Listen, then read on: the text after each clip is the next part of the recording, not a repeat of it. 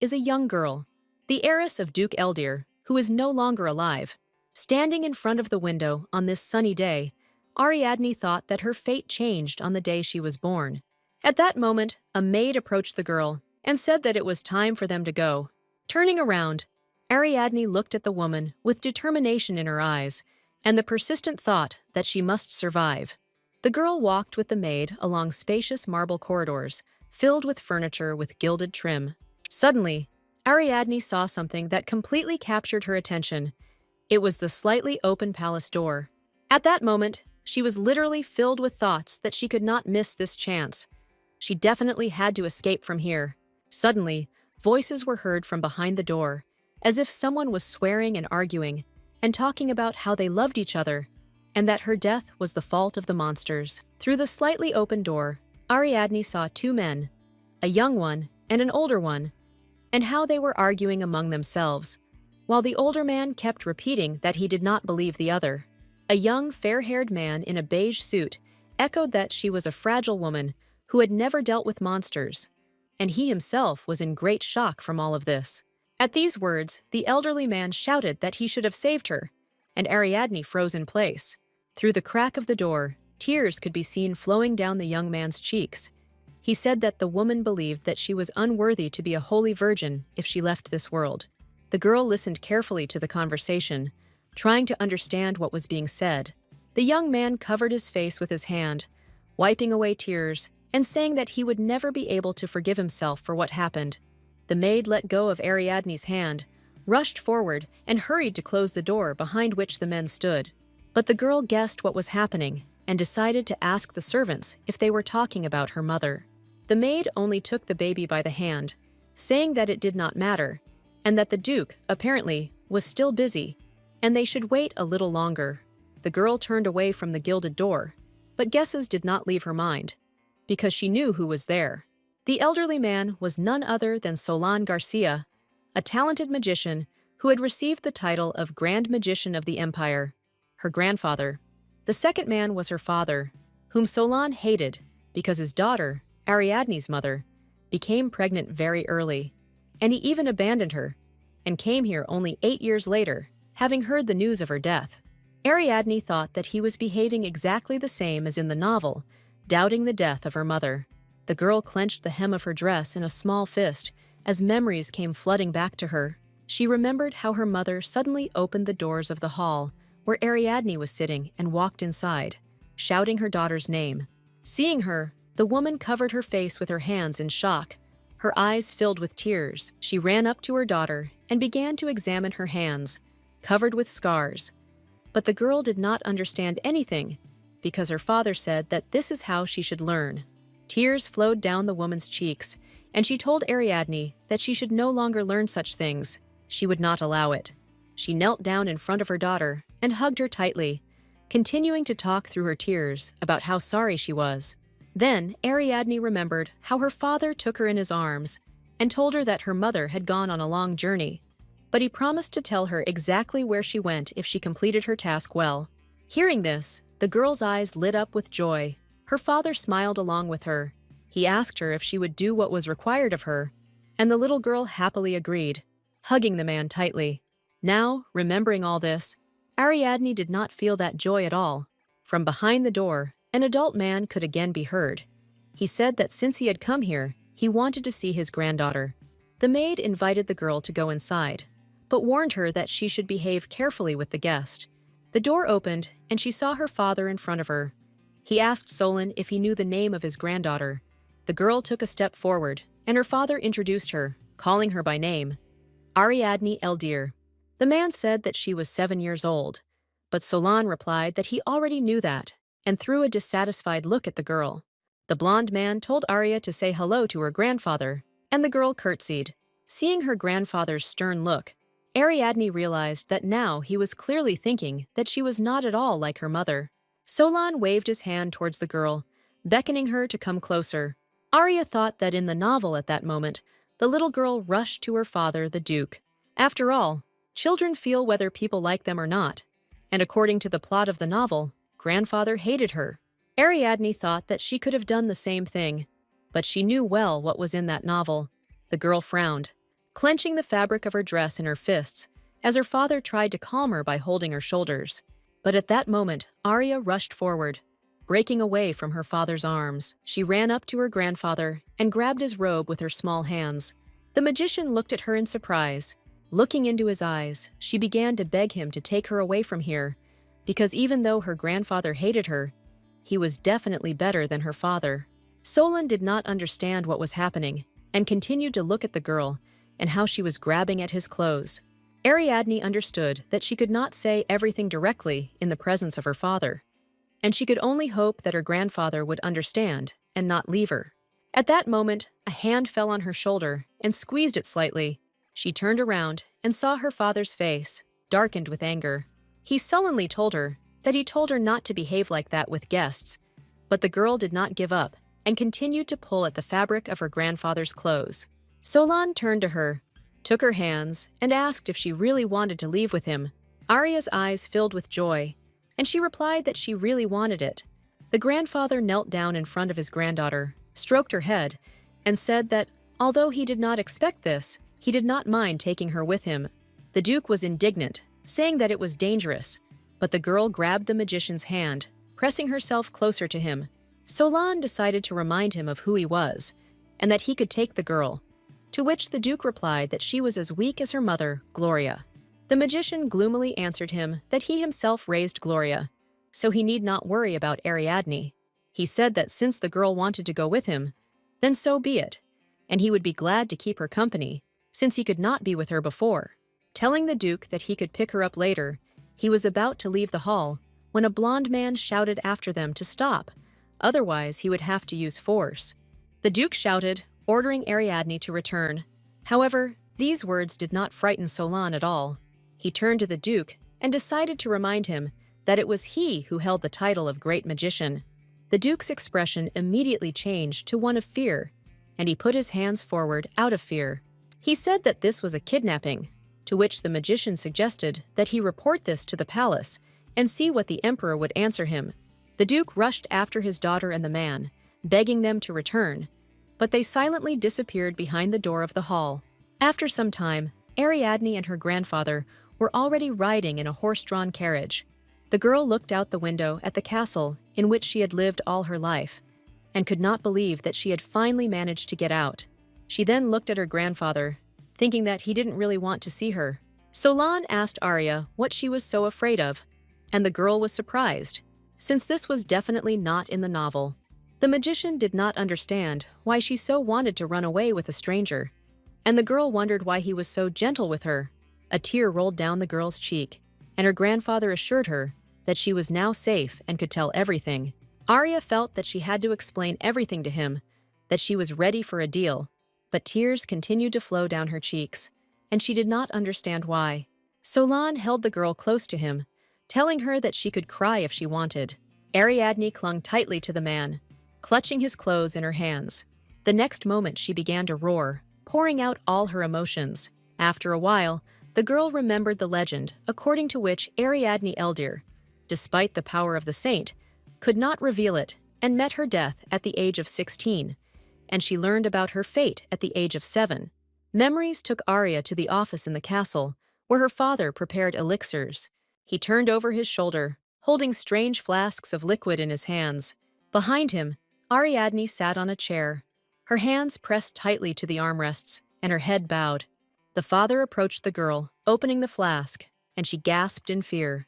He came close to her, leaning over her ear and putting his arm around her neck, and whispered that she should not be afraid. Then he squeezed his hand tightly on her shoulder and said he wouldn't hurt her because he loved her. Ariadne screamed heart-rendingly, but her words seemed to become an echo, and she herself seemed to crack like broken glass. The girl seemed to have fallen asleep. She barely remembered her name and how old she was. She seemed to be floating through fragments of memories, but she didn't even know what those memories were. Images of people talking on the phone and roads full of cars flew before her. And then she realized, these were memories of the whole 28 years she had lived. These were memories of her past life.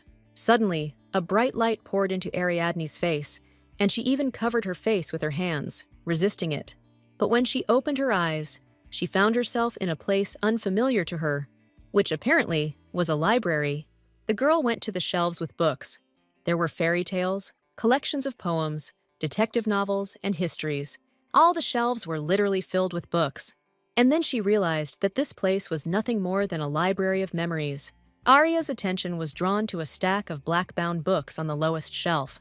There were about 10 such books in total, and the girl took one of them. She placed it on the floor in front of her and opened it, beginning to read. And then she saw something that incredibly surprised her. Among the lines of the book, she saw her name, Ariadne Eldir. The girl understood. It was a novel that she read in her past life. The main character there was Axel Valentine.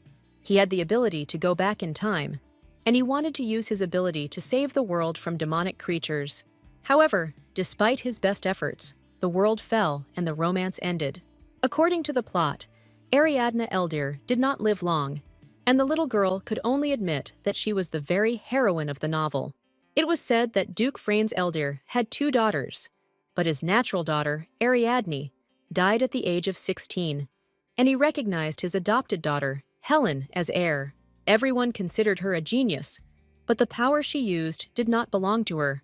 She used the Holy Maiden technique to extract the soul, and thanks to the artifacts that the Duke made, Helen was able to become the Master of Spirits.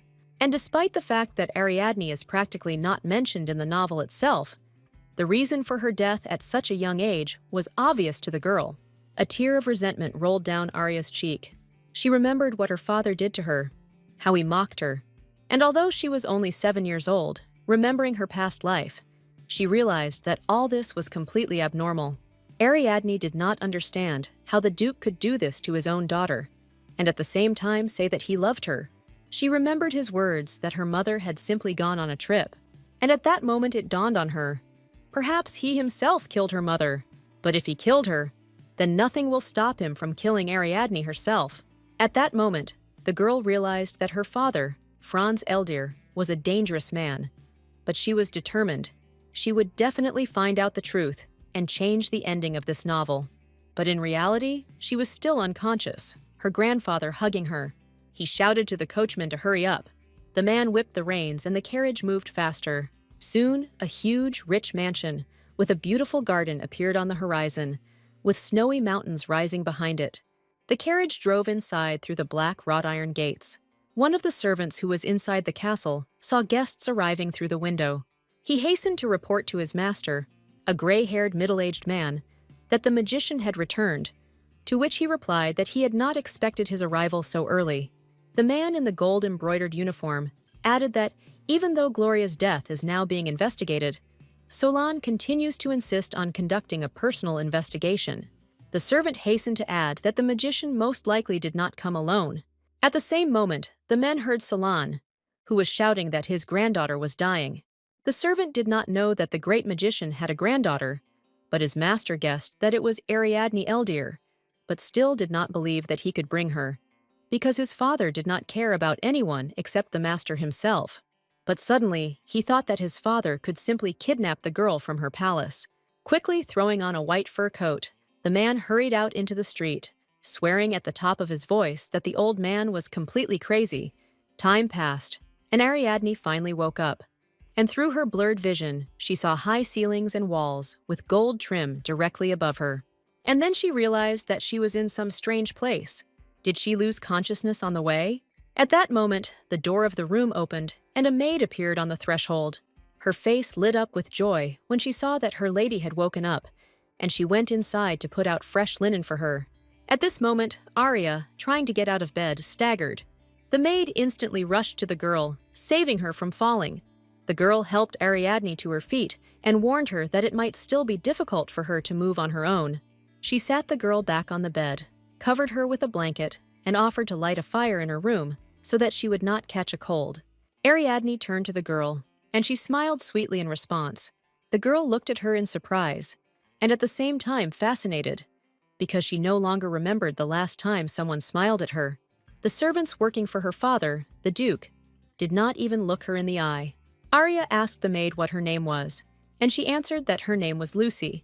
They smiled, looking at each other, and the girl was very happy about this. It was very pleasant for her.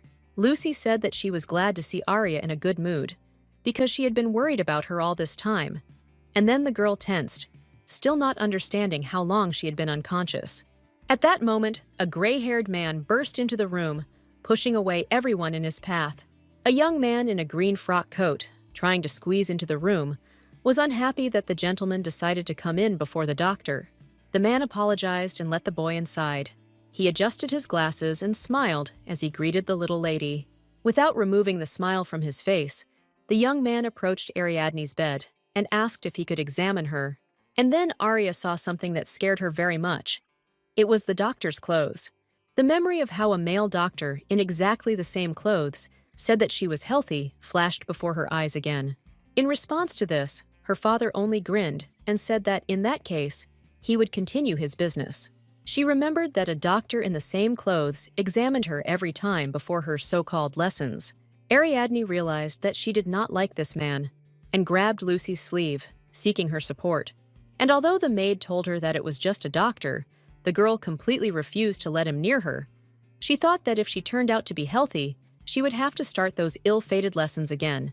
And then the young man leaned towards her. He introduced himself as Jalen Brown, the Weaver family doctor, and then Ariadne timidly greeted him back, beginning to realize that she was most likely at the Weaver house now. Jalen extended his hand towards the girl, once again asking if he could examine her. Ariadne was told that she had been unconscious for more than 10 days, and that during this time, her muscles had become a little unaccustomed to movement. But the girl thought that her father must now be worried about her. Arya was still a little nervous, despite the fact that the doctor looked very friendly, but she still extended her hand to him, and Jalen was surprised because the girl extended her left hand. He asked if she was right-handed, to which Ariadne answered in the affirmative. And then the young man began the examination, promising that he would do everything quickly. When the examination was completed, Jalen left the room and turned to the gray-haired man, not understanding why the girl was afraid of him, to which the man said that her weakness due to loss of consciousness was most likely to blame, and added that her mother, Gloria, also didn't like doctors as a child. But the doctor understood that something didn't add up, and it was something more than just a fear of doctors, especially since she also had other injuries. Seeing the question in the master's eyes, Jalen said that even though Ariadne was right-handed, she reflexively extended her left hand, which meant that she never showed her right hand to the doctors. He asked if they had seen the wounds on her arm when they brought her in, and added that she had become good at hiding them. The gentleman did not understand who could have done this to her, but the doctor replied that she had wounds all over her body, as well as intestinal problems. And based on all this, he came to the conclusion that she was tortured with the permission of her father, the Duke. The gray-haired man was lost in thoughts that he had previously thought that the marriage of Gloria and the Duke was a good decision, because the Eldir family was one of the most influential in the empire, and the Duke's character was not bad, and he doted on his wife and daughter. He thought that Gloria would be truly happy with him, but that hope was shattered. Throwing away his thoughts, the man knocked and entered Arya's room, asking the maid to leave them alone. Arya thought that this man seemed to be her uncle. She looked at him and decided that he was angry with her, and began to think about what might have happened if, after becoming pregnant, her mother had decided to stay with her family. The girl timidly greeted her uncle, knowing that his name was Ernest Weaver, and asked forgiveness for the trouble, promising to thank the man for accepting her.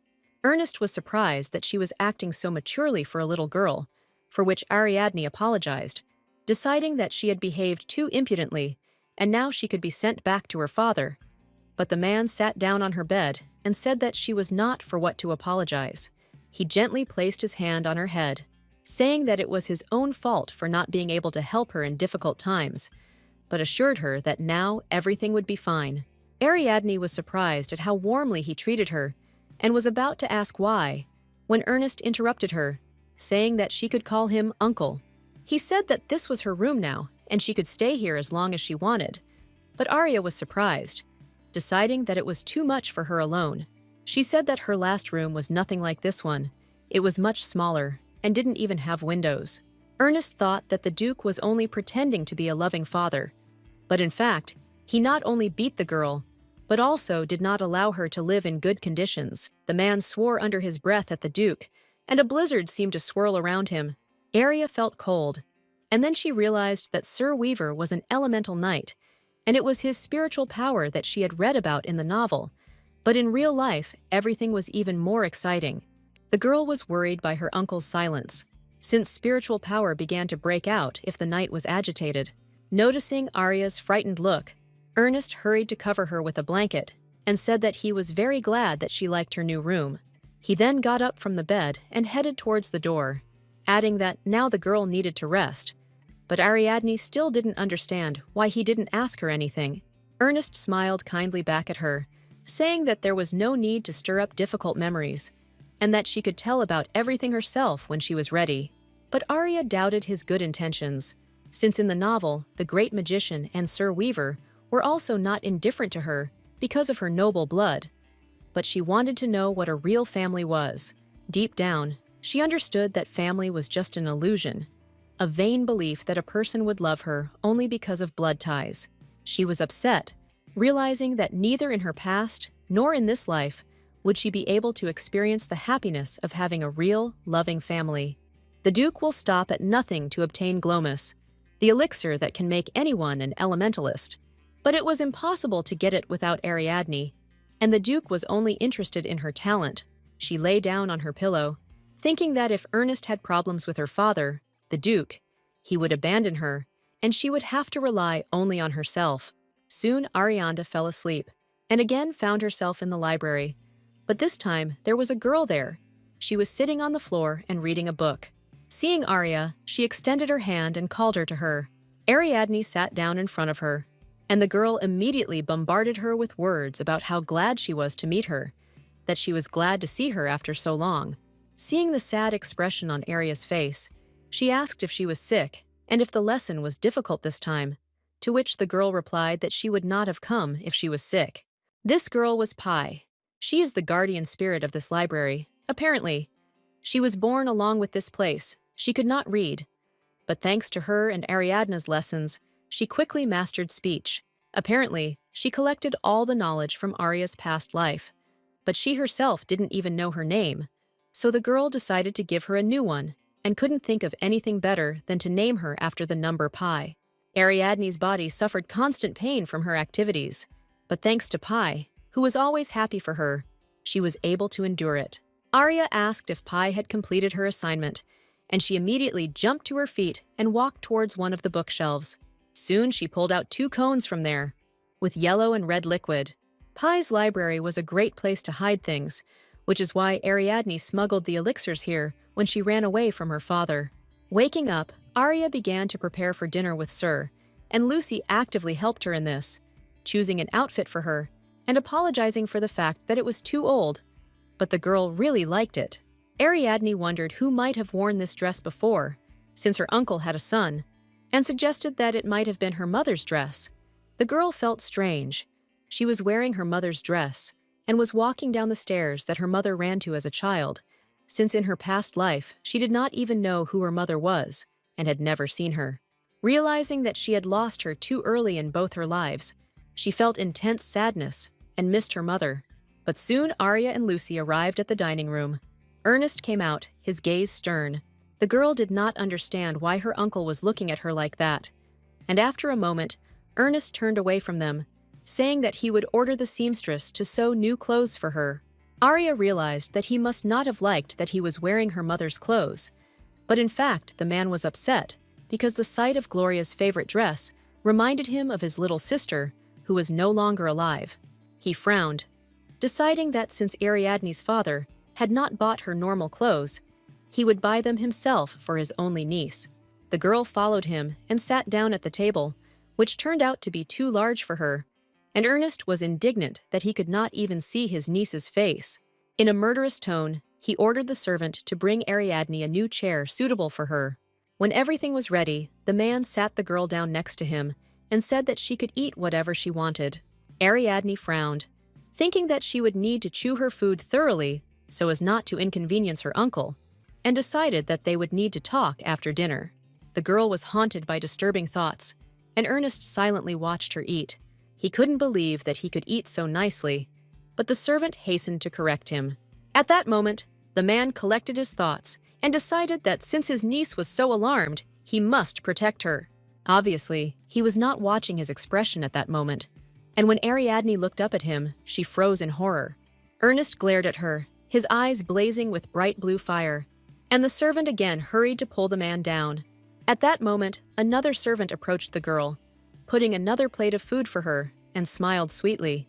Arya looked up at the servants and realized that they were all looking at her and smiling. They were not like the servants in Eldir.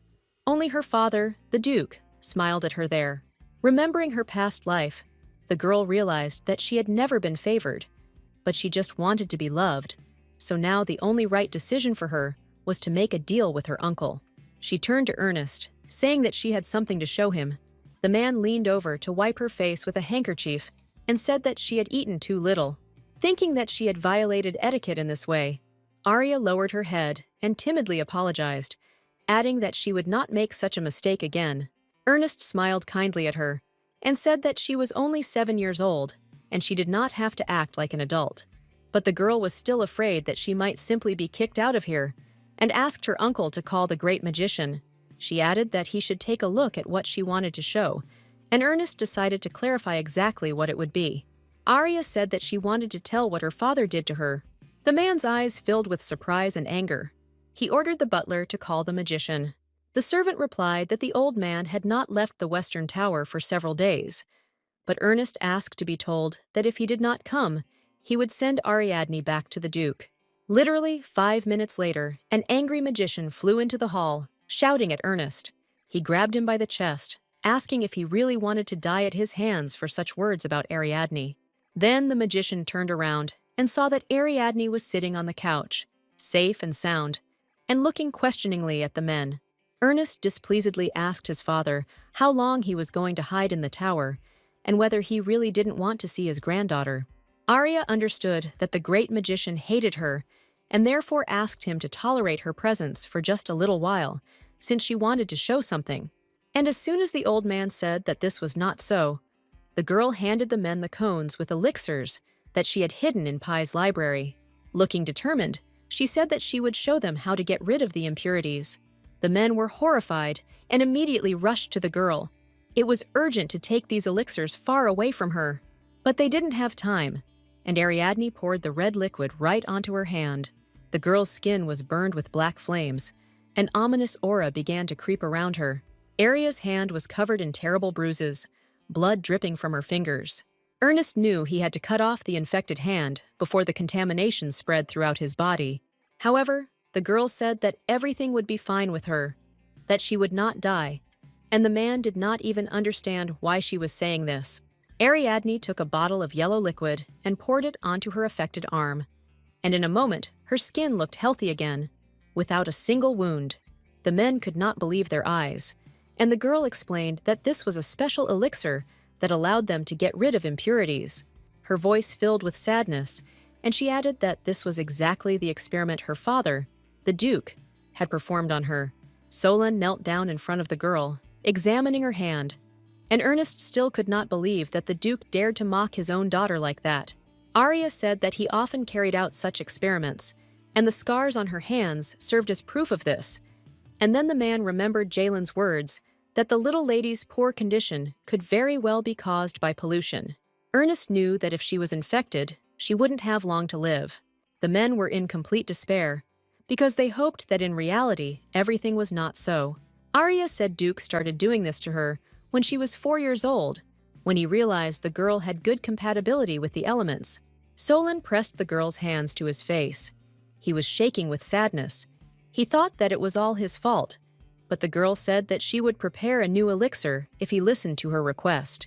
This elixir was like poison, and except Ariadne herself, no one could withstand it. The girl was willing to complete the elixir, as long as she was given the right ingredients and protected until she became an adult. She bowed her head and added that she did not want to return to Eldir. The men remained silent, and this reaction frightened the girl. She was about to add that they should not rush into a decision when Ernest handed her the flask and asked if it was all the contaminated essence. Arya decided that the men wanted to watch her action again, but Ernest hastened to stop her, because the girl was experiencing severe pain from the effects of this elixir. Ariadne didn't understand why the men were so upset, because she showed them how the essence worked. Ernest and Solon hastened to assure the girl that they were not afraid of the Duke and would definitely help her. The knight left the room, calling the butler to him, and Solon turned to Arya and asked if she hated him because he could not save her from this nightmare. The girl replied that she did not hate him at all, because he did not know what was happening, but the old man himself continued to reproach himself for this. And although Ariadne assured him that this was not his fault, the magician hated himself for not being able to protect his only granddaughter.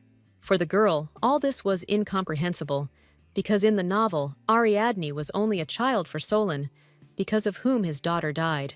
Sometime later, Ernest returned to the room with a contract that guaranteed Arya all the protection she needed. The girl could only sign it, but she didn't understand. Didn't she also need to write down her responsibilities to them? After all, there is no benefit for men to protect her just like that. But Ernest assured the little lady that they didn't need her. Ariadne insisted that thanks to this elixir, they could get a lot of money, and they should take advantage of this opportunity. But Ernest didn't need all this, because the only thing he really wanted was to become a real family for Arya. Having signed the contract, the girl left the room, and the men were very pleased that everything turned out that way. They noticed that as soon as the contract was concluded, real relief appeared on the girl's face, because she finally felt protected. But Solon still couldn't come to his senses. He remembered their first meeting with Arya and how she grabbed onto him, begging him to take her. He had never heard such a desperate plea. It seemed to him that if he had come earlier, perhaps he could have saved Gloria. But Ernest had a different mindset. He had to prepare for battle because he wanted to make the Duke of Eldir pay for everything. It was necessary to gather the Snow Leopard Knights, who were in many ways superior to the Eldir Knights. However, Solon told his son that he should not get involved in politics, and the man was perplexed by this answer. The old man decided to remind him that he was still the Grand Mage of the Magic Tower, as well as a member of the continent's magical consulate, and he knew what he was talking about.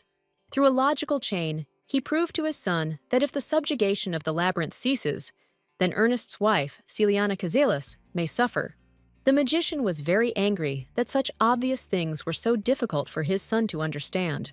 He advised him to investigate, and he would take care of Ariadne himself. He also asked him to find out about Gloria's accident. Ernest thought about it, because last year there was an accident in a horse grave, not far from the Duchy of Eldir. The horse grave was a low-level labyrinth, so the Knights of the Golden Horn should be able to handle it with ease. Gloria led the pollution cleanup team and was the first to enter the danger zone. But this time, the group was a little larger than usual.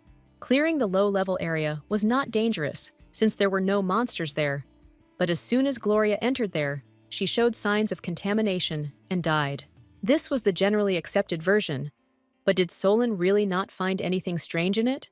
The magician replied that everything was clean, but, nevertheless, the essence that Ariadne brought would be enough to test for poisons.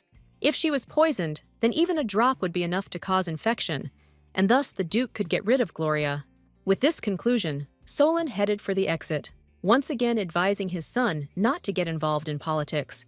Meanwhile, Arya was rereading the contract in her room, and now she felt truly calm. She did not expect that the men would decide to take this step, but she was glad that everything turned out differently than in the novel.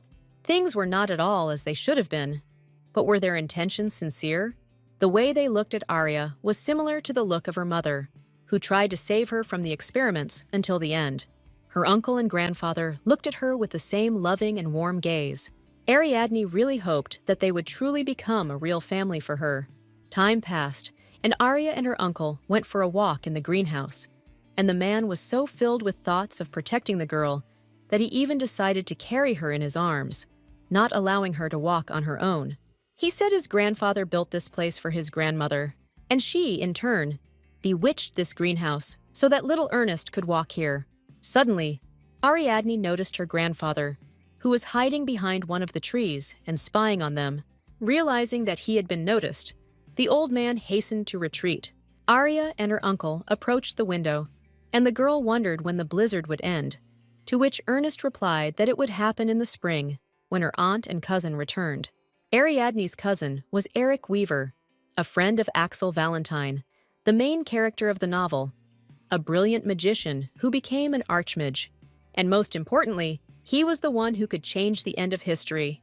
Arya thought that she needed to gain his trust at any cost, and the man assured that her relatives would definitely be happy to see her. Soon they returned back to the castle, and the servants were frankly perplexed to see their strict master acting so carefree with the little girl. Ernest carried Arya to her room, and then the butler burst into them, announcing that a guest had arrived at the castle. Arya decided to eavesdrop on the conversation between the knight and his servant. She was also wondering who could arrive at such an hour. It turned out that the guest came without warning, and then they mentioned the last name, Eldir. Ariadne couldn't believe it. Had her father, Duke Eldir, really come for her? She didn't expect it to happen so soon, but nevertheless, she had a contract, and that calmed her down a little. A young man entered Ernest's office and introduced himself as Rictus Belbarta, a knight of the Golden Horn. But Ernest himself was clearly not happy with the guest. Rictus handed him a letter, saying that it was sent by Duke Eldir, who is very worried about his daughter. But Ernest only crumpled the letter and threw it at the knight's feet. Rictus grinned, saying that his master ordered him not to leave the lady a single step. However, the man flatly refused to give him the girl, saying that she was resting. The young man grinned. Was the lady really in captivity? Sir Weaver frowned angrily, answering that he was not like Mr. Eldir. At that moment, the guards burst into the office. They grabbed Rictus and those who came with him. Ernest ordered a greeting according to Weaver tradition. At this time, Ariadne was in the library with Pi. She even grabbed cookies from her world for her. He really liked this treat, and Arya promised to bring more next time. While Pi was enjoying the sweets, the girl was looking for information about Eric Weaver in books. And just as she found his first appearance in the novel, Pi grabbed her hand. She screamed that Arya was in danger, and they needed to leave immediately. Pi touched her palm to the girl's forehead, and many spells swirled around her hand. Once they were ready, she aimed them at Arya. The next moment, the girl woke up in her room. Pi must have thrown her out of space. Ariadne looked out the window. It was already late evening outside, and she couldn't believe that she had slept for so long. And then she realized that in fact it was not evening. But before she even had time to step aside, an ominous clawed shadow appeared on the window. A moment passed, and the window was already broken. A huge icebird flew into the room, with a rider on top of it. Ariadne recognized him as a knight of the Golden Horn, one of those who arrived today. But what was he doing here? The man dismounted from the bird and called the girl to him, saying that he intended to return her home. Ariadne was terrified. She definitely didn't want to go back. The knight realized that, apparently, he would not be allowed to do everything in a good way, and he reached out his hands to the girl. At that moment, a bright blue lightning appeared between them. A moment later, Solon appeared there. He was furious that this bastard dared to touch Ariadne.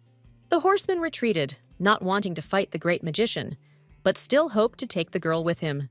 Solon told him that he would let him go alive if he left in an amicable way, but the man clearly did not want to be underestimated. He took a flask of red elixir from his pocket and threw it up. As soon as she was above the magician and the girl, he smashed her with a beam directly from his palm. Arya realized that it was the essence of pollution and could not be stopped by ordinary magic, so she rushed forward.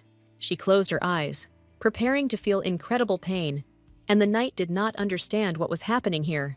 However, Solon arrived in time and covered the girl with his cloak. The essence dripped onto him, burning through the blue fabric. Advising the knight to read more about his legendary battles with monsters, the magician released the brightest lightning directly from his fingers. They touched the evil rider, and he gasped in pain. Not wanting to deal with such powerful magic anymore, he hastened to hide. When Solon ran to the window, the knight had already flown away on a bird. Then he returned to Ariadne again. He was furious that she threw herself right under the spilling potion. And although Arya assured him that nothing would have happened to her, the magician did not let up. He hugged her tightly, telling her that he should be the one protecting her, not the other way around. Ariadne realized that it was incredibly warm in the arms of the great magician. Having calmed down, Solon took the girl in his arms and carried her for a walk around the castle, saying that her uncle had already dealt with the uninvited guests. He said there was only one of them left. He was left so that he could take care of his wounded comrades and bring them home alive. After all, guests should be treated with mercy, right? Ariadne was afraid that all this would have consequences, because in the novel, the Eldir are a powerful family with power and wealth. But her grandfather assured her that the Duke could be angry as much as he wanted. There was nothing wrong with that. Suddenly, Ernest came out to meet them. Solon immediately attacked him with questions about how these scoundrels were able to enter the estate, and began to complain that he could not wait for the return of his daughter-in-law, Celiana. Ernest was outraged that his father trusted her more than his own son, but he reminded him of the 289 battles that the knight lost to his wife. Quickly changing the subject, Ernest extended his arms towards Arya, intending to take her, but Solon hit him on the palm, saying that he was constantly dragging it around anyway. He picked the girl up in his arms, telling her to just be a child and not be sad about anything. And then Ariadne remembered how the elderly woman told her that she was disgusting and did not look like a child at all. Ernest previously said that she is only 7 years old and does not have to act like an adult. In the novel, Ariadne is a child who is destined to die, but she remembers her past life, and now she has the opportunity to survive. Her reluctance to give up gave her these memories. But now she definitely couldn't be a simple child. She would always have to act carefully, and her constant wariness made her hate herself. Arya apologized to the men for not acting like a normal child. Ernest put his hand on her cheek and said that she had been through a lot more than a normal child, and she had the right to act more maturely. It was not her fault. It was sad that Arya's childhood was taken away from her, but no one was going to blame her for it. Solon added that he was sad to see her relying only on herself. After all, they are family. Ariadne just wanted to hear from them that they could rely on them and behave like a child, that they would be there for her and protect her, and then maybe she won't have to suffer alone. Tears rolled down the girl's cheeks, and she asked the men if she could really trust them. Solon hugged her tightly, and Ernest squeezed her hand, telling her that she could not doubt it. The magician also said that she could call him grandfather, and then Arya could not stand it and roared at the top of her voice. Ernest also wanted her to call him uncle, but the old man pretended not to notice him. He hurried to take the girl away from here, and the knight ran after them. At this time, the situation in Elder Castle was tense. The Duke was annoyed that the attempt to take his daughter was unsuccessful, and then he realized that he would have to go to extreme measures to bring his daughter back home. Time passed, and Ernest decided to take Ariadne for a walk. They were going to meet Eric, and the girl couldn't wait for him to arrive. The maids ran out after her, worried that the child might have caught a cold, and now that Arya was fully assembled, they could finally hit the road. The servants saw the little lady off with tears in their eyes. They were very worried about her. Ernest asked the girl to take a step back, and a blizzard began to swirl around him. As soon as he uttered the word blizzard, a huge snow leopard appeared out of thin air. Arya realized it was a contract beast. He should not be confused with an ordinary animal. Wizards use spells to cast magic, but sometimes it is possible to make a contract with a spirit beast. This is magic that has a form. Such animals are intelligent and borrow the power of the Great Spirit. Ariadne wondered if she herself would ever meet the spirit. The Weaver family must have a great guardian spirit, and she would like to see him one day. Ernest called Arya to him and sat her in front of him astride a snow leopard. They were about to jump over the wall, and the man asked her to hold on tight.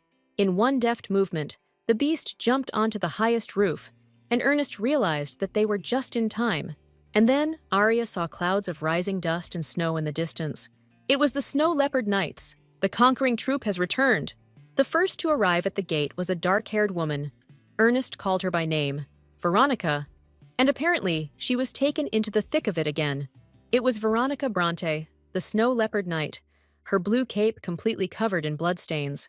Ernest said that she should have washed the blood off herself first, because his niece was here. Veronica did not know about her existence before, and extended her hand to greet her. But Ariadne was scared when she saw blood on her gloves. Meanwhile, Veronica was delighted, because the girl looked like a living doll. While they were chatting, a woman with long scarlet hair tied in a high ponytail ran up to them. This was Celiana Cazelis, Countess Weaver, Ernest's wife. Seeing his wife, the man immediately jumped up to her, wrapping her in a tight hug. Behind them stood a white-haired guy, dissatisfied with the fact that they were so affectionate in front of people. It was Eric Weaver, their son, and a budding magician. Seeing his parents kiss, he was clearly annoyed by this picture.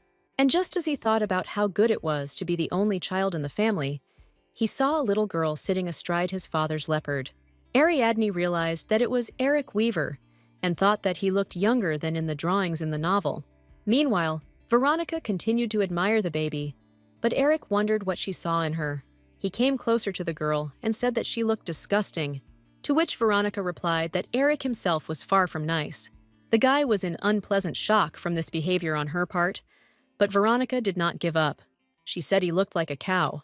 And before Eric had time to answer her, the girl had already saddled her horse and rode out the gate. Then he turned to Ariadne again and began to shout that she had no right to sit on his father's snow leopard. He approached her and began to forcefully pull her off the animal. At the same moment, Ernest approached him and pulled his hand. The man approached the girl to check if she was injured, but Eric still did not understand what was happening. Celiana came up next, saying that she would come to meet the girl a little later, and Ernest took Ariadne back to the castle. Arya thought that the boy was still in adolescence, but nevertheless, he seemed even more at ease than in the novel, so she decided to talk to him later.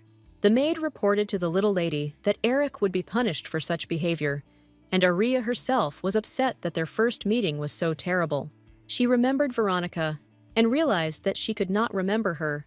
Then she decided to ask the maid about her, and she said that she was the same age as Eric, and nevertheless, already a knight. The novel's protagonist, Axel Valentine, became an elemental knight at the age of 12. And although Veronica was not the main character, she was clearly a genius. But Arya didn't understand why she wasn't mentioned at all in the novel. Perhaps she died at the very beginning, and then it dawned on Ariadne. She remembered how Veronica said that she would leave here if Eric became a count, and every time in the novel Eric got drunk until he lost consciousness, he repeated these words. Is Veronica really his dead lover? The legend said that for a long time, labyrinths inhabited by monsters appeared everywhere, but people did not give up and continued to fight. However, the labyrinth that appeared several decades ago changed everything. He wiped out a powerful empire in the blink of an eye, and at that moment, a ray of hope appeared. Axel Valentine. He was the first person to survive in the labyrinth, and his goal was to destroy the Great Labyrinth. And later, he created the perfect squad for his mission, consisting of 5 people. These were a warlock, a mage, a witch, a priest, and an elemental knight, but practically nothing was written about the roles of the last 2, and there was no information about Veronica either. But Ariadne was sure that she was the very talent who took the place of the knight, and she decided to find out more about her. Meanwhile, the maid led the girl into the room where the woman was waiting for her. It was Celiana Cazellas. The girl curtsied, and the woman asked to call her aunt from now on. She said that her husband sent her a letter, but it got lost on the road, so she only recently found out about everything. The woman added that even the most trained knights could not have gone as far as Arya did. In this girl, she saw a warrior preparing for a new battle. She explained that a warrior does not always use weapons, and first of all, he is a person who fights to win. Ernest believed that Ariadne was very fragile, but it seemed to Celiana that unprecedented power was hidden in such a small body. In her eyes, Arya was a truly strong child. She wished Eric was the same. Celiana handed the girl a box. It was a gift for her recent birthday. Inside was a pendant with a lamp. Ariadne realized that it was a magic lamp, and the woman asked if she had one before. But the girl replied that this was the first, and this greatly surprised Celie, since by her age, Arya should have already received her lamp. Every parent is obliged to give their child a magic lamp. Celiana called the girl over and placed the pendant around her neck. She patted her on the head, telling her she had done a great job. The woman added that if necessary, she can also turn to her for help, but she asked me to keep it a secret. Ariadne went for a walk around the greenhouse and thought about why Celiana asked to keep this a secret. But on the other hand, she was glad that her relatives turned out to be good people, and she was able to finish the elixir thanks to her grandfather, and now she needed to test it. She did not understand why her fate turned out this way, why she was reborn in the body of the Duke's child, and considered this whole story with the novel absurd. But still, she caught herself thinking that she needed to find a test subject for her experiment, and then she noticed a plant. a desecrated plant that used to be a daffodil. The girl poured the elixir onto the withered leaves. A moment later, it seemed to be reborn, again taking on the appearance of beautiful daffodils. At that moment, someone approached her from behind. It was Eric, and Ariadne wanted to meet him, but not now. However, she turned to curtsy and greeted him, calling him brother. Eric was not happy about this, and told her that even though she was his cousin, he did not intend to treat her well. Arya didn't understand why he was so negative, but the guy remained adamant and told her to leave here, since this place was not intended for games. But Ariadne replied that her grandfather allowed her. Eric couldn't believe his ears. Was she really learning magic from him? He began to accuse her that she wanted to find out all his secrets and steal his magic techniques. Ariadne understood that she should behave politely, but still asked Eric to be more polite towards her. Eric was surprised, because this girl really scolded him, telling him that she was higher than him on the aristocratic ladder. He grabbed his shoulder, his hand shaking nervously, and then he burst out, screaming for Arya to stop making fun of him. Ariadne decided to calm him down, saying that she was only here for the experiment, and this interested Eric. He decided to find out what kind of experiment it was. He looked at the shelf with plants and was quite surprised. The once withered flowers were now blooming again, as if nothing had happened. Meanwhile, Ariadne trudged around the greenhouse. Her health had deteriorated greatly. She really wanted to rest. Eric caught up with her, and grabbing her by the shoulder, began to ask what she had done with the desecrated daffodils. When the girl turned to him, he saw that blood was coming from her nose. Eric was surprised and did not know what to do. Ariadne wiped away the blood and hastened to calm the guy down, saying that it was not his fault. But the blood didn't stop, and a moment later, the girl almost fell, but Eric managed to catch her. He touched her forehead. She was literally on fire. And then he realized that at this rate she could die. Ariadne woke up, at first not understanding where she was, but she soon realized that she was in the library with Pi. The girl was very surprised when she realized that Pi had dragged her here on purpose because she was in pain, but Pi herself was very happy to see Arya. Suddenly, the baby felt that she was about to fall asleep. Pi stroked her head and told her to rest. When Arya opened her eyes, she realized that she was now in her room. Ernest, Celiana, and Lucy stood by her bed, almost crying with excitement for the little lady. Jalen soon entered the room to examine Ariadne, and all other visitors were ushered away from her bed. The doctor said that the girl had almost recovered, and when Arya moved her hand, she felt an unusual lightness in her body. And then Ernest rushed at the girl in a beige raincoat, intending to hug her and shouting words of gratitude. Arya noticed that the girl had yellow eyes.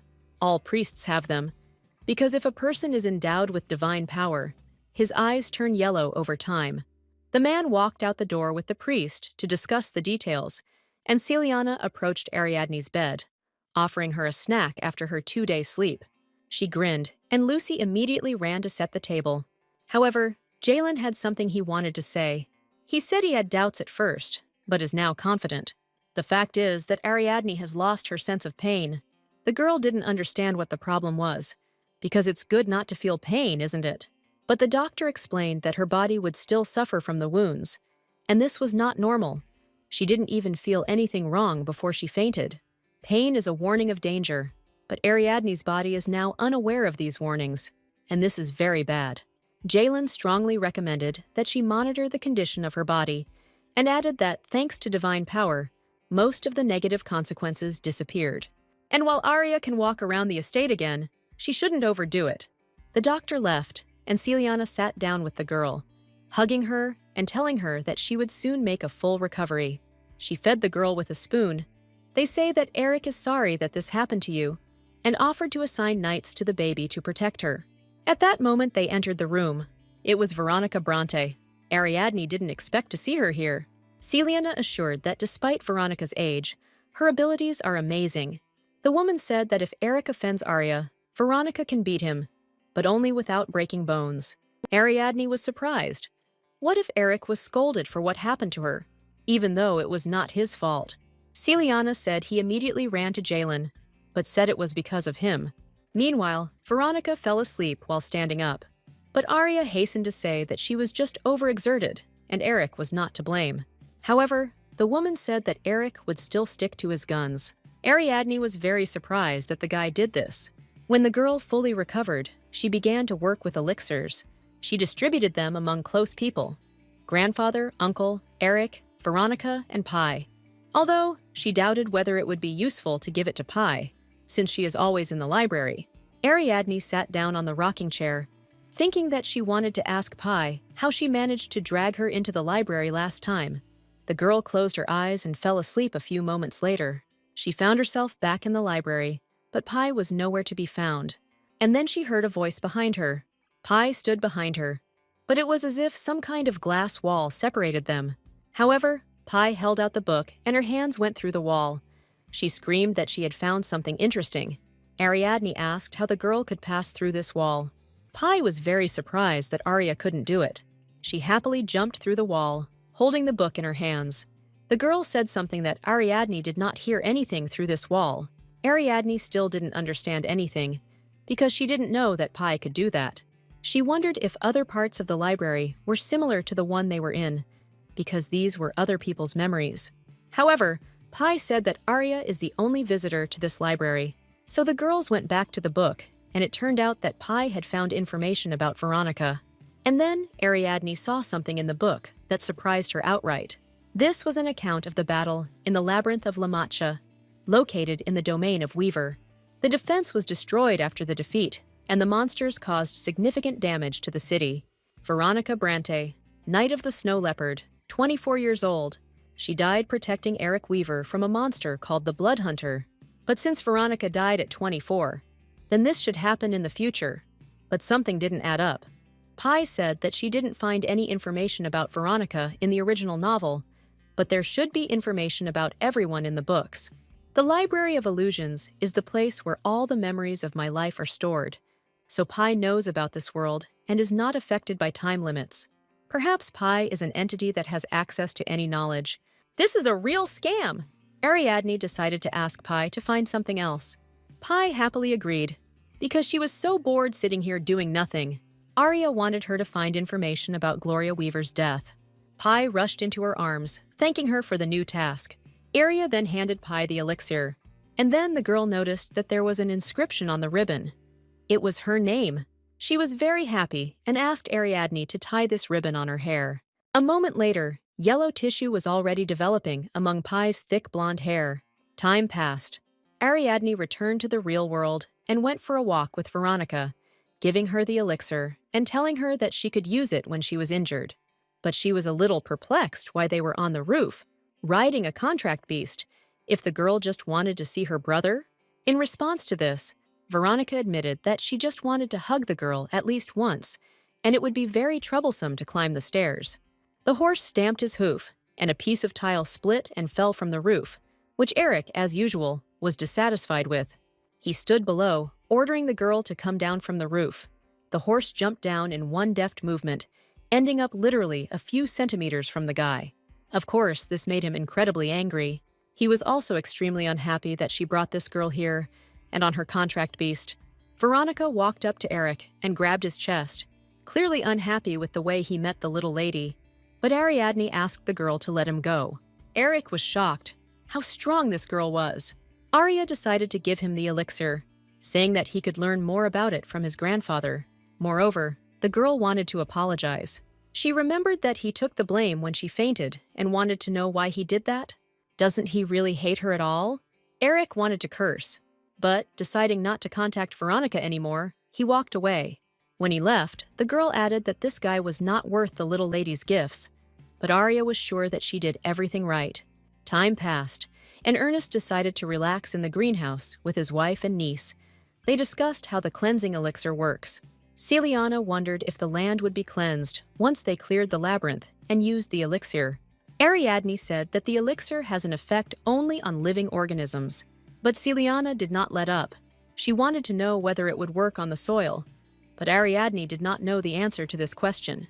It was decided that we needed to conduct a test, and if everything worked out, we would need to make even more elixir. Arya said that she could prepare more potions, but asked that information about it be kept secret. She announced that she wanted the elixir to be sold on the black market. And once word of the potion spreads, They will publicly donate the recipe to the temple.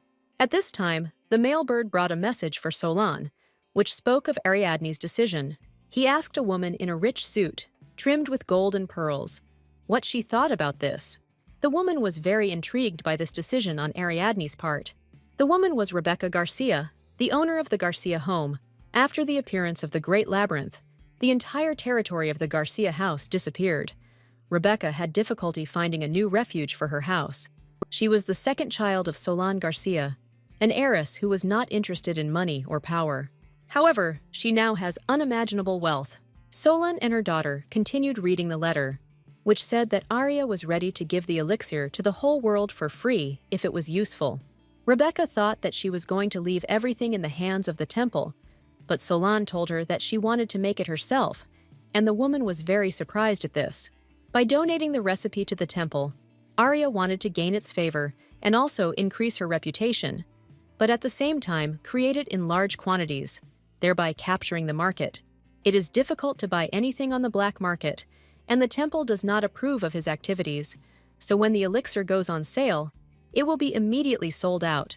Rebecca realized that donating to the temple would allow everyone to understand that Ariadne created the recipe, and when the trade began, she would have no competition.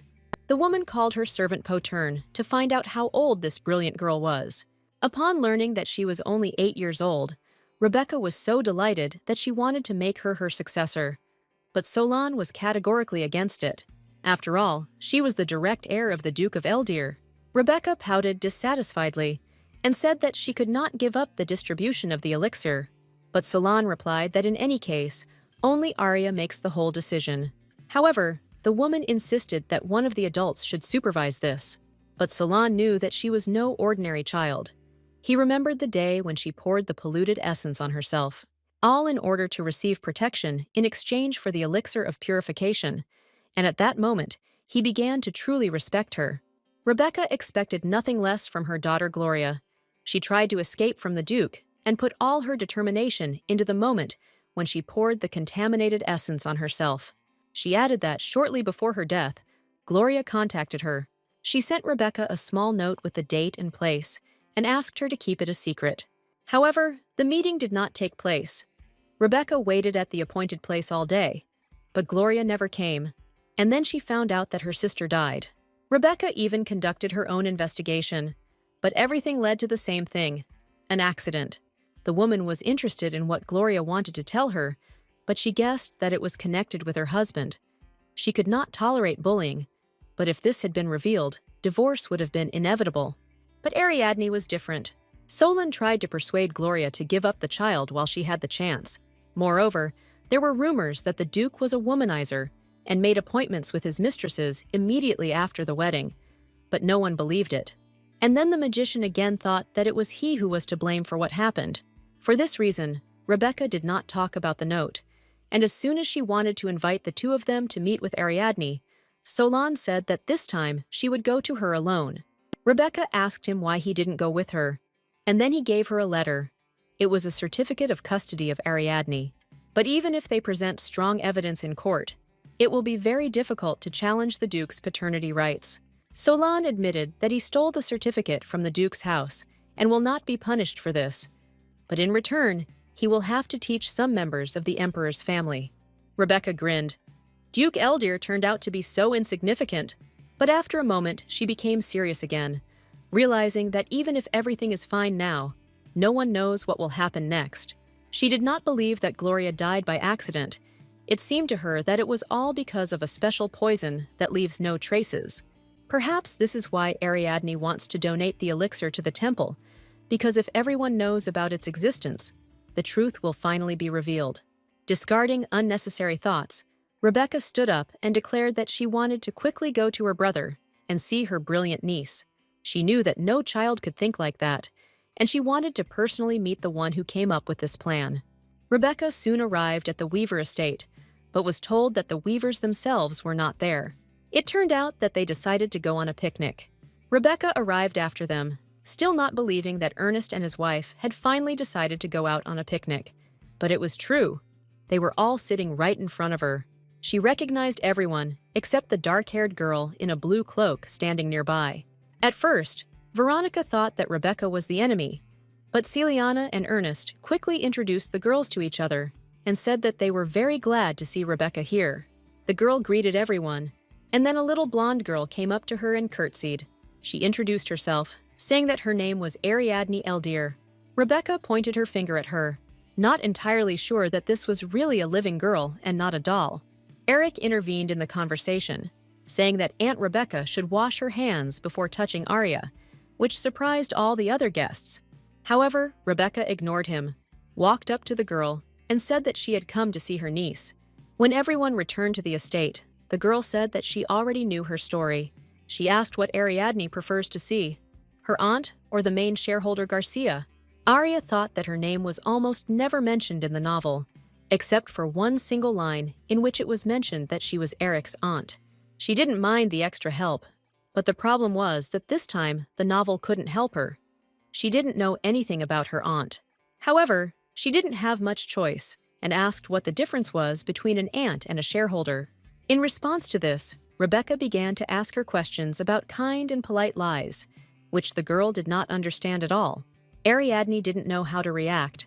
The woman seemed to be on her own wavelength, but maybe she was thinking too much, and Rebecca actually came to have a serious talk with her. She must have thought Arya was just her 8-year-old niece. And even though Rebecca was her mother's older sister, the girl didn't know if she could trust her. Ariadne decided that her aunt was just teasing her, and she hastened to add that in fact, she is not that stupid.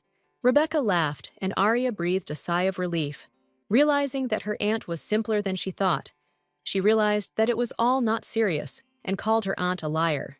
You pointed her to her eyes, saying that they were more sincere than ever, to which Ariadne told her that anyone who asks to look into the eyes to check sincerity is a fraudster.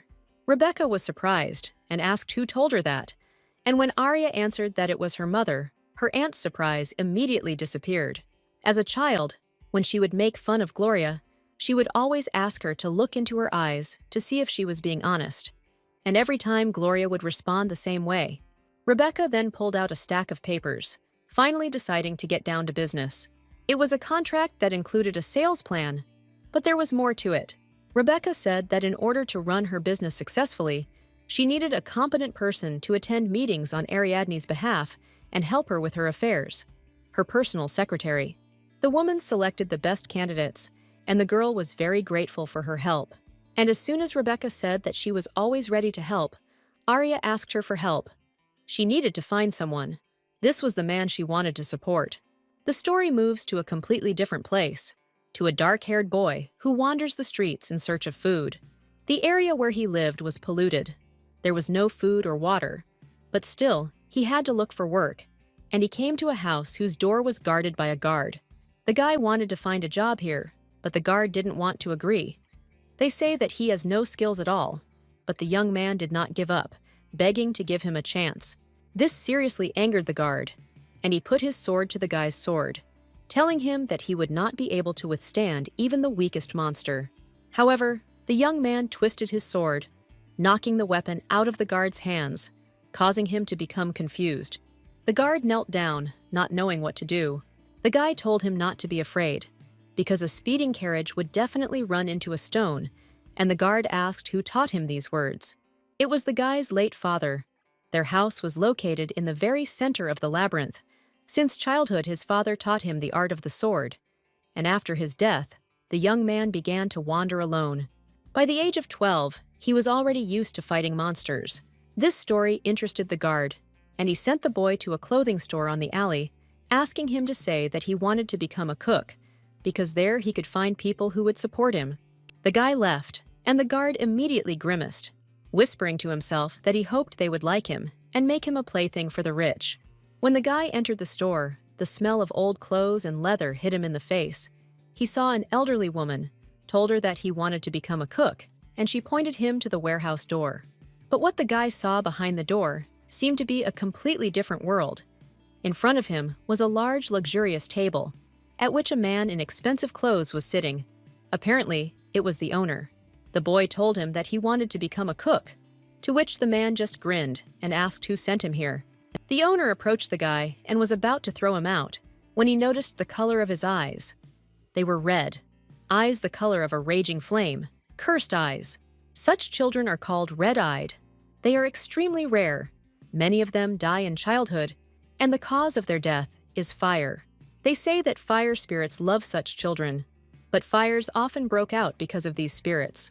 Therefore, people began to hate children with red eyes, and the guy guessed that perhaps for this reason his parents abandoned him. The boy asked if the man was afraid of his eyes, to which he responded by asking the boy if he knew that fire spirits love people with red eyes. He implied that he had a very high chance of becoming an elemental knight.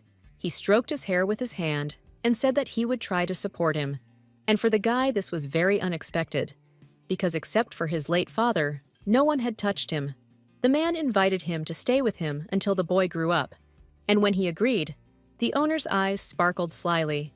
He invited him to sign the contract, and when everything was done, the man welcomed a new member to the chess association, Axel Valentine.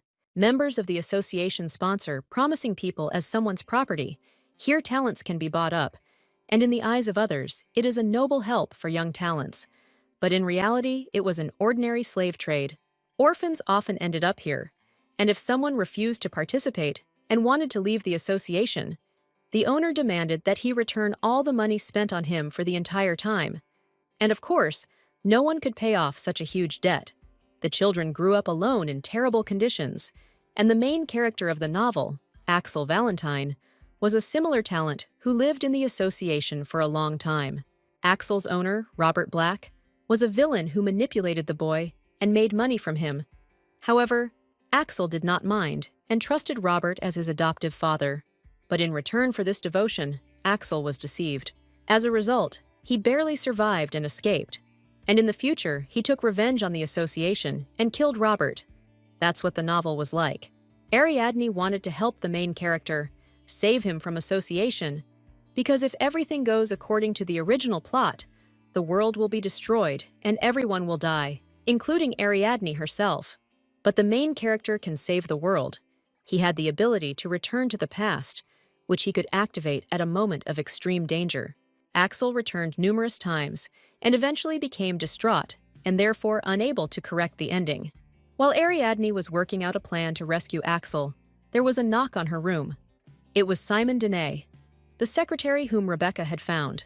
Judging by the documents, he was reliable and unusually loyal to money, but Ariadne was glad that she chose him.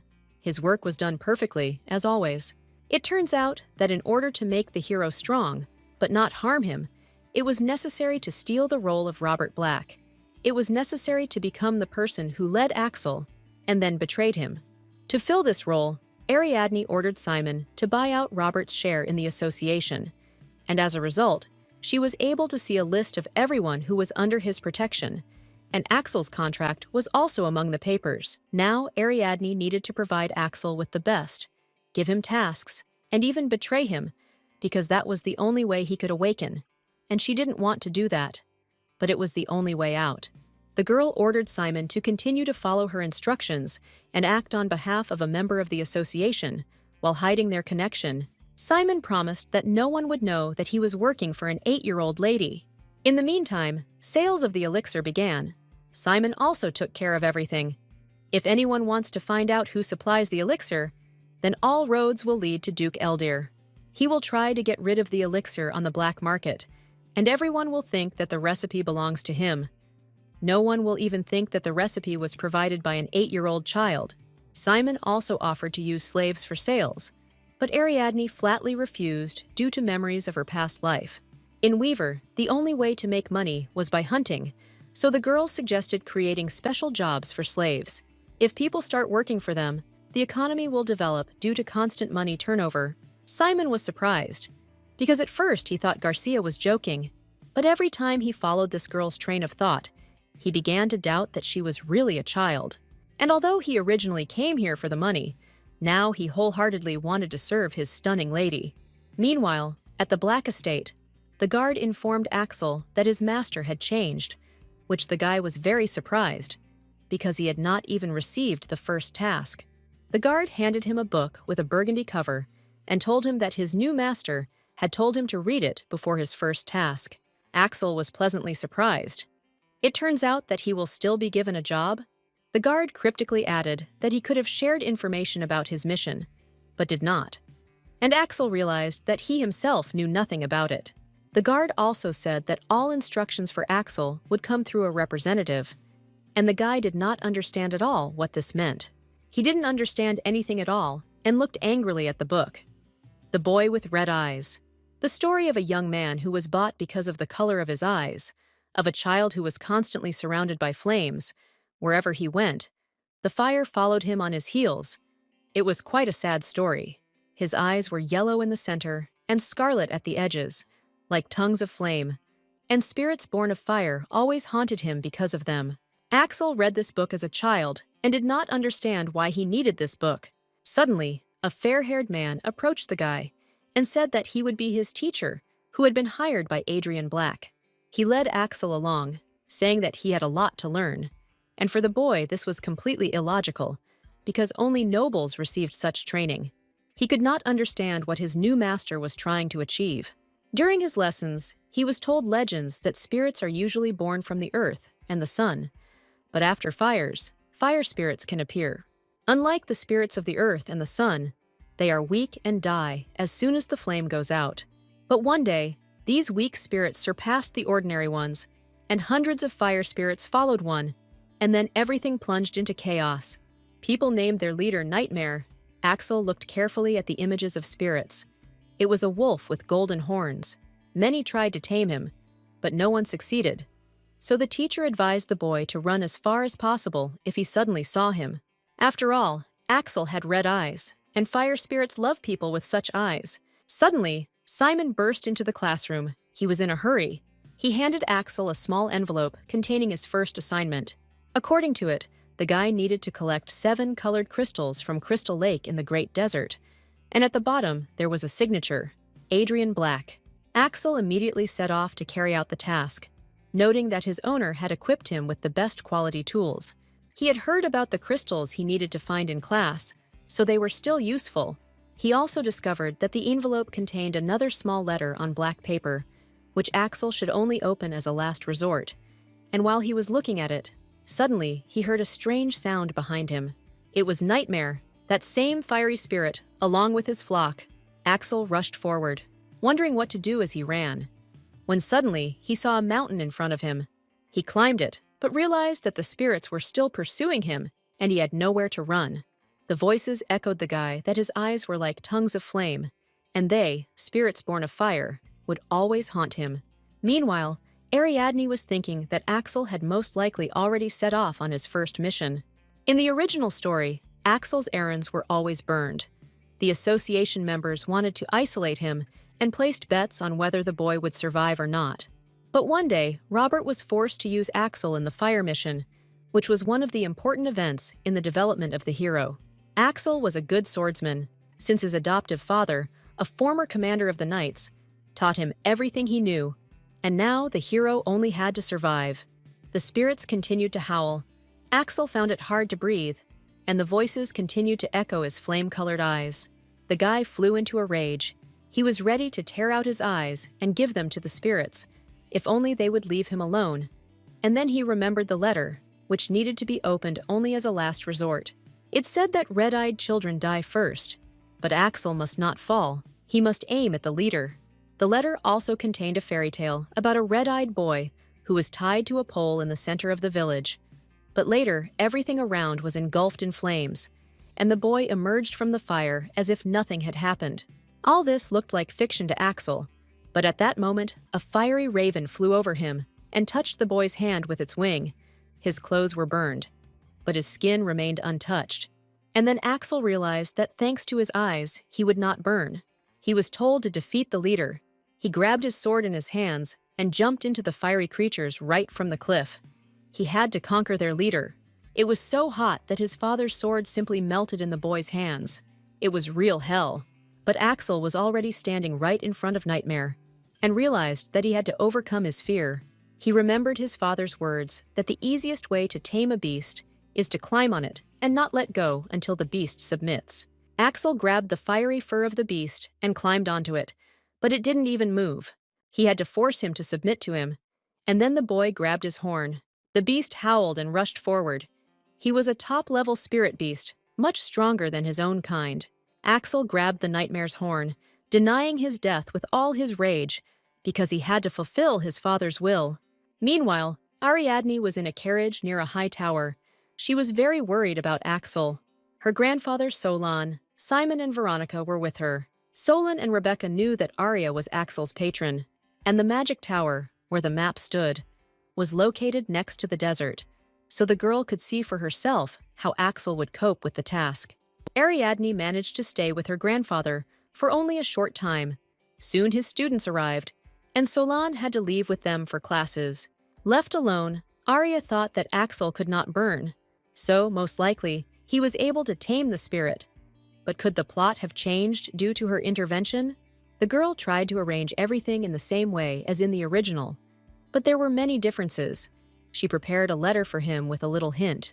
In the original, Axel barely survived, and only then did he realize the peculiarity of his eyes, and the only way to hint him about it was that letter. But did he read it? After all, no matter how strong the main character is, Axel was only 12 years old. Ariadne's thoughts were interrupted by a sudden flash in the sky. A moment later, Axel appeared from there, riding Nightmare. A smile lit up Arya's face, but now was not the right time to meet. Simon went to him to find out how he coped with the assignment. Arya remained inside the carriage and asked Veronica not to leave either. A huge fiery wolf towered over Nam Simon, and after a couple of moments, Axel jumped off it. He headed towards Simon and Jalen, intending to see his master. His rage knew no bounds. He shouted Adrian's name, shouted that he knew everything. He was furious that his owner sent him on such a mission, and Ariadne just watched him with sadness in her eyes. No matter how angry the main character was, Arya could not reveal her identity. She did everything for him, but this step was too drastic, and now he is angry. At that moment, Axel fell to the ground, apparently losing consciousness from fatigue. But Ariadne was determined. This time he would definitely not lose his sight. Simon told the girl that the guy was very dehydrated, but he just needed time, and he would definitely get better. Arya promised the assistant to double his salary if Axel recovered faster. And of course, this gave the man even more motivation to save the boy. But he was concerned that a 12-year-old boy taming Nightmare might attract unwanted attention. But Ariadne assured him that everything would be fine. The necklace, given by the Chess Association, records what happens during the tasks. If the Chess Association does some digging, they will find out everything, and then Axel may become a slave. He will not be allowed to receive the title of knight. However, Axel was able to make the first move. He has a lot to do during further assignments, and Arya can only try to help. However, she didn't know if her actions mattered, so she could only wait and watch. But time took its course, and 4 years have already passed since the Nightmare was tamed. Ariadne still performed under the name of the Chess Association member, Adrian Black. While watching the growth of the main character, Axel Valentine, Lucy entered the girl's room, saying that the gentleman had invited the young lady for a walk. Ariadne turned around, and it was no longer a baby. It was already a young 12-year-old girl. But how will her fate develop next? Will she be able to change her fate and save the whole world? Or were 4 years of her efforts in vain? The story continues 4 years after Arya decided to produce the elixir. Things were looking up in the kingdom, because the potion was very effective in cleaning polluted areas, and soon they would disappear altogether. And it was all thanks to the greatest development of a 12-year-old girl. A lot has changed over these 4 years. Firstly, the elixir was completely completed. When it first appeared on the black market, everyone decided that it was a lie, a dummy, and there were many rumors. But the people who tried it changed public opinion, and everyone realized that the elixir was real. People began to buy up all the supplies like crazy, along with demand. The price also grew, but there were still many buyers. The elixir became a treasure that everyone sought to obtain, be it the temple or the royal family, and then no one doubted the effect of the elixir. One day, Arya and her grandfather, the great magician, visited the temple. On that day, they donated not food or money, but a recipe for a miraculous elixir. The temple appreciated their donation, and Arya was given the title of saint. A workshop for the production of the elixir opened around the same time, and sales began on behalf of the temple. And so, thanks to the miraculous potion, almost everyone learned about Arya. Also, during this time, there were many changes in the girl's environment. Her health returned to normal. Sudden nosebleeds practically stopped. Eric, her cousin, turned 20, and although they still made fun of each other, their relationship became much warmer. On the day when the girl came to his greenhouse, he handed her a letter. It was Duke Elder. He did not stop sending letters to his daughter. After donating the elixir recipe to the temple, he was furious. He was unable to quell rumors of abuse of his daughter, and his reputation collapsed overnight. And then he began to send letters to Arya. He either appealed to her for family affection or criticized her. He even claimed that he also had a hand in creating the elixir. These messages seemed to stab the girl in the heart every time she received them. But Eric did not want her to carry this burden alone, so he suggested reading the letter together. He looked at his sister caringly. The last thing he wanted was for her to break down after everything she had been through. The biggest change in Arya's life was that she got used to Weaver. They became a real family. They were different from the Duke of Elder. They were loving and caring. Arya decided to trust them completely, so these letters no longer frightened her. However, from the stack of envelopes that the girl was holding in her hands, a suspicious paper covered with strange letters fell out. Eric managed to catch it before it fell to the floor and handed it to his sister. And when she saw what it was, her eyes widened in surprise. It was a wedding invitation! The girl tensed. The Duke's remarriage was briefly described in the novel. It said that many years after the loss of his wife and daughter, he fell in love again. In the letter, the man invited Arya, saying that she would brighten up this holiday with her presence. And at the bottom, there was a signature, Franz Eldir and Reda Picardo. Arya was seriously scared, because such a name, Reda Picardo, was not in the novel. It is possible that the Duke decided to find a person to replace Ariadne.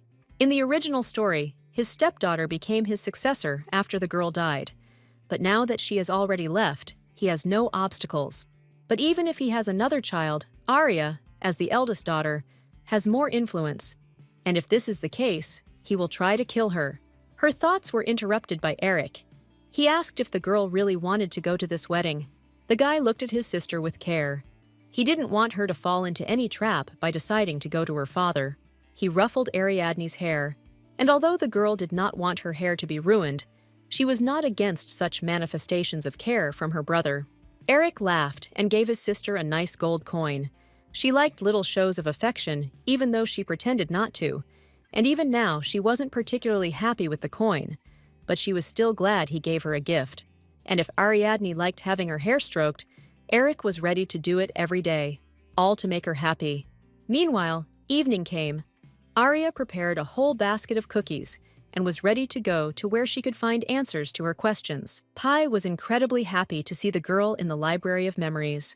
She loved it when Arya came to her, including because of the delicious cookies that you brought with you.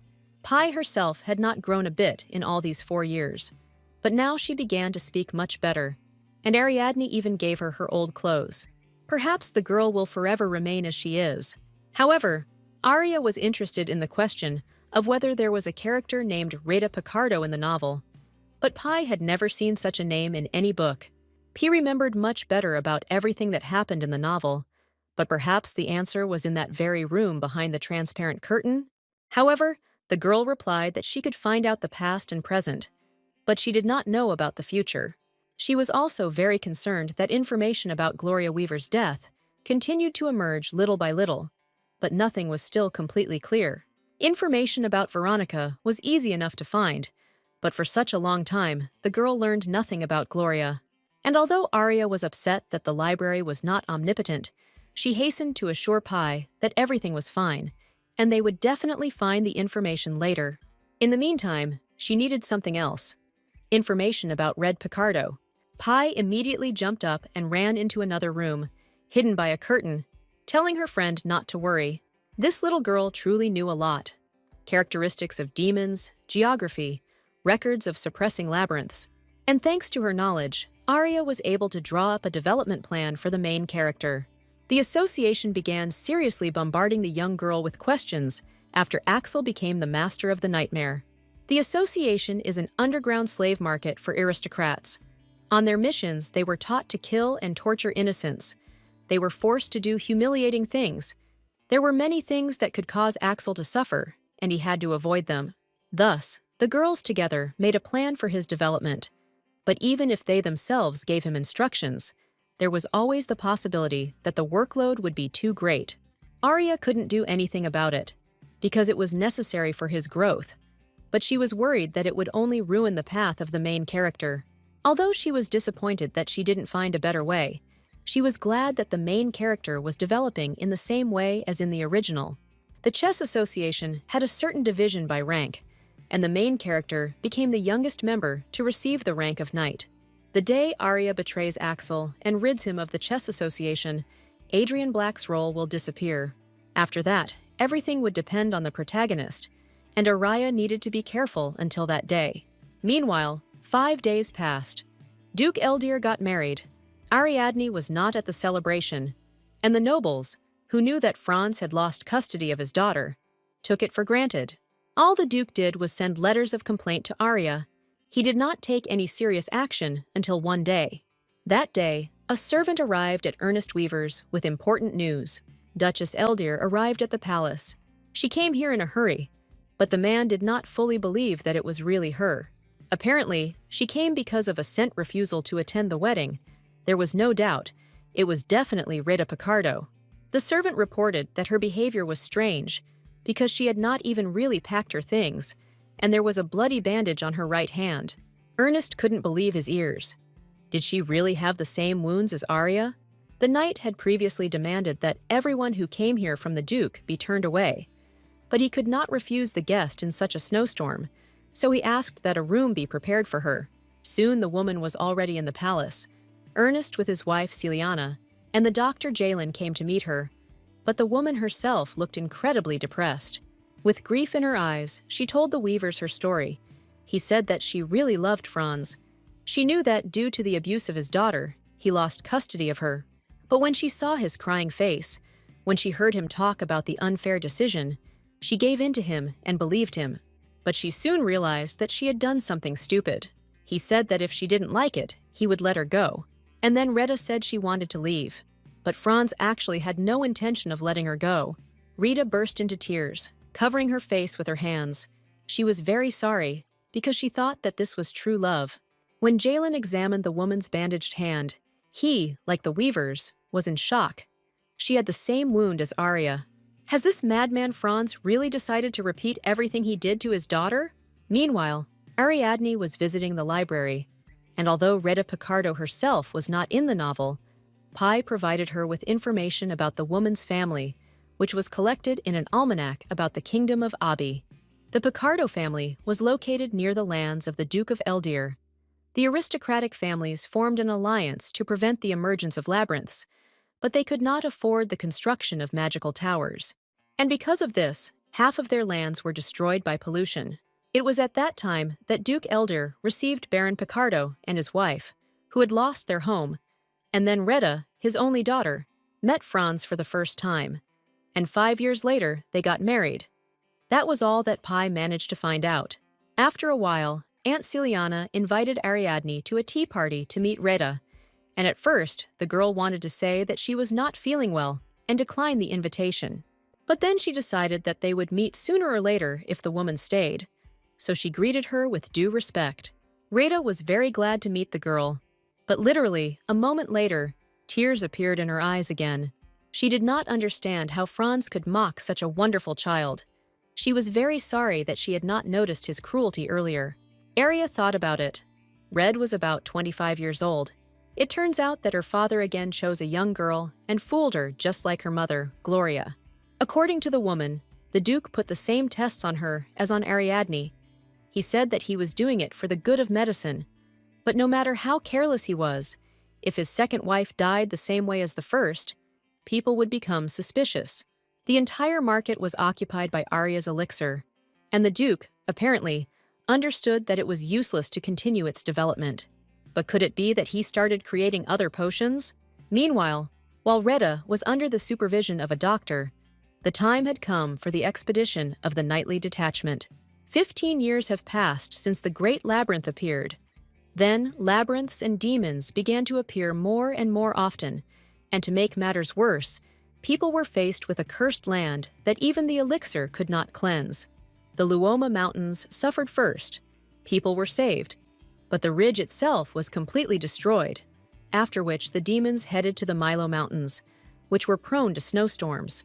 The weavers could not cope with this scourge. The great magician and the countess were afraid that Duke Eldir would come for Ariadne. They did not want to leave her alone, but Veronica and Eric decided to stay with her. And then the Snow Leopard Knights set off. 10 days had passed since their departure, and when Ariadne was walking around the castle with her brother, she was called out. It was Reda. She wanted to give Arya something. In the small blue bag, there was a small gift, a magic lamp. Reda said that she wanted to become a good stepmother for the girl, so she prepared her. But she didn't want to be thanked too much, so she said that she only made the pendant herself. She explained that in the Picardo family, there is a tradition according to which the mother must make a pendant with her own hands. It was a talisman for a long and happy life. Ariadne looked at the gift with surprise, and Reda thought that it was too simple a gift for a lady. But the girl understood that this woman wanted to become a real mother for her, so this gift made her very happy, and she promised that she would treasure it. And although she appreciated Reda's efforts, she could not consider her a mother, just like she couldn't consider the Duke her father. But Ariadne was going to help her, because the woman was the same victim, and if they combined their testimony, then perhaps this would be enough for the Duke to be executed. But there was no hurry yet. Such a monster did not deserve to live, and the girl wondered if it would be better to watch his death in person. She wanted to grow up as quickly as possible in order to personally get even with the Duke. As night fell, Ariadne was awakened by strange sounds, and her magic lamp glowed purple. The girl stood up and, as if spellbound, left her room. Veronica, who was guarding her chambers, called out to her lady, but she didn't even turn around. She continued to walk along the corridor, looking straight ahead. And Veronica was surprised by this, because even though Aria was already an adult and could go wherever she wanted on her own, she looked as if she was obsessed with something. And then the girl realized that it was true. She really was obsessed. She immediately ran after her lady, however, it was too late. Rita Picardo played a melody on the flute, and Ariadne obediently walked straight towards her. The woman realized that a sudden guest had come to her along with the girl, but the job was already done. Veronica was late. The girl screamed, immediately rushing after Arya. She could not allow herself to be taken away like this. But the girl was already unconscious. Reda was quietly humming something to her in an unfamiliar language. A moment later, when Veronica seemed to have touched the lady, both she and the red-haired woman disappeared. The girl looked at the place where the girl had just been, but now there was only black dust left there. Arya, as it turned out, was not completely asleep. She heard someone's voice, but her body seemed so heavy. And then a woman's voice told her to continue sleeping, because soon everything would be over. The girl did not want to sleep, but for some reason her eyes did not open, and then she decided to call Pi. The girl nervously shook Arya by the shoulders, begging her to wake up. She insisted that things were very bad, and the girl needed to wake up at all costs. She could not lose consciousness. Ariadne didn't even understand what Pi was talking about, because she remembered exactly how she went to bed. But the library keeper explained that in fact, she was forcibly put to sleep with drugs. It was a mixture for sleep. The main ingredient was evening primrose leaves. They promote good sleep. But there was something else. Night oak bark with special sound waves.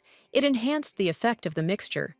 And it was this medicine that dulled Ariadne's senses and put her to sleep. Arya had never seen Pi like this. She talked like a robot. But the girl continued, saying that the mixture was in powder form, so it penetrated through the respiratory tract. Ariadne was shocked. Did Reda really add powder to the magic lamp? The girl seemed frozen in shock. She didn't understand. Could this be the Duke's idea? The thought that everything Reda did was a lie made her feel uneasy somewhere inside her. But now was not the time to think about it. Now she needed to know where she was and what was around her. And she asked Pi to tell her everything she saw.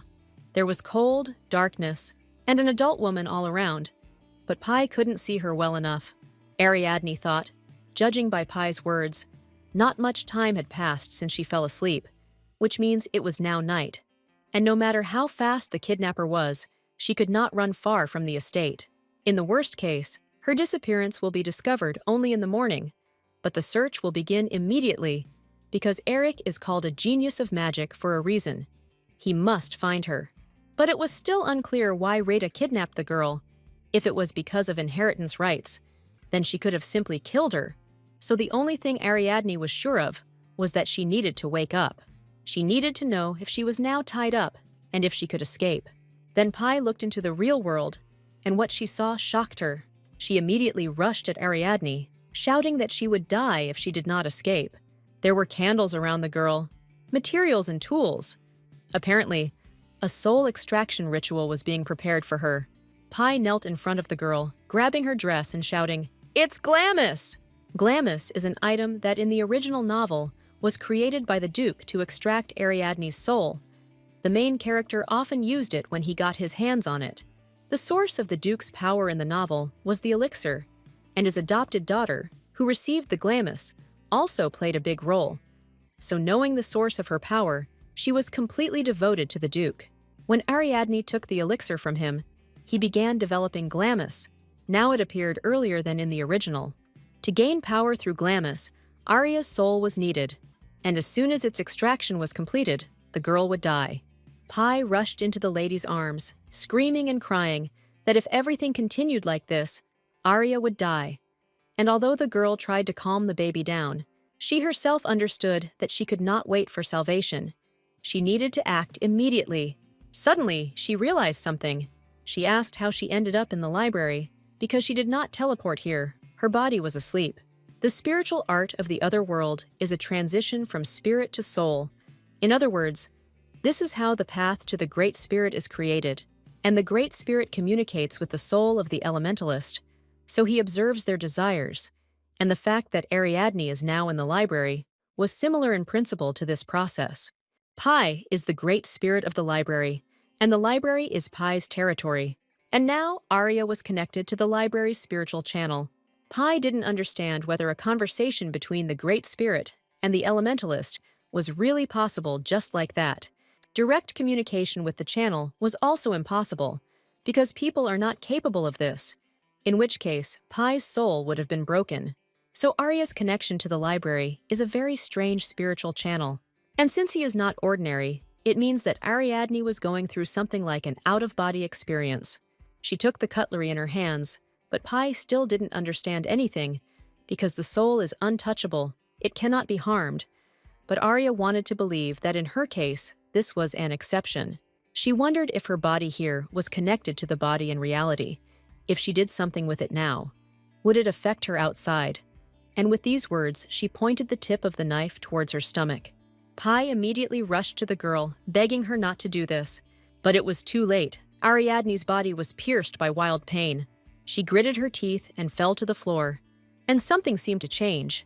The girl opened her eyes and realized that she was in a completely unfamiliar place. She looked ahead, wondering if anyone was there, but no one answered her. Her head was spinning. Apparently, the effects of the medicine were still not wearing off, but she was able to wake up, which was good. There was no wound on her body, which means that the injuries received in the library do not affect the real body. But now the girl needed to get out of here. She didn't understand where to go. When suddenly she heard the whistle of the wind from somewhere, Arya walked forward and found herself outside the cave. There was fresh snow under her feet, and she immediately felt cold. Ahead of her, she saw an endless mountain range, and then she realized that she could not escape from here. That's why Rita left her so carelessly, because if Ariadne goes outside in only her nightgown, she will freeze to death.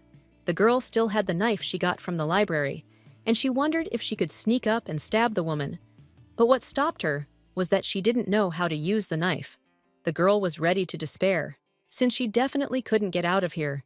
And then she remembered the main character of the novel and how long he lived in the polluted area.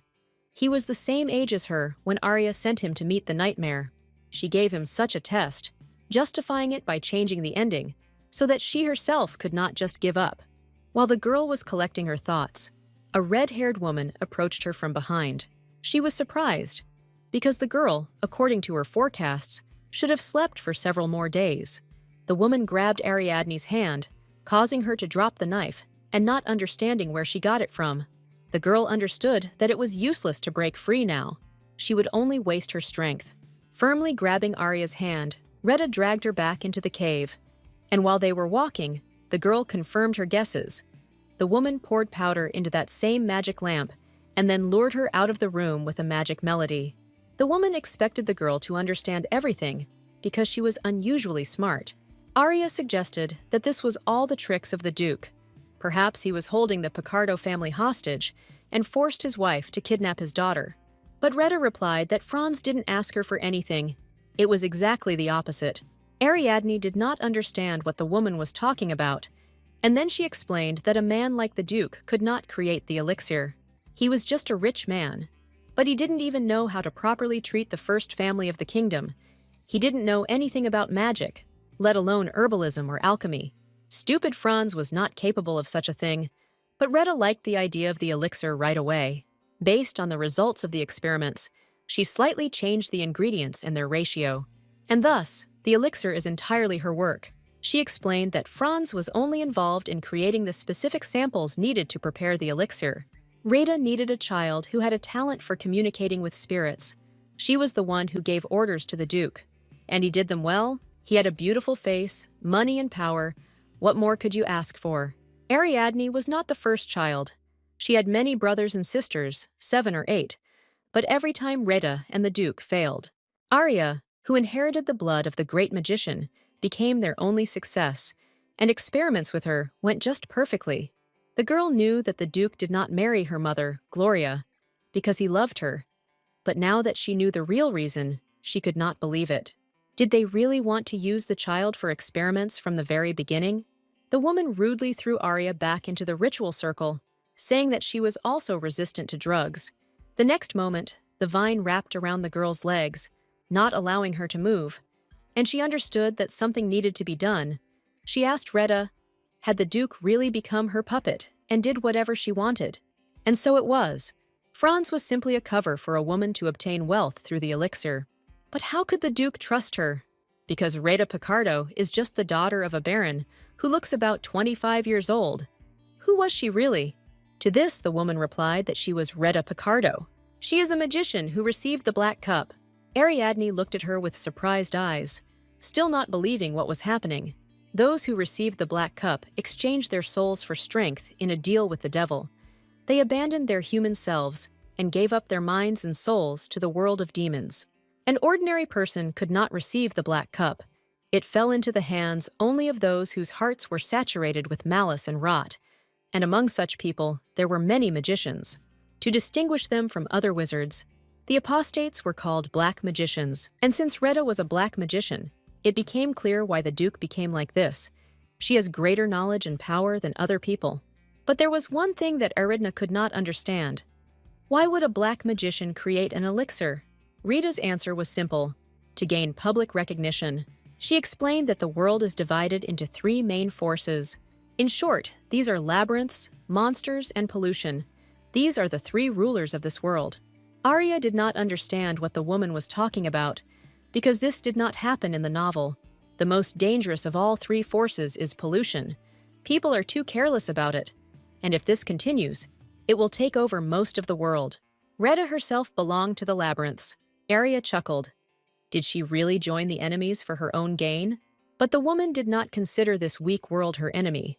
For her, it was just a little entertainment. She explained that she was telling all this to Ariadne because she would soon die anyway. She was ahead of the woman with the elixir, and therefore she would have to start all over again, and the girl would become new material for her. And then Arya realized, Glamis! Retta turned around and left. She needed to finish the preparations and let the girl live a little longer. Sitting in the center of the ritual circle, entangled in a vine, Ariadne thought she needed to remain calm because her life depended on it. She had been betrayed, but now the enemy belonged to the world of demons. In recent years, she has not experienced fear and lived surrounded by kind people, and has completely forgotten about what the world really is like. The girl sighed tiredly. How did she not realize earlier that her father was connected with the world of demons? This means that the elixir is connected with demons, and Retta simply fooled the Duke around her finger. In the original, the Duke, when he was struck down by Axel, was an ordinary person. If he had been a black magician, he would have carried out a brutal massacre. But why was there no mention of Red Picardo? Such an incompetent duke would not have been able to hire a black magician, so most likely, having received Glamis, Reda left him. Soul magic is the enemy of pollution, as soul magicians are able to create an area around themselves. This is to prevent contamination in some areas. Without soul mages, the pollution would be impossible to stop, which is why such a mage is needed to clear the labyrinth. Maybe Glamis was created to prevent pollution, but Ariadne could not allow this. She would not be some kind of ingredient for Reda. There was a snowstorm outside. Trying to escape now would be suicide, but she couldn't just sit and wait for help. She has only one way left, to unleash elemental magic. There was a reason why Arya kept putting off revealing her magic. Every soul mage had to go through a special ritual. You need to cut a magic circle on your own body and place a soul stone on it. This is a very complex ritual, after which there are often side effects. It is advisable to carry it out at least 16 years old. But if you make a mistake, the soul will be destroyed and the magician will die. And it was complete madness. But now Arya had no choice. There was another way. It was to create a channel with the Great Spirit. And Ariadne needed to send a signal until the Great Spirit was nearby. In her past life, the girl would have called it spam. And besides, Great Spirits are usually evil. But she hoped that he would forgive her when she told her what was really going on. Flying over the snowy forests, Ariadne heard a sound. When she looked down, she saw him, the Snow King. The girl remembered how a year ago, for her birthday, she received a book that she had long dreamed of. Ernest and Celiana remembered that Arya talked about the book about the Great Spirits, and found it. Before becoming a soul mage, the girl needed to study everything. There is also a Great Spirit in Weaver County, and she would like to conclude a contract with him. This was the 1,000-year Snow King, the Great Spirit residing in the Weaver Mountains. If the contract with him was made by chance, then it should be broken immediately. Several times the Great Spirit contacted the magician through a spiritual channel and killed him. This spirit despises people and hates being associated with them. But Arya had no choice. It was the only spirit with such a disgusting character. But now it could become her salvation. Communication with another spirit carried risks, but communication with the Ice King meant instant death. Arya tried to find traces of other spirits in the forest, but in vain. But there was no one here except the 1,000-year Snow King. However, the girl could not wait. Reda could return at any moment. She had to try to survive. The first soul mage begged to be saved at a critical moment. He hoped that the Great Spirit would answer him, because they say that the spirit destined for you will save your life. This is how elemental magic was born. What Arya was trying to do now was a typical ritual for making a contract with the Great Spirit. She called out to the Snow King, begging him to come to her call. Then the spirit noticed her, and she stretched her hands towards him. The channel opened, but when she looked at her palms, she was stunned. Her skin was covered with an icy crust and turned purple. The girl sank to the ground, hugging herself with her arms. She was freezing and could not control the power. In order to escape, she needed to remove the vines from her feet, because from that moment on, she was a conductor of the power of the Great Spirit. At that moment, Rita returned. She screamed, either from anger or from a lack of understanding of what this girl was doing. The girl just grinned. She would have died anyway if she hadn't tried to escape. So why did she just sit and wait for her end? Rita was indignant, because a spirit cannot be summoned without guidance. But Arya did not care how exactly she died. She could not control this power. The Great Spirit seemed to be very angry, and the girl did not understand what to do. The manual is a collection of various magical techniques. It is interpreted by the Great Spirit associated with a person, and the person already uses the techniques that he has learned. The powers of the Great Spirit are regulated automatically. This is the highest magic. In other words, a magician who is not really connected with the spirit has no power. But Arya could temporarily transfer her body to the Great Spirit and decided to take advantage of this. Rita began to draw runes, calling a spell. After all, Arya is just a child. How can you be afraid of her? The spell hung over the girl. It was barrier magic, but it was useless against Ariadne, because she could adjust the power to the state of her body. She had to entrust this to the Snow King. Rita would not be able to hold the Great Spirit for long. The woman could no longer maintain the spell. It took so much strength that she had already lost consciousness, when suddenly she saw the Great Spirit himself in front of her. He towered behind Ariadne. The girl greeted the king and told Retta to run away if she did not want to die right there. The next moment, the spirit screamed, releasing a stream of deafening frosty force outward. Rita's barriers cracked, followed by the cave walls, and she had no choice but to give up. After a while, everything calmed down. The strength of spirit no longer raged, and only a light blizzard could be heard among the mountains. Ariadne looked around worriedly. She realized that the spirit had destroyed the cave with its roar. Rita, apparently, managed to escape, because even the black magician was unable to cope with the great spirit. Now Arya needed to close the channel, but she no longer had the strength to do so. The spirit addressed the girl. Apparently, he asked her a question, but she did not understand what he was saying. She did not know this language. Then the king, with one wave of his hand, imprisoned Ariadne in icy roots, not allowing her to even move. Is this really the end, and she will die like this? However, the next moment, Arya suddenly heard someone opening a channel. A familiar voice announced the synchronization of the state and the beginning of the translation. It was Pi. She joyfully turned to Arya, checking if she could hear her. The girl answered Pi, still not understanding how she could reach her. Then the Snow King tightened his grip, wrapping the ice vine even tighter around Arya, and Pi hastened to say that the spirit was very angry now and was asking how old the girl was. Arya screamed with all her might, telling the spirit her age, 12 years old. Suddenly, the spirit stopped. Pi said that it was the first time he had seen such a small magician. The next moment, the king broke the ice shackles, releasing the girl. Based on Pi's analysis, the Great Spirit was experiencing discomfort, anger, and disappointment. But to Ariadne's surprise, he said that he would forgive the girl since she was still a child.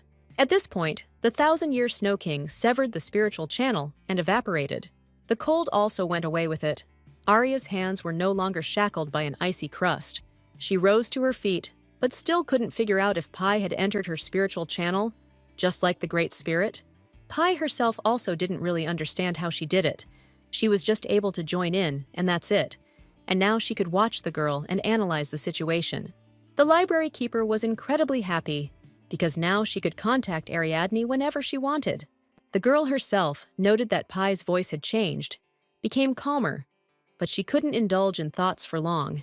She needed to get out of here. But before going, Arya thanked her friend, because she saved her life. However, the next moment, a sharp pain pierced her body, and she closed her eyes. She touched her stomach with her hand and saw that her palm was very bloody, and there were wounds on her body. The girl couldn't feel her legs. If she fainted, she would simply freeze to death. And now she could only hope that the search party would notice the destroyed mountain.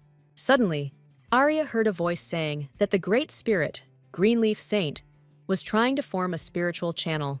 When contact was established, the girl realized that she knew this Great Spirit. It was he who had once connected her to her mother's spiritual channel, and now he was worried about the girl's condition. He was willing to transfer energy to her through a spiritual channel, and Arya happily agreed. The Great Spirit transferred part of its energy to her, and the cold immediately disappeared, and the girl became warm around her, like in summer. He also changed the territory. Trees grew around, grass and bushes with flowers covered the ground. The Great Spirit was happy. He empathized with the girl, but was glad that she was saved. He knew who she was from the very beginning. Arya sat down on the grass near the tree. Flowers surrounded her everywhere, and finally she felt very warm. And although the Great Spirit's special skill could keep her condition normal, now the girl needed to rest. Meanwhile, Veronica was in full search of her lady. She understood that if the kidnapper escaped with the help of magic, then he could not go far. Eric also joined the search. He told the girl that the Snow Leopard Knights had already gone to the neighboring village, and Veronica should have waited until they finished the search. But the girl didn't understand how she could wait, because she was her personal knight. Ariadne gave her her first elixir. Veronica was there when the girl received the title of saint. Every year they exchanged gifts. The lady became a new, real family for her. If she lost everything again, it would be like going back to her childhood. If Ariadne gets hurt, she definitely won't be able to forgive herself. Suddenly, while Veronica was riding her horse to personally find her lady, A voice came from her earring. He said that the search was over. He also added that due to interference, they took a little longer, but the girl did not understand what kind of interference she was talking about. Eric spoke to her. He was flying astride a large snow eagle, reporting that black magic had taken place in Arya's abduction, and later they would need to find out more about it. The young man said that the girl should be somewhere on the southeastern slope, and now they were heading there. But Veronica was going to get there before them, especially since she was not far from this place. And even though there could be a black magician there, she was not going to wait for reinforcements. As the girl approached her destination, she saw a green grove in the middle of the snow-capped mountains. She couldn't believe her eyes. It was an area created by a soul mage. There are those who never approach soul magicians, and these are black magicians. The great spirits are hostile to everyone who has touched the black cup, because these people will never be able to become soul magicians. They have nowhere to take spiritual strength from, so they join the world of demons. If there is a soul mage here, then most likely there was a fight going on with a black mage right now. The lady was there and Veronica had to hurry. Soon she rode a horse into a clearing, but she did not know what the magician's reaction would be to her entering his area. Suddenly, the branches of the tree leaned towards the path, as if showing Veronica the path. But where did it lead? The girl decided to go where the trees pointed her, and soon she came out onto a small green field, bathed in the sun, in the middle of which lay Ariadne. Veronica immediately rushed to her lady. She did not understand where the black magician was, why he left her. The girl was horrified to see that Arya's clothes were covered in blood and began to shake her, trying to bring her to consciousness. But the girl seemed to be in a deep sleep. Her eyelids were very heavy, and when she managed to open her eyes a little, she saw the silhouette of Pi in front of her. The keeper was very glad to see her, but Ariadne still did not understand how she ended up in the library. While Pi was telling her how much she was afraid for her, the girl managed to note that she seemed to have matured. It was true. This happened after Pi connected to Arya's spiritual channel. Perhaps this happened due to the fact that she became her guide. The girl was a little surprised, because she thought that the library keeper would never grow up. But now it happened so suddenly. Pi was a little embarrassed, thinking that she looked strange, but Arya rushed to reassure her, because she didn't mean it. But now she was wondering what gender Pi was, because when she was little, she looked like a girl. But now Arya wasn't sure how to address her. Pi only invited her to think for herself whether she should be a boy or a girl. Ariadne thought for a bit, and decided that it was better for her to be a girl. After that, Pi approached her and kissed her tenderly on the cheek, saying that if Arya thought she was a girl, then so be it. The keeper explained with a smile that it depended on the wishes of the little lady, because she was the only one who could get into this library. Ariadne was a little embarrassed, because she usually kissed Pi herself, but now that they were the same age as her, it was strange. And as it turned out, initially, Pi did not have a gender, and she chose it only out of concern for Arya. But the girl was still interested in what happened to her, and then Pi said that Veronica found her. Eric arrived a little later. He had already picked up his little sister and returned her to the estate. They had already begun the decision, and Pi moved the girl here so that she would not be hurt. But now she should return, because everyone was worried about her. But Arya had one last question. She was wondering what the power of the guide was, but Pi herself didn't really know. Then the girl asked if the library keeper could always be her guide, and she happily agreed. Moreover, she had already found a bunch of useful literature that would help her become a better guide. Ariadne thought that Pi would be too overzealous, but the girl said that she still had nothing to do here. Then Arya remembered that Pi couldn't even leave the library. She didn't need sleep. Reading was her only entertainment. And so, day after day, the girl could not imagine how bored she was. So she decided to figure out how to keep her friend busy. The role of her guide could become a kind of game for Pi, and it would also be worth bringing her goodies and new clothes more often. At this point, the girls said goodbye, wishing each other good luck. It was time for Ariadne to wake up. Opening her eyes, the girl exhaled in relaxation, realizing that she was in her room. Eric was sitting on the bed next to her, and when he realized that his sister had woken up, he smiled softly at her and moved closer. He was very glad to see Arya okay, and was about to put his hand on her cheek, preparing to wipe away her tears. But the girl had no intention of crying. But Eric's hands were shaking. Something was clearly bothering him. He asked if Arya could move her fingers, and although they were badly damaged by frostbite, she assured him that everything was fine. He hit himself on the forehead, because it was already clear that she was in pain. Why did he even ask? He demanded that his sister promise that if she was hurt, she would not tell him that everything was okay. And moreover, he intended to make sure that no one else could hurt her. His annoyed expression quickly changed to one of regret. He felt very bad for not noticing Rita targeting her sister.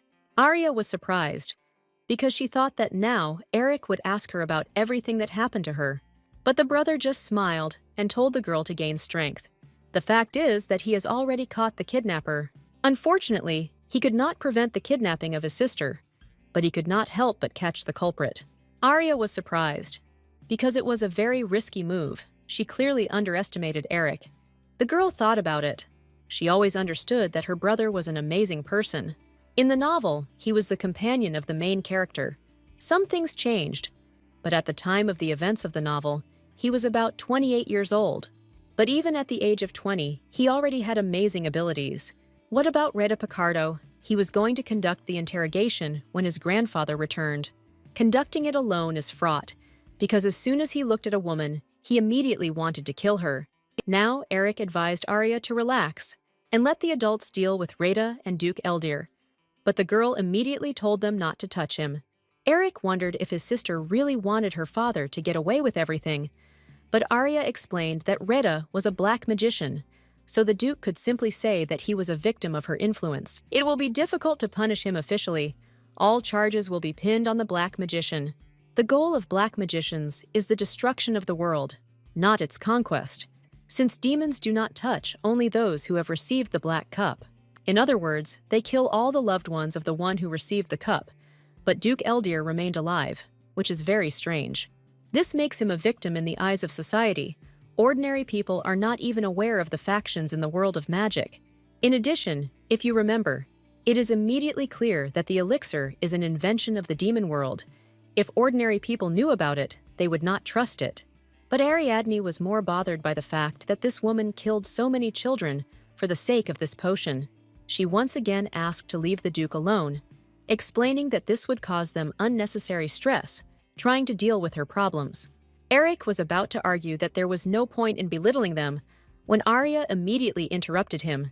She wanted to deal with him herself when the time came. Ariadne had to turn 18 before she could inherit the title, and until then, she needed the Duke to live quietly. If they prove that Duke Eldir is connected with black magicians, then he will be called a traitor to humanity. The sooner he is executed, the better, and everything he has will disappear. The royal family will get the most money, and relatives will tear each other's throats for the right to care for the minor Arya. But in order for Arya to seize the dukedom, he must remain alive until the girl officially inherits the title. Eric was pleasantly surprised. At such a young age, his sister had already learned not to give in to emotions, and the more he watched her, the more he liked her. So he promised to convey her words to his parents and grandfather. The guy was about to get up to bring his sister something to eat, when suddenly she stopped him. She stated that she could now communicate with spirits. The girl had heard that her mother used the green leaf saint for training, and now she needed to do the same. Eric chuckled. He still couldn't get used to how incredible his sister was. After eating, Arya broke the lamp that Rita gave her. There was medicine in it. They took it away for study without telling the girl anything. The rope was indeed tied according to the Picardo tradition, but all her words were a lie. That day, Arya was delighted and even believed Rita for a moment. But she shouldn't have done this. She was too used to what a wonderful weaver family was. For a long time, she was surrounded only by loving people. But she needed to stop trusting others. She wouldn't allow herself to be hurt again. Looking at the pendant burning in the fireplace, she wondered if she would succeed. At that moment, Veronica entered her room. Ariadne was informed that she had fallen during training. The girl hastened to explain, attributing everything to simple overwork. The lady could not believe that ordinary fatigue had such an effect on her. An elemental knight. In fact, Veronica thought she wasn't strong enough. Although Arya considered her the strongest of the knights, the girl only cared about the fact that she could not protect her lady. The girl did not blame her at all for her abduction, but Veronica stood her ground. She realized too late that Arya was being controlled and could not even hurt Retta.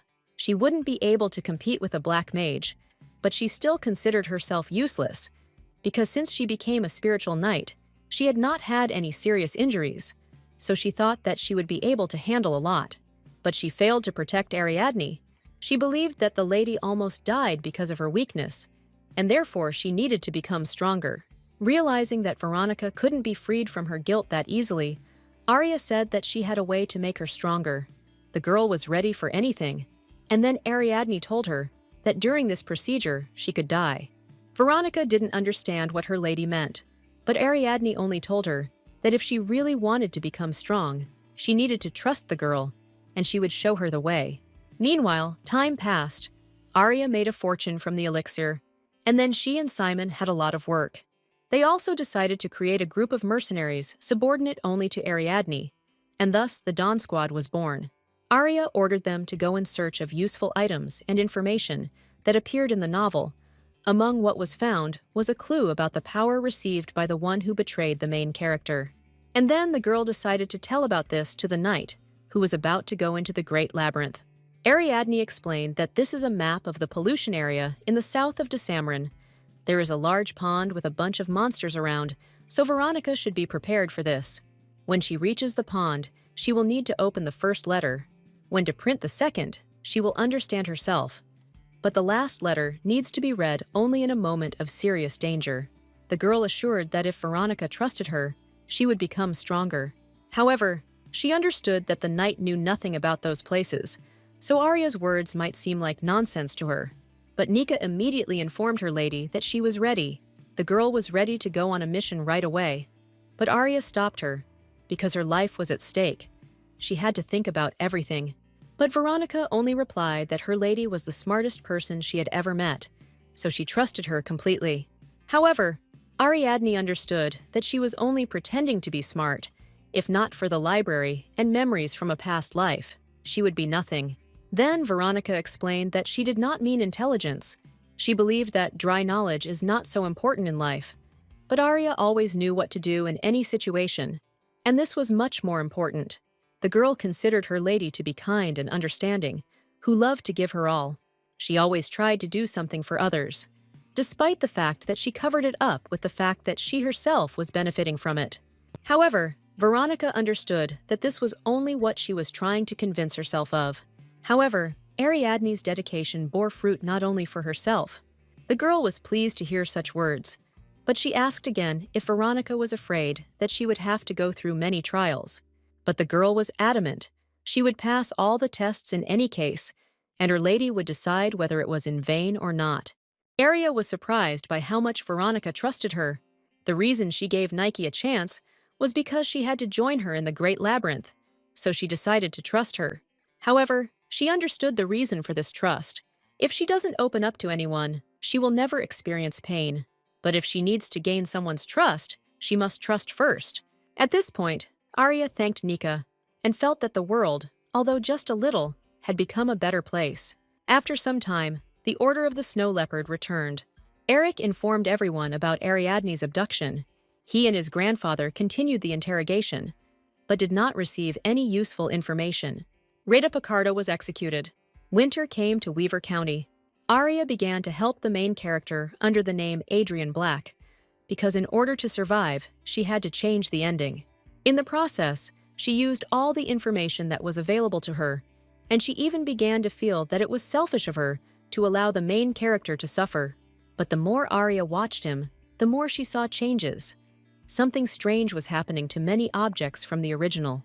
Of course, she did not expect that she would be able to keep all the useful things near Axel, but many of the items that came to her had nothing in common with the original, and she allowed them to break and threw them away. It was like a chess game, and the girl felt that what she was doing was disgusting. Fortunately, everything went smoothly. She needed time to completely complete the plan. She needed to focus on Axel's growth. He definitely needed to live so that in the future, she and Ariadne would conquer the Great Labyrinth, because he is the main character of the novel. Meanwhile, 3 years have passed. Axel was on another mission in a contaminated area. His partner, a pink-haired man, considered this task strange, because any order of the organization had to be completed at any cost. But this time, everything was different. He believed that this mission was simply impossible. The man turned to Axel, who was already 19 years old, and asked him to quit this mission. Since the guy came here, he has already realized that the task is really strange. The polluted area left after the next labyrinth has already absorbed 12 teams of daredevils, and in the very depths of this area is the remaining core. They needed to find some objects. There was no need to even approach the labyrinth, and it seemed that the assignment was quite reasonable. But as soon as the men arrived, they saw hordes of monsters. They slept barely 3 hours a day, and some of their partners died. Just recently, another one of their team fell, leaving only Axel and his partner. Having met the next monster, the man was already ready that it was his turn.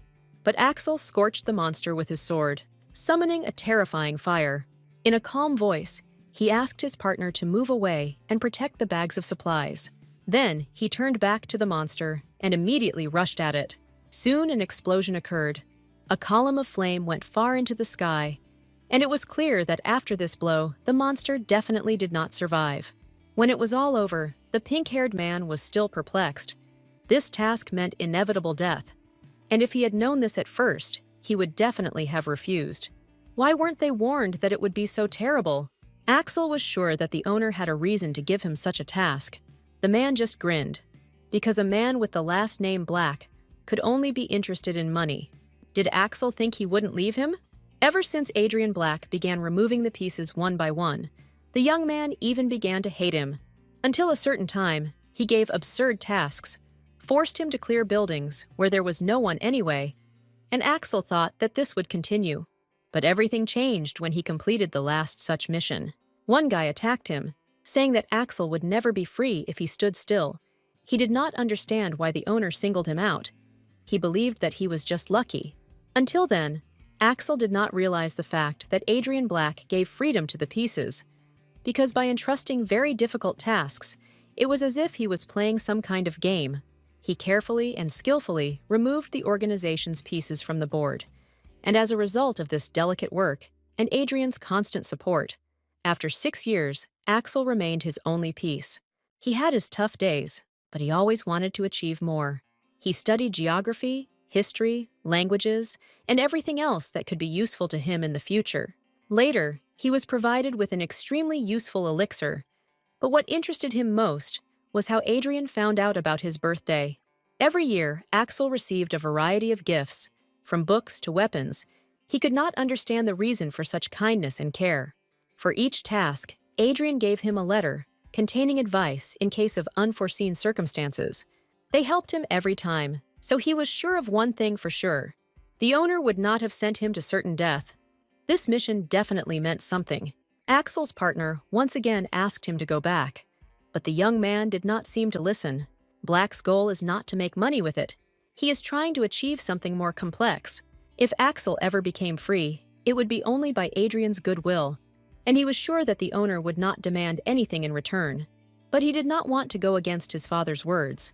He told him that no matter what your relationship with a person is, whether he is your enemy or your friend, always return to him what you owe. But if he becomes free, will he be able to return to Adrian everything that he gave him? Axel didn't understand why he was pouring his soul into this, but didn't even come to see him. As he walked across the polluted ground, he couldn't stop wondering about his master's personality and motives. When the men stopped for a short rest, Axel's partner again suggested that he abandon the task, but he was categorically against it.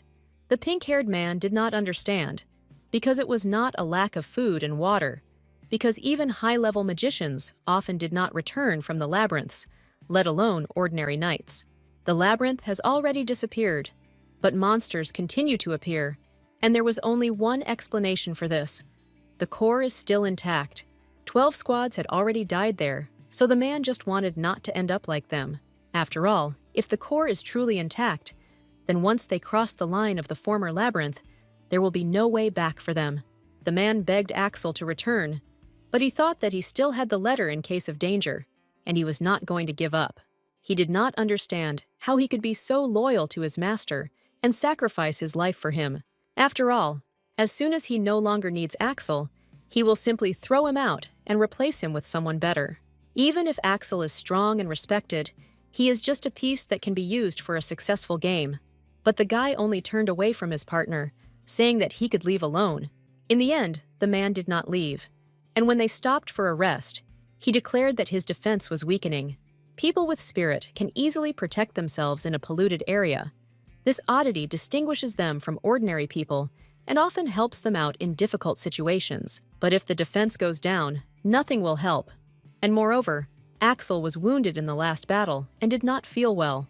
As soon as he told his partner to be careful, he heard a strange sound. The man rushed at him, and Axel barely had time to put his sword in front of him. The pink-haired man's eyes turned red. He was going crazy, because if you fall asleep while the defense is weak, the pollution will enslave the mind. Then Axel wondered if it would be easier to kill him right away, but he quickly dismissed this thought.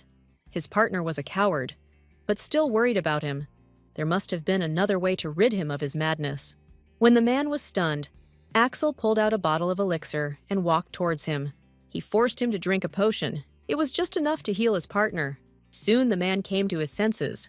Not fully understanding what happened to him, Axel handed him his bag of supplies and told him to wait for him here, and he would go on the task alone. The pink-haired man was surprised that he didn't leave any food for himself, but Axel assured him that he already had everything he needed. The man was surprised, because it was an inventory, a terribly expensive spatial artifact. Had the owner really given it to him? But Axel knew that he did not give this thing to him directly. He read about her in one of his master's letters, and soon found her during a mission. In fact, Adrian had many subordinates, and Axel did not understand why he got the equipment. He then found the necklace too, and Simon told him that he could keep it since it wasn't listed as an item required for the quest. Axel didn't know if he could really take everything that the owner allows him to take. Simon just grinned and warned that in the future, this necklace might break due to the terrifying fire. An unusual building brought the young man out of his memories. It was that same labyrinth, and its core, according to the map, is located underground. When Axel walked inside, he was surprised, because he thought that the place would be full of monsters. But the place was absolutely quiet. Coming closer, he saw the body of the demon. He was dead. Axel didn't expect to stumble upon an already dead monster in a place like this. Looking for the core, he climbed up. In fact, this body was a little alarming to him. Why was it even here? Most likely, this monster was the protector of the labyrinth core. If it is dead, then the core must also be destroyed. Axel didn't like the fact that there were no small monsters here at all, and if the labyrinth was not destroyed, the pollution would continue to grow. But something was wrong here. The core was destroyed, but the essence was still inside. While Axel was thinking that it should have dried out long ago, an incomprehensible sound came from behind him. Turning around, he saw some strange matter closing the door leading outside. The same guy threw his sword at her, trying to stop the matter, whatever it was. He knew that everything was not so simple. No one had looked into the destroyed labyrinth for so long. But now, when the path to escape was blocked, the long-awaited victim was driven into a trap. And the powerful demon, who has been starving for a long time, will finally taste food. Axel realized this labyrinth was a trap. He was lured here to be eaten by a demon. But who could have known that he would encounter him here? Seeing the monster's dismembered body, he decided that the previous troops had done it. But it must have been the work of the demon himself. It was an insect demon. Small demons like these pose no danger. But once they start feeding and growing, they become bloodthirsty creatures. Given the amount of mucus, Axel's fire spells won't help here, and his sword is stuck and rendered useless. Now, he had to think of something before the demon swallowed him, and then he remembered the letter. It was supposed to help in a difficult situation. But when Axel unfolded it, his soul seemed to fall into his heels. Only one phrase was written on the black paper: "Don't come back alive." The guy clenched his teeth in anger. He had come so far, and his master wanted him dead? He immediately remembered his partner's words, that this task meant certain death, and how he did not believe him then. Axel furiously crumpled the black paper of the letter in his hands. All this time, he was grateful to Adrian Black. He did not even think that he would wish him death. But the guy was not going to die here at his behest. He fought against a monster that even the strongest elementalists could not defeat.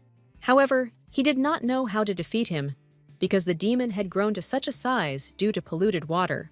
But if you lure him into a trap, he will be able to surround him with flames, and then the monster will burn, because even the most agile demon will not be able to get out of such a cage. Axel thought, if there was no mockery in this letter, if it were similar to the previous ones, what would be written there? After all, Adrian always used his sharp mind. He told Axel how to turn the situation to his advantage. His words were like a prediction. The guy once again read the phrase written in the letter, and then images of the elixir flashed through his mind. At that moment, he understood everything. His owner really had a gift. At the moment, Axel has a huge supply of elixir. He was given more flasks than usual when he was sent on this mission. The elixir is a magical cure for pollution. But will it work on an infected demon? If Adrian was able to foresee this, and provided Axel with the elixir for this reason, then the letter was not needed to make him give up. This was another test prepared for Axel, and perhaps if he passed it, he would be worthy of meeting his master. Meanwhile, in a clearing on the top floor of the labyrinth, Ariadne settled down with Veronica. Axel had been inside the labyrinth for several hours. In order to secretly observe his test, Arya infiltrated the contaminated area of the labyrinth with the help of Veronica's shadow butterfly. She found it 3 years ago when she agreed to take the test. The butterfly became her second elemental spirit. Now Veronica is different from the rest because she has 2 spirits in her power at once. Such a miracle could only happen if a person had exorbitant talent and determination. According to the plot of the original novel, the main character will defeat the monster in 4 hours. So Pai mentally suggested that Arya take a break and eat. But the girl couldn't even think about food, because in the original, Axel barely survived, and she also gave him such a nasty letter. She already wanted to help him, but Pai, who had grown up over all these years, warned her that in this case the probability that the protagonist would understand her was 95%. But Arya was still worried that he might make some mistake. She was only reassured by the thought that she had prepared a plan in case the hero failed. When she was deciding how to develop Axel, she tried to stray as far from the original as possible, but she had a backup plan, in case Axel Valentine goes overboard, if he strays too far from his original version. But this plan was very dangerous, so Ariadne hoped that everything would go as expected.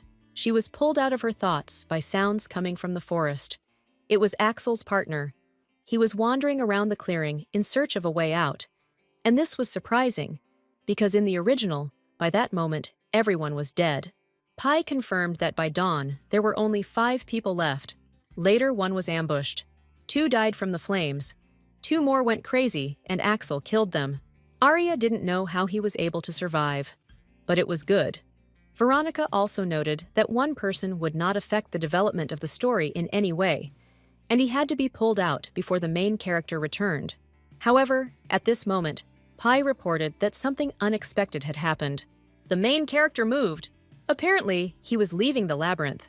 Axel himself, walking along the cave corridors, thought that the battle was so easy that he almost fell asleep. The idea of attacking with the elixir worked. The insect's body began to melt as soon as the elixir touched it. The monster got smaller and smaller and eventually became very tiny. And then it's time to crush him. Axel also managed to get his sword back. As he emerged from the maze, he reflected on the fact that he had finally completed this task. At that moment, a blade flew towards his face. The guy barely had time to dodge, receiving only a scratch on his cheek. It was his partner, apparently. He went crazy again, deciding to attack Axel, but something was wrong. Someone changed the trajectory of his attack. However, the guy managed to react, and before the pink-haired man could swing for another blow, he was already knocked to the ground. Axel held him tightly by the clothes. The man's eyes did not look mad, but he just silently looked ahead. Then, Axel summoned the spirit. His hands lit up with fire. Perhaps this will make the man speak. He couldn't call the spirit back, because that way he wouldn't be able to protect his body. But apparently, he wasn't going to respond in a good way. But before Axel had time to increase the flow of power, the man screamed. It was all about the young man's inventory. He wanted to sell it, and then he could live in luxury. There would be no dirty work. But now he tried to turn it into a joke, saying that the boy simply shouldn't have shown such expensive things to everyone, and that this situation was just a warning. Axel just grinned. Did he really look so soft-hearted? Because he allowed his partner to live only because he cared about him. But as soon as the advantage appeared, he immediately decided to kill the guy, so he had no reason to leave him alive. Soon all that was left of the man was ashes, and then a golden-haired stranger in a mask appeared in front of the guy. He didn't know who she was, but he realized that she was a short girl. Morning glory bloomed under her feet, thus revealing the elementalist's territory. He suddenly remembered how his former partner suddenly redirected his attacks. It could very well have been the work of this girl, but Axel did not sense any hostility in her. Then he asked the stranger who she was, but Arya herself at that moment was overcome by strange thoughts. For the first time, she saw a person burning alive. But now she was not alone. Pi always kept the channels active, so the great spirits were watching her. She changed her voice with a special drug, so now she needed to calm down and do what she had to do. Then she mustered all her will to put on a cold face and told Axel that she told him not to come back alive. The guy was very surprised. Could it really be Adrian Black, his master? Arya asked him again why he came back. The girl had to say Robert Black's line correctly. She had to make Axel feel betrayed. Then the girl said that she simply did not want to kill him with her own hands, and he should have understood this and died. The next moment, she waved her hand, and a space of water formed under Axel's feet. She called upon the great spirit White Purity. He was interested in this action, so he allowed the use of its power. White Purity is the spirit of the North Sea. As soon as a person falls within the range of his attack, he begins to suffocate, and his blood freezes. When Axel realizes that Adrian Black is really trying to kill him, he will decide to use terrifying fire. Then, Arya will suppress the flames and bring him to the brink between life and death. This was the scenario of betrayal and the reason why she came here. As in the original, Ariadne used several figures for this, the first being Axel's comrades. The girl could use a clever technique with which she could combine the powers of two great spirits. It was impossible to defend and attack at the same time, so it was difficult for Axel to resist. But Arya understood that the hero needed to become stronger. Now he was slowly suffocating, unable to move. However, Pi reported that he was not trying to move at all. Arya didn't understand what was happening, but she hoped that he would understand what needed to be done in the water, because he had trained many times in conditions where it was necessary to use fire. But time passed, and Axel did nothing. Then Pi reported that he had reached the limit of time for which a person can hold his breath. Axel needed to attack Ariadne immediately. Otherwise, if things continue like this, he will die in 1 minute. The girl hoped for a better outcome. Because he is an elemental knight, his body must withstand more than the body of an ordinary person. But Pi said that the remaining time had already been calculated, taking into account the fact that he was an elemental knight, and the protection of the fire spirit was not very helpful in breathing in water. Arya didn't understand why he gave up. Would he really die like this? If Axel dies now, he will not be able to regress. He will gain the ability to manipulate time only after visiting Labyrinthos, the old capital of Crete. But there was less and less time left. 10 seconds. The girl's hands were shaking. She mentally begged the young man to do something. There were 4 seconds left, but the surface of the water was still calm. No one was swimming out. With only 1 second left, Arya canceled the spell, removing the water in which Axel was drowning. The guy suddenly found himself in a green clearing. He was coughing, trying to catch his breath, but the effect of the spell was too strong. He lost consciousness and fell limply on the grass, and Ariadne immediately rushed to him. Pi analyzed his vital signs. The main character was now fainting. His body was struck by the active water element. However, his breathing returned to normal, and all his vital signs returned to normal. And then Arya breathed a sigh of relief. A little later, looking at her mask, she wondered why Axel didn't resist. Because if he died, she would have to fight alone. He must have believed that the girl wouldn't kill him, and that was very reckless of him. To him, Ariadne had to be the one who gave harsh tasks without ever appearing in person. And even if in his eyes she became his second father, and he decided that he could rely on her, he still shouldn't treat her like that. Her. She even sent him a letter in which she wished him death, so why did he still believe her? Ariadne expected that she would receive his trust, because the main character clearly understood that he was treated in a special way. But she didn't think he would trust a man who would try to kill him. The girl gently touched the guy who was lying unconscious, silently noting how much he had grown. She had always imagined him as a gloomy and tired guy, but now that she had met Axel in person, he made a completely different impression on her. It seemed like it was better than seeing him just tired, but Arya felt that she was overprotective of him, because she wasn't pretending like Robert when she praised him, so this development seemed quite justified. Robert pretended to be a good man, and then sent Axel into the lair of hungry monsters.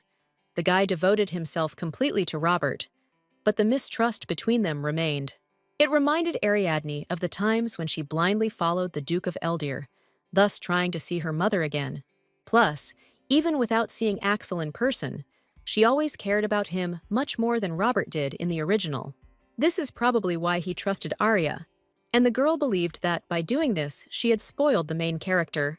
In the novel, he does not trust anyone, and for this reason, he was never possessed. But in the future, it will be difficult for him, because even despite the great danger, he did not resist, and with such weakness, he will not survive. Arya understood that Axel had changed, and if she tried to return to the events of the original, there would be even more problems. But she had another way. She would have to take the main character out of the story. Not long ago, while Arya and Pi were studying Retta, they learned about what the demon faction was looking for, and thanks to Pi's knowledge, the information they found crossed all boundaries. Using spiritual techniques, strength, power, wealth, and time, surpassing the main character, Ariadne will be able to destroy the Great Labyrinth without him. Axel's ability to regress is a dangerous process that destroys the laws of the world, so it is better not to use something like that at all. She understood that she should have moved to another plane. It would be better for her to destroy the labyrinth herself. She felt that she should have chosen this path from the very beginning. In this world, Axel is already considered an adult, but a boy who is not even 20 years old cannot cope with the events of the original. Without thinking twice, Arya called Veronica, and she appeared that very second, leaving behind a trail of dark aura. Her ability to turn into a shadow was truly incredible. Ariadne ordered her to take Axel north and gave her a bottle of powder to put the guy to sleep if he suddenly woke up. It was similar to Rita's powder, but the girl used different ingredients, so this substance simply makes a person sleep soundly without causing any side effects. Arya told Nike to take it to the icy forest labyrinth. If the girl goes there on a shadow butterfly, the journey won't take much time. She also mentioned that she needed to visit Aunt Rebecca before returning. She had some business there. Having received all the necessary instructions, Veronica immediately set off, taking Axel with her, and Ariadne looked after them. She thought that Axel had received a second spirit in the northern labyrinth, but now it didn't matter. While the guy was there, Arya had to stabilize the chess association, because if she continues to openly help Axel, her secret will sooner or later be revealed. The icy forest labyrinth where Axel ends up is a place where you can get lost for months. But small peoples live there and will welcome the guest with cordiality. Their villages are surrounded by snow and ice, so there can be no fire. They don't care about the power that Axel has, so he can make friends. In the original, the hero returned to take revenge on Robert, but now he can just stay there. From now on, he could live as he wished, and Arya hoped that Axel would be happy there. Once the girl also suffered, but now her life has completely changed. Ariadne wanted Axel Valentine to finally be able to live a happy life, and she herself would change the end of the story. Lost in her thoughts, the girl again found herself in the library, where Pi, who already looked like an adult, was already waiting for her. Arya was very happy to meet her friend. She noticed that he had become even taller. After deciding to become a man, he began to grow at an amazing rate. However, Pi was overcome by doubts. He even wanted to become a girl again. It seemed to him that Arya disliked him because of his height, but the girl hastened to dispel his doubts because she liked him in any form. Then, Pi reached out to Ariadne's face, intending to kiss her on the cheek as usual. But the girl stopped him, covering his lips with her hands. It seemed to her that now that he looked different, it was all a little strange. The next moment, Pi's body began to emit a bright light, and Arya knew what that could mean. Pi changed her gender again, and now she looked like an adult girl. She understood that Arya liked her better in this form, and for her, this was the most important thing. And although Ariadne tried to explain that she had nothing against P-Boy, the library keeper understood that her friend was not shy about her in the form of a girl. But it was time to move on to important matters, and Arya reminded Pi of her last request. She asked Pi to find someone who could take on the role of the main character. They went against the original, so they wouldn't be able to get Axel into the Great Labyrinth, but they still had to get there somehow. So Arya had to decide who would challenge the Great Labyrinth instead of the main character.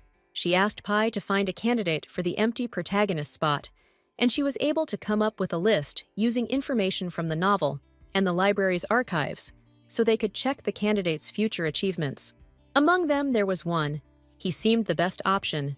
He had a lot of experience behind him, as well as useful skills. It was Ludwig Blair, an elemental knight with red eyes, like the main character.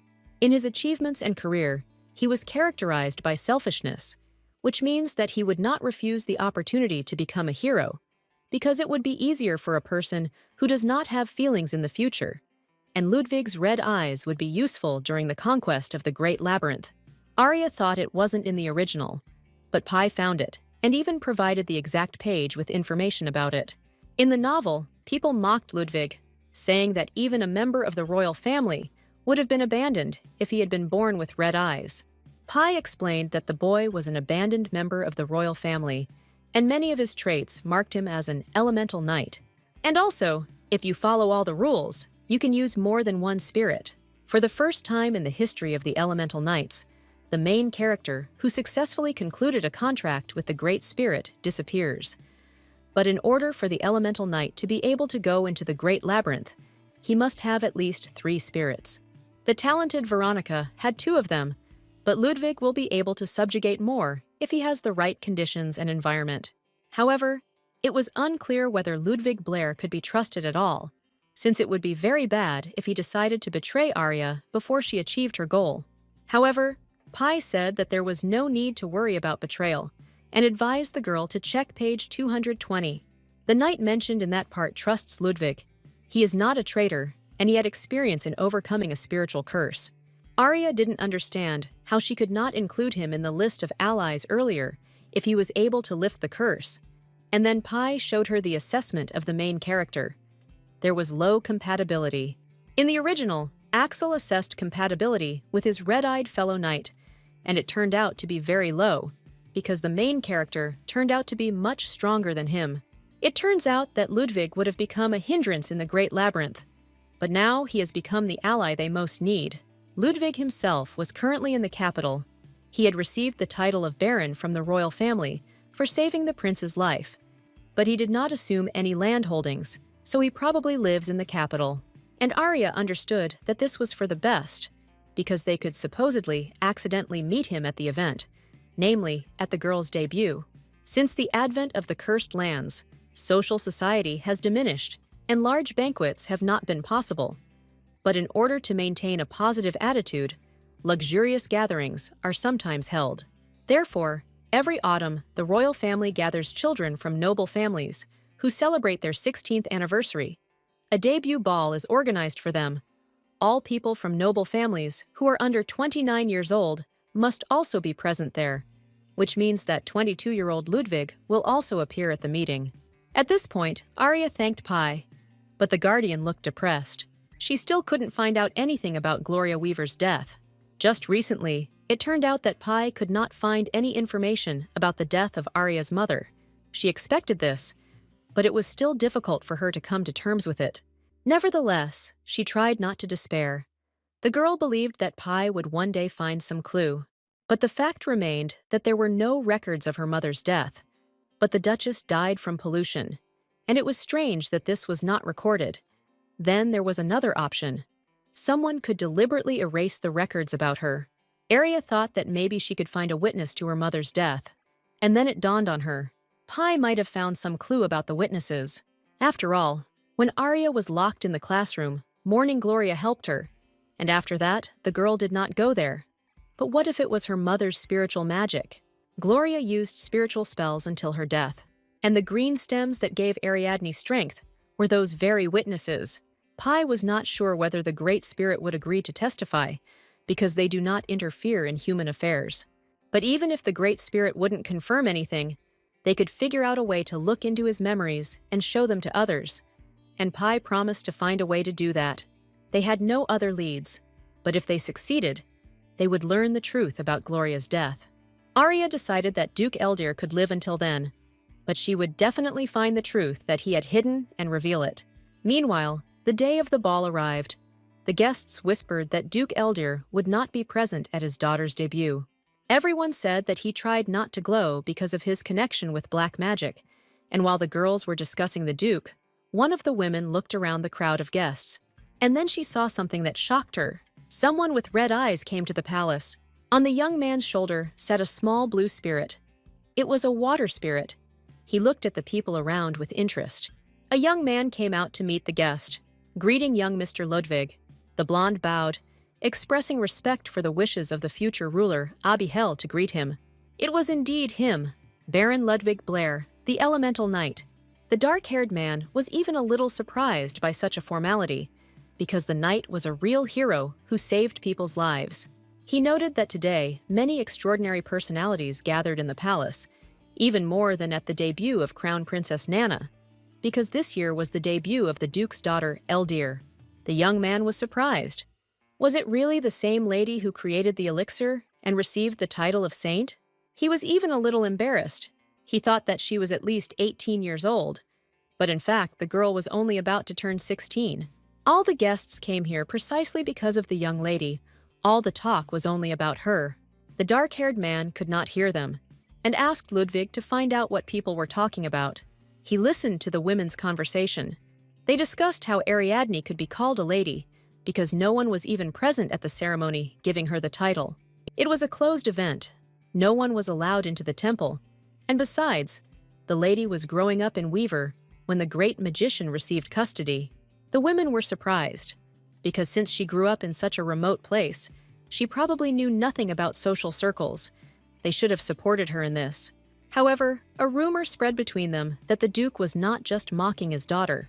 There was a theory that he tested potions and medicines on her, and because of this, the lady's body suffered, and she does not show herself to anyone. The rest of the women couldn't believe their ears. Did he really dare to experiment on his daughter? However, they still did not understand why the ceremony was held secretly. Could these rumors be true? They decided that they should not show surprise if something happened. They needed to be careful with their words. Meanwhile, Ludwig silently watched the women, learning what they were talking about. He shared the information with the dark-haired man, who confirmed that the rumors about the experiments were most likely true. Then Ludwig thought about it, because he knew only two things about Lady Eldir. First, she received the title of saint in childhood for creating an elixir, although the girl herself did not possess divine power. And second, it was the Weaver family that supplied the elixir to the market. However, he heard about violence and guardianship rights for the first time, and then he thought that this could be used against the lady. Then she, like Ludwig, would bear the stigma for the rest of her life. A member of the royal family, abandoned due to red eyes, a prince exiled from the kingdom of Duradot, and in order to get rid of such a stigma, he needed to perform an incredible feat. Ludwig tried hard to be remembered, not as an abandoned prince, but as an honorary elemental knight. But everything turned out to be much more complicated. Most likely, this also put pressure on the lady, because before receiving the title of saint, she was christened a child who was abused by her own father. Ludwig was distracted from his thoughts by the appearance of the debutantes. At the ball, they were presented from the beginning of the hierarchical ladder. They took turns coming out with their accompanying people, and according to this order, the Duke's daughter Eldir was supposed to come out last. And when Ariadne's name was announced, Ludwig froze in surprise. The girl looked simply incredible in her blue dress. She was only 15, but her dazzling beauty instantly captured everyone's attention. Looking at her, the man wondered how a person could be so beautiful. At this moment, Arya glanced at Ludwig, who caught her gaze. He didn't understand why the lady paid attention to him. It must be just an accident. But Ariadne did not look away. Instead, she smiled softly at the young man. Ludwig didn't understand if she was really laughing at him like that, but everyone around was now looking at him, It only lasted a few moments, but those around him were looking at him, not at his brand, and it was incredibly exciting. Looking after the lady, he understood that he would not allow himself to forget these seconds. Meanwhile, Arya went to another part of the hall, where Eric, Solan, and Ernest were already waiting for her. The girl had to choose with whom she would perform the first dance, and her grandfather was just wiping away his tears. He was sad at how quickly his baby had grown. But Eric was sure that the girl would choose her brother. Arya still couldn't decide who to give preference to, but her aunt, Celiana, told her that in any case someone would be sad, so don't let the girl worry too much. Then Ariadne decided that it was worth choosing the one who would be the saddest to remain on the sidelines. She walked up to her grandfather, the old man's eyes still blurred from tears. Smiling warmly, the girl asked to give her a part and dance with her, and Solon happily agreed. Ernest also found a mate, his wife, Celiana, and then Eric was indignant because he was the only one left without a partner. And then Solan pointed him in the direction where Veronica stood in a festive knight's attire. The young man was even more indignant because they weren't even friends with her, and the magician decided to take his granddaughter far away from her enraged brother. When it was time to dance, Ariadne and her grandfather spun in the very center of the hall, catching the admiring glances of the guests. Soon, most of the guests also joined in the dance, catching the general festive atmosphere. Then, Solan decided to ask Arya, who was the elemental knight with scarlet eyes that the girl was looking at. Hearing that she liked him, the man seemed to freeze in his tracks. Had his granddaughter really fallen in love? But Arya tried to calm him down. She took his hand, saying that he just stood out from the rest. She understood that her grandfather was worried about her because of what happened to her mother, so she promised to tell him or Celiana if she suddenly liked someone. Solon also asked to report to him if suddenly some narrow-minded young man did something to her, then he and Ernest would very quietly resolve this issue. And despite all attempts to save her, Ariadne understood that she still needed to secretly meet with Ludwig. When the dance was over, different guests kept coming up to the girl. They asked her different questions, invited her to another dance, or just looked at her in fascination. And Arya knew that in secular society they had heard a lot about her, but she did not expect this.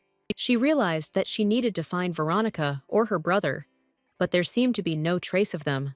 And then she suddenly saw Eric in the crowd of guests. The young man caught her gaze and immediately went to his sister. She needed help to somehow escape from the crowd that surrounded her, and Eric couldn't think of anything better than to just pick her up, tell everyone that she wasn't feeling well, and carry her away from here. The girl was shocked.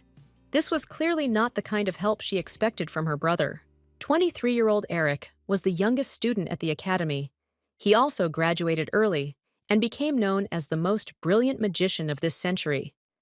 In his thesis, he described how the protective circle could be significantly improved, and this amazed both magicians and ordinary people. Eric even managed to single-handedly deal with a monster that had escaped from the laboratory. He is good at theory and skilled in practical magic.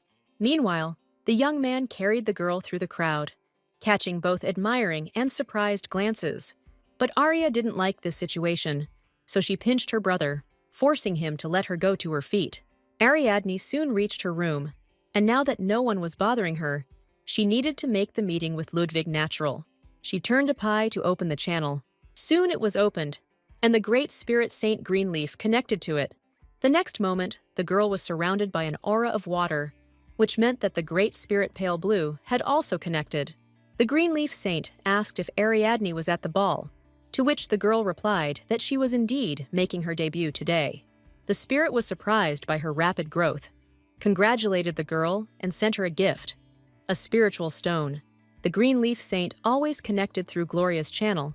He was kind to Ariadne and watched over her since birth. Sometimes he sent her spiritual stones as gifts. They were very valuable because they are endowed with the power of the Great Spirit. These stones do not disappear when the channel is closed, so Arya could use them as needed. She thanked the spirit and asked him to fulfill one more request. She needed to find someone. It was for this that Ariadne attended the ball. This person was simply necessary if she wanted to conquer the Great Labyrinth. The plants crawled along the balconies and soon came across a man's cloak. which means he was not inside the castle either. What luck for Arya. Finally, she found him, Ludwig Blair. The girl timidly waved her hand at the young man, and at the same time, the plants that had managed to entwine the handrails of his balcony also twitched. Ludwig's surprised face could be seen from afar. Arya beckoned him over with her hand, because if he returned to the corridor, then he would definitely attract unnecessary attention. The plants moved again and intertwined into something that looked like a bridge. The girl was not sure whether such support would be enough for the man, but she still called him over again, and if he ignored her request, she would have to wrap a vine around his neck and drag him here. But before she could finish her thought, Ludwig's water spirit spread its wings and brought him straight to the girl. As soon as he touched the floor, the man immediately bowed to the holy lady, saying that it was a great honor to meet her. Arya greeted him, saying that he could just call her princess, since she didn't have divine powers after all. The young man himself was surprised to learn that the girl knew his name, but he was even more surprised that she possessed elemental power. He even got a little nervous when Ariadne looked at him and didn't understand whether they had really met somewhere before. There was one thing that Ariadne did not notice at first. Ludwig skillfully used his appearance and also knew when to stop so as not to cause hostility. In this, he was very similar to the Duke of Eldir. Now Arya understood the reason for her grandfather's violent reaction. Pai hastened to reassure Arya, saying that she was not at all like either Ludwig or the Duke, so the girl could always turn to her. Ariadne told the young man that today she saw him for the first time, but she had already heard something about him. She had heard rumors about his wonderful abilities, that he was an outstanding elemental knight, but Ludwig said that all this was the merit of his baby spirit. His companion was a water dragon, and although he was very small now, his true form was larger. Ariadne admired the fact that the guy could control the size of the elemental. It turns out that his abilities are as good as they say. And after all these flattering speeches, Ludwig realized that this lady wanted to get something from him. Arya really had a request for him, and the young man was already upset that her praise was not from the heart. But before he could finish speaking, the girl voiced her proposal. She asked if Ludwig Blair wanted to become a hero. She explained that her goal was to seal the Great Labyrinth, so she was looking for people who could help, and they could become wonderful allies. Ludwig was a little taken aback. He didn't understand what was happening. It seemed to him that the girl was joking, but Arya immediately set boundaries, saying that they were not in a relationship to joke around, and this surprised the young man even more. Was she really seriously suggesting this? Obviously, he thought it was funny that the lady who had just debuted today wanted to seal the Great Labyrinth. Ludwig really believed that becoming an elementalist at such an age was amazing, but the girl's aspirations seemed very naive to him. Then he asked if she had seen a real monster at least once in her life. Ariadne grinned slyly, and the next moment, a huge green monster with one eye appeared behind her. Then she asked if she looked like the one who had not seen them. Ludwig couldn't believe his eyes. It was a one-eyed giant, a monster of the highest level, and she created him from the ground right here on the palace grounds. Only a monster that you have seen in person can be recreated with such precision. It turns out that she actually encountered him in the jelly, or studied very hard, since she knows every little thing about him. Then the young man realized that this girl was very different from ordinary elementalists. Usually, elementalists only embody the territory of the great spirits, and if they can slightly influence the summoned, then they are already considered special. But this was not just a modification. She recreated something very complex from ordinary soil. Would a young girl who had just debuted be able to do such a thing? When Arya was sure that Ludwig had seen all the necessary evidence of the seriousness of her intentions, she handed him the envelope. She was going to show him her preparations, and after that, he could make a decision. Inside the letter was an invitation to Weaver, and Ludwig wondered if she really wanted to introduce him to her people. However, everything was a little different. It was an invitation to the Larashua Labyrinth, which put the young man into a stupor, because he had not heard that a labyrinth had been discovered on Mount Larashua. Ariadne only replied that it would soon be discovered, and then Ludwig asked if she could really predict where the labyrinths would appear, but Ariadne knew only about a few of them. In the original novel, Veronica was supposed to die in the Larashua Labyrinth, protecting Eric.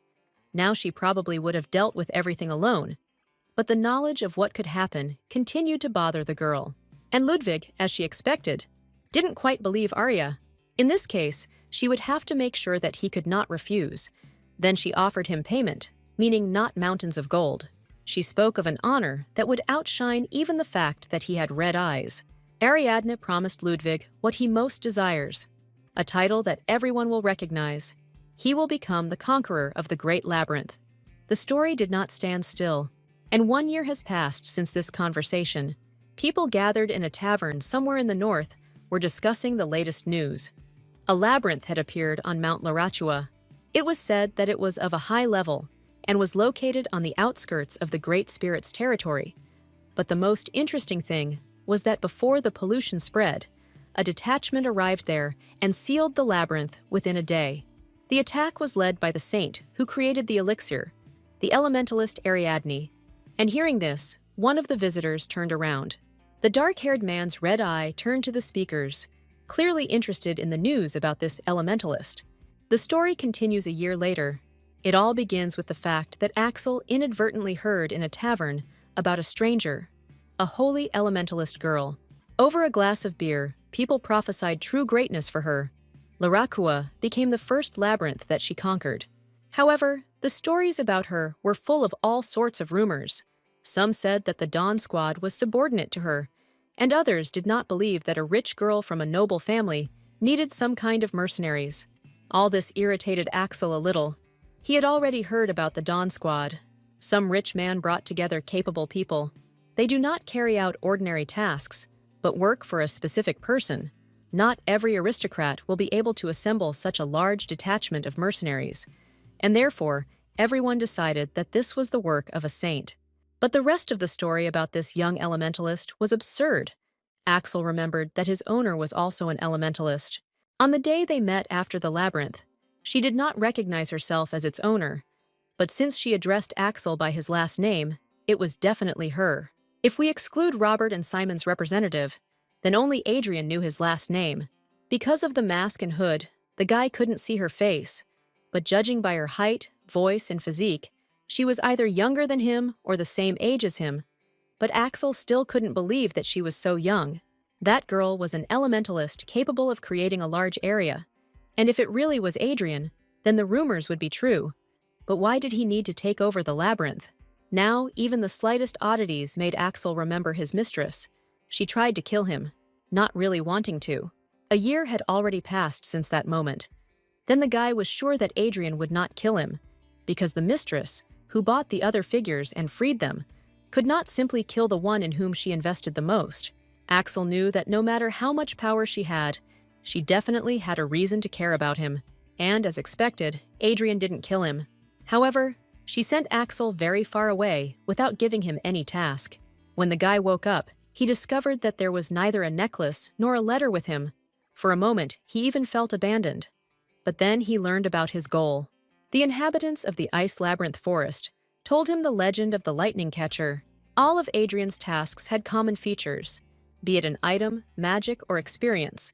But in the end, Axel always got something. In the place where he was sent, there was a legend about the elemental knights who made a contract with a couple of local beasts.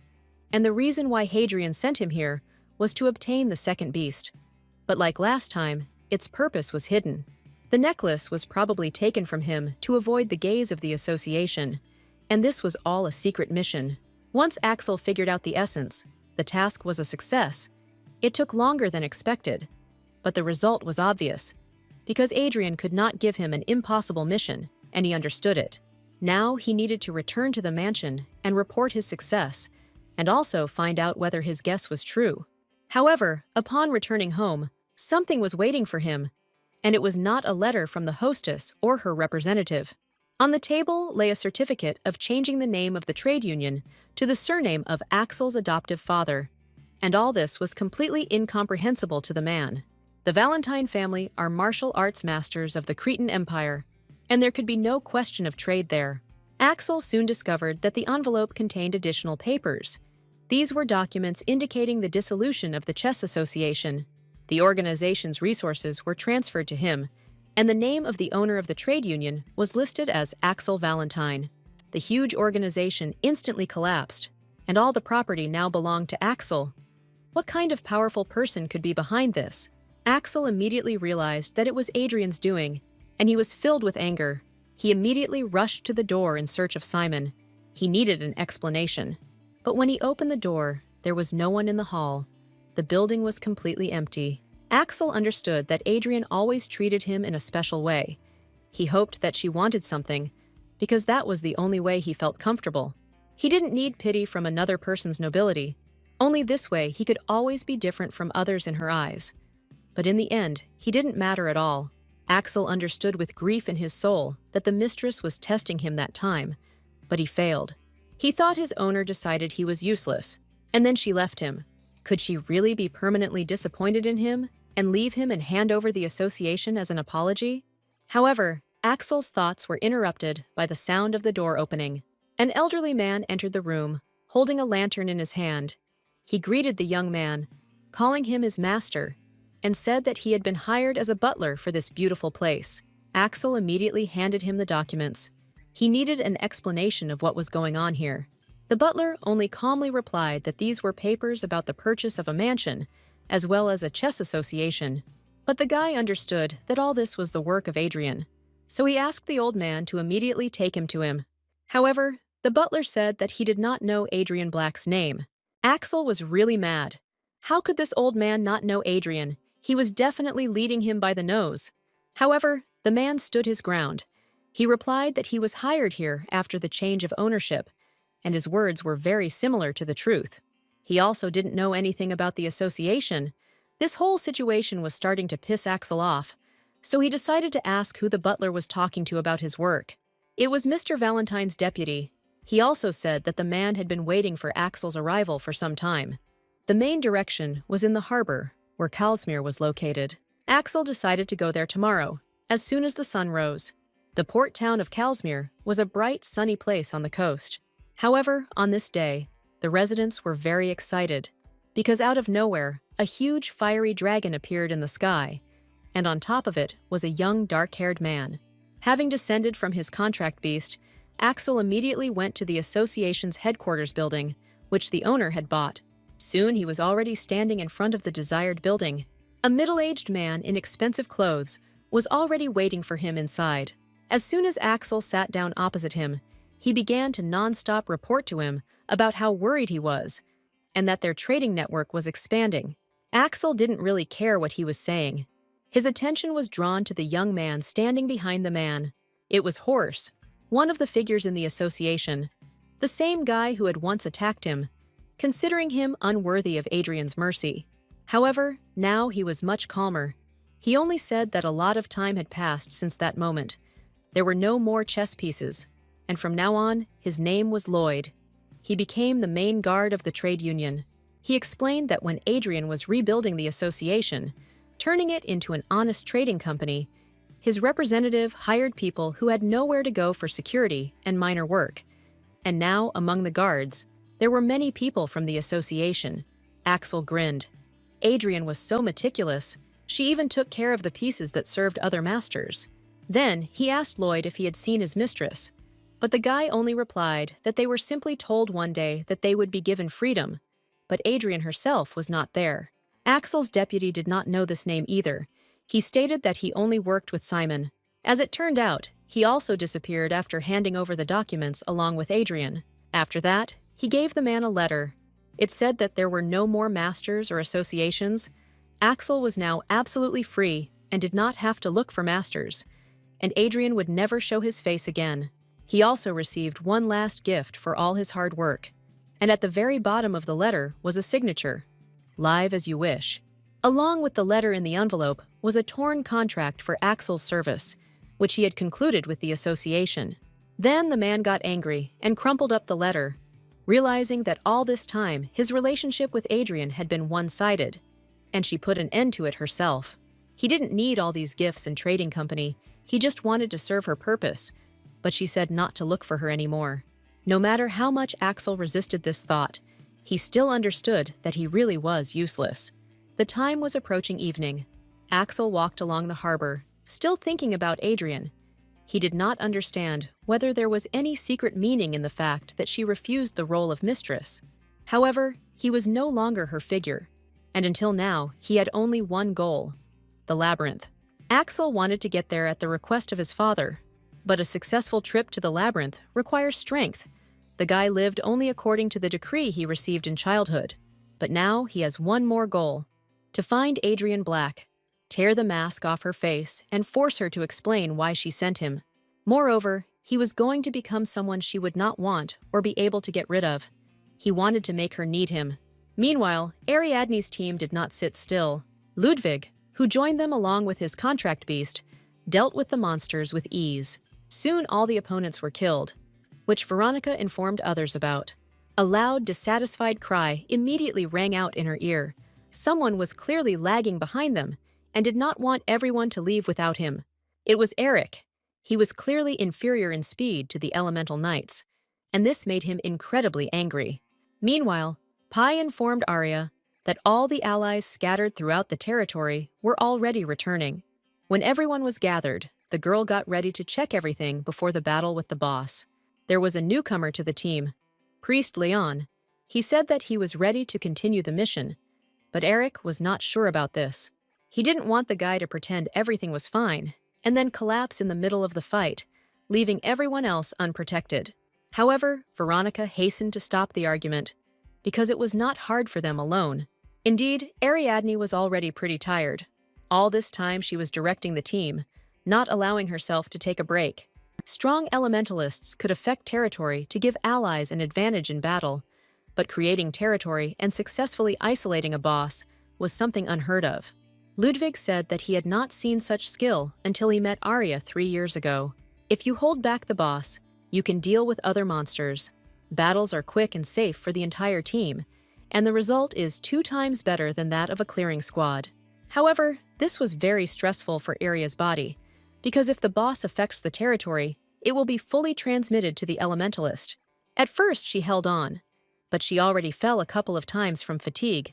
And even if Arya could hardly endure such trials, then an ordinary person would definitely have died by now. Eric and Veronica hoped that Arya would not continue, but apparently she was not going to give up. However, there was one way to help while she held back the boss, and the guys invited a strong priest who would constantly feed her with divine power. The method turned out to be effective, but it was clearly not easy for the priest, even though he claimed that he was ready to continue the expedition. But, apparently, he was not particularly welcome here. Even the 1,000-year-old Snow King offered Arya a deal: 500 spiritual stones for the life of a priest. But the girl could not agree to this and did not want to. Even Pai himself agreed with such a deal. He also wanted the boy to leave. They were forced to take Leon because of his large supply of divine power, but he did not even have basic skills and was not willing to learn. When Arya asked him to check if all the team members were okay, he replied with a smile on his face that no one was hurt. But Pai's data indicated otherwise. There was an injury on Ludwig's right hand. Ludwig himself immediately began to make excuses that it was just a trifle, but Arya insisted that he show her. When he lifted his sleeve, everyone saw a bloody abrasion. Then the guy apologized for hiding it and promised that he would not make such a mistake again. Leon looked genuinely surprised, unaware of the hidden wound. Then, Ariadne urgently asked him to check for wounds not only with his eyes. Leon began to ask in response, saying that Ludwig hid the abrasion and he had no chance to find out about it. This behavior was absolutely unbearable for the girl. She has already encountered this. Such people are polite to elders. But as soon as someone younger points out their mistake, they immediately throw a tantrum. Arya sent the priest to help Ludwig with the wound, thinking to herself that after this sortie, she would send this boy to hell. The rest of the team was thinking the same thing, and the girl understood that problems were arising due to the absence of someone in the place of the main character. In the original, Axel also separated the boss and dealt with the rest of the monsters, but he was strong enough to fight alone. Without Axel, Arya could not trust everything to Ludwig and Veronica, so they began to use elemental powers. However, the huge load on the girl's body led to difficulties. Arya understood that she could not take a priest with only divine power into the team.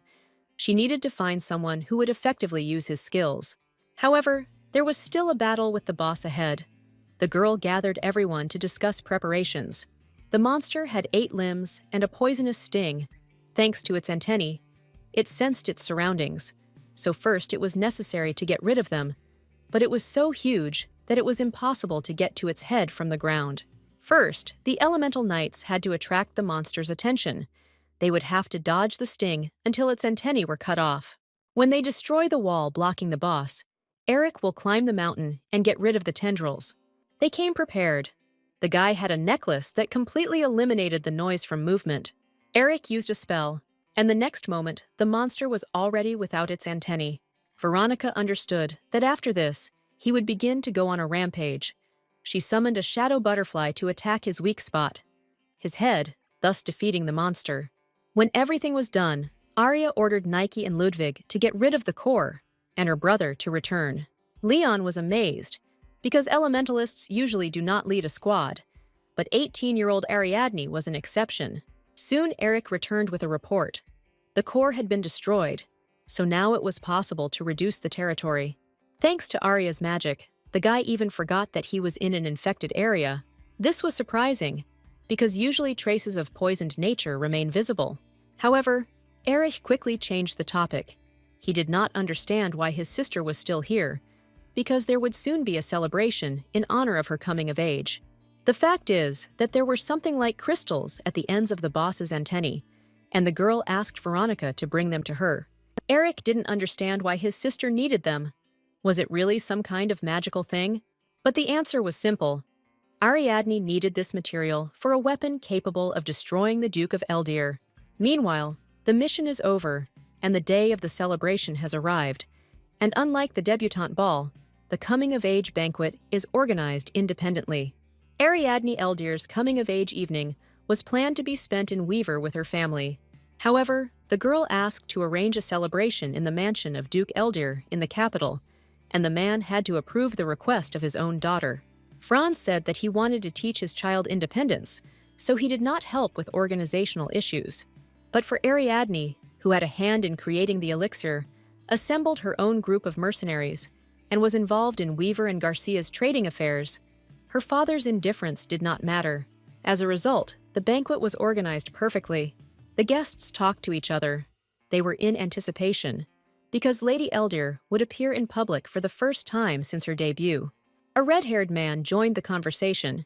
He noted that the reason for such secrecy was that the lady immediately after her debut went to conquer the labyrinth. In 3 years, she was able to close 13 labyrinths, and during all this time, only 5 people died, which was an incredibly small number for such a dangerous task. Some didn't believe in Arya's abilities, but even the conquering aristocratic party had 20 casualties in 1 year, making the stories of the lady's deeds seem more true. The guests were impatient. Some admired her, believing that she could conquer the Great Labyrinth, and others dreamed of doing business with her. But soon the conversations were interrupted. Ariadne herself entered the hall. She walked carefully into the center of the hall. She was wearing a beautiful dark blue dress. She looked simply wonderful. However, there was no smile on her face, because among the guests, there was a man whom she would like never to see in her life. It was her father. They met each other for the first time in 11 years. His face fell, but neither the kidnapping, nor the trial, nor attempts to change Ariadne's mind with letters helped him. He could not return the elixir. His marriage to Rita Picardo also brought him many troubles, and only a statement about the influence of black magic on the mind helped him avoid execution. From that day on, he lived on the bottom and suffered all the time. But his beauty, despite old age and fatigue, remained the same. Arya noted that she really looked a lot like him, but she refused to acknowledge her relationship with him. She was her mother's daughter and had nothing to do with the man standing in front of her. Franz greeted his daughter. He even shed a tear, saying that, having matured, she should understand him. He smiled, saying that everything he did was only for her benefit, and she still got rich from the elixir using his research. But Arya did not answer anything to this. According to the traditions of the coming-of-age ceremony, parents must pour a glass of wine for their child. This bottle was sealed on Arya's birthday, and she will receive her drink tonight. The Duke handed his daughter a filled glass, inviting her to return home. He noted that all his love was contained in this drink. Then Ariadne replied that since all his love was here, She would not allow even a drop of it to touch her lips, and then poured the contents of the glass onto the floor. She didn't trust her father enough to not allow herself to take a sip and risk dying like her mother. The Duke was taken aback, pointedly trying to pretend that he did not understand what his daughter was talking about. But Arya was an elementalist, like Gloria, her mother. The great spirit that had access to Gloria's channel could contact her, and with these words, the girl ordered the cover to be removed from the large mirror standing at her side. She made it with her grandfather. If it contacts the great spirit, then old memories will be reflected on the glass. Arya said that 11 years ago, when her mother died, she saw the morning glory. The vines died trying to save her from her own father. So this moment was truly a long-awaited one for her. She and Pi learned of Gloria's death before the debut evening. A little later, Pi managed to find a way to show the Great Spirit's memories. Morning, Gloria was ready to show the memories of Arya's mother. They had a little trouble finding materials for the crystal mirror, but they managed to find everything they needed in the maze. Everyone, especially the Duke, claimed it was an accident. But if it were an accident, why was there no information about her death? The Duke was taken aback. He did not know how to respond to all these accusations. He tried to explain himself, but no one listened to him. Ariadne was filled with determination. She was going to reveal the truth about what happened to everyone right now. A few moments later, the entire hall was illuminated with a bright light. The mirror was ready to show the whole truth. Soon the outline of a room began to appear. Arya carefully watched what was happening. She could not hold back her tears, although she had been preparing for this moment and had already seen everything herself. The truth was that while the girl was being experimented on, her mother was suffering from infection. The Duke stood over her bed, calmly asking her what she felt like, how bad the pain was. But Gloria's condition did not allow her to say a word. Franz noted that it was very stupid of her to interfere with the creation of the elixir, and now she had to suffer the consequences. He assured her that their daughter's mission was noble. With her help, a miracle cure would be created that would change history. And although the girl would suffer, she would cope with it. Everything would be fine if Gloria had not tried to kidnap her. Then the preparations would have been completed, and the woman herself would not have died from infection. If she had simply not interfered in his affairs, she would have found happiness with her daughter. But her actions forced the Duke to do this to his wife. With these words, he left the room, leaving the dying Gloria alone. The woman could not utter a word. She only directed her strength to contact the spirit and help her daughter. The girl was sitting locked in a tower when she saw that the vines belonging to her mother began to wither. At that moment, Arya understood everything. Her mother had died. This was the fate of Gloria Weaver. The Great Spirit showed this through his connection with Ariadne. He kept the memory of that day. Everyone present in the hall was shocked, and when the Duke realized that all his deeds had been hidden, he turned pale, not knowing how to explain it. Arya tried to hold back her tears. She had been preparing for this day for a long time. Today they received everyone so that as many guests as possible would come. She also invited the ruler of the kingdom, and for this moment, the evening was organized in the capital. Turning to the man, Arya bowed to him. His Majesty the King, the nobility and high society of Yahello, and she realized that the time had come.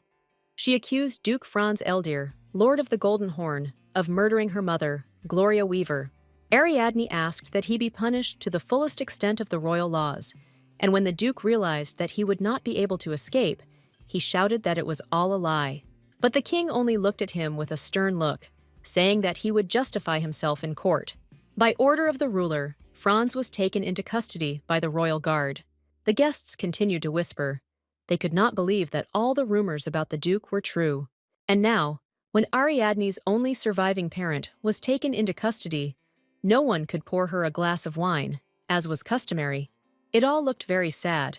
And then the king took a step forward, intending to pour wine for the girl instead of her parents. But he was stopped by the piercing gaze of her grandfather Solon, and the ruler immediately understood everything. The great magician would do it instead of him.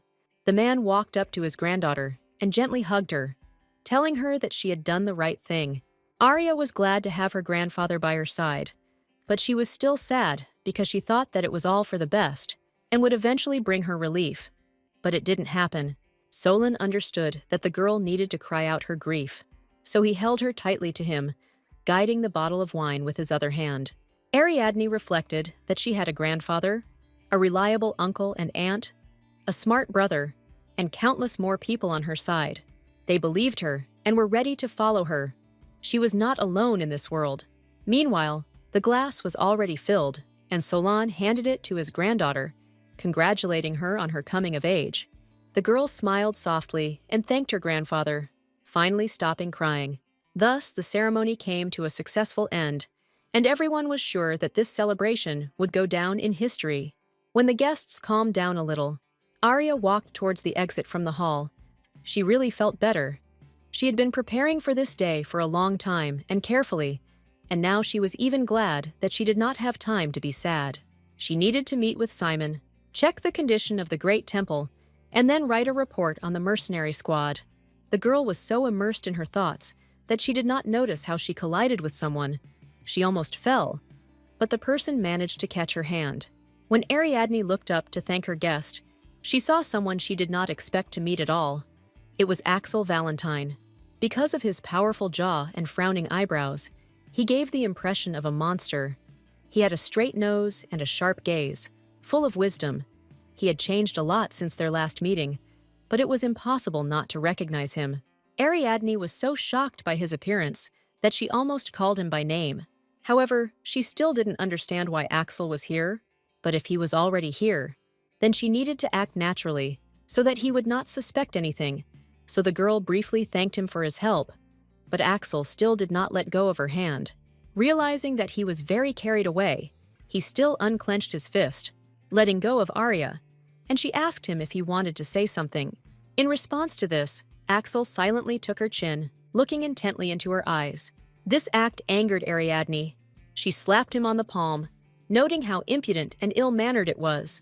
Then Axel bowed, asking to be excused. He said that he had confused the girl with one of his friends. Ariadne was in a stupor. She did not understand what was wrong with the man. He was not at all like himself from the original. His movements were so graceful, but she was alarmed by the words about a friend. She hoped that he had simply confused something, because on the day they met, the girl was wearing a mask. Arya then said that she had never seen him before.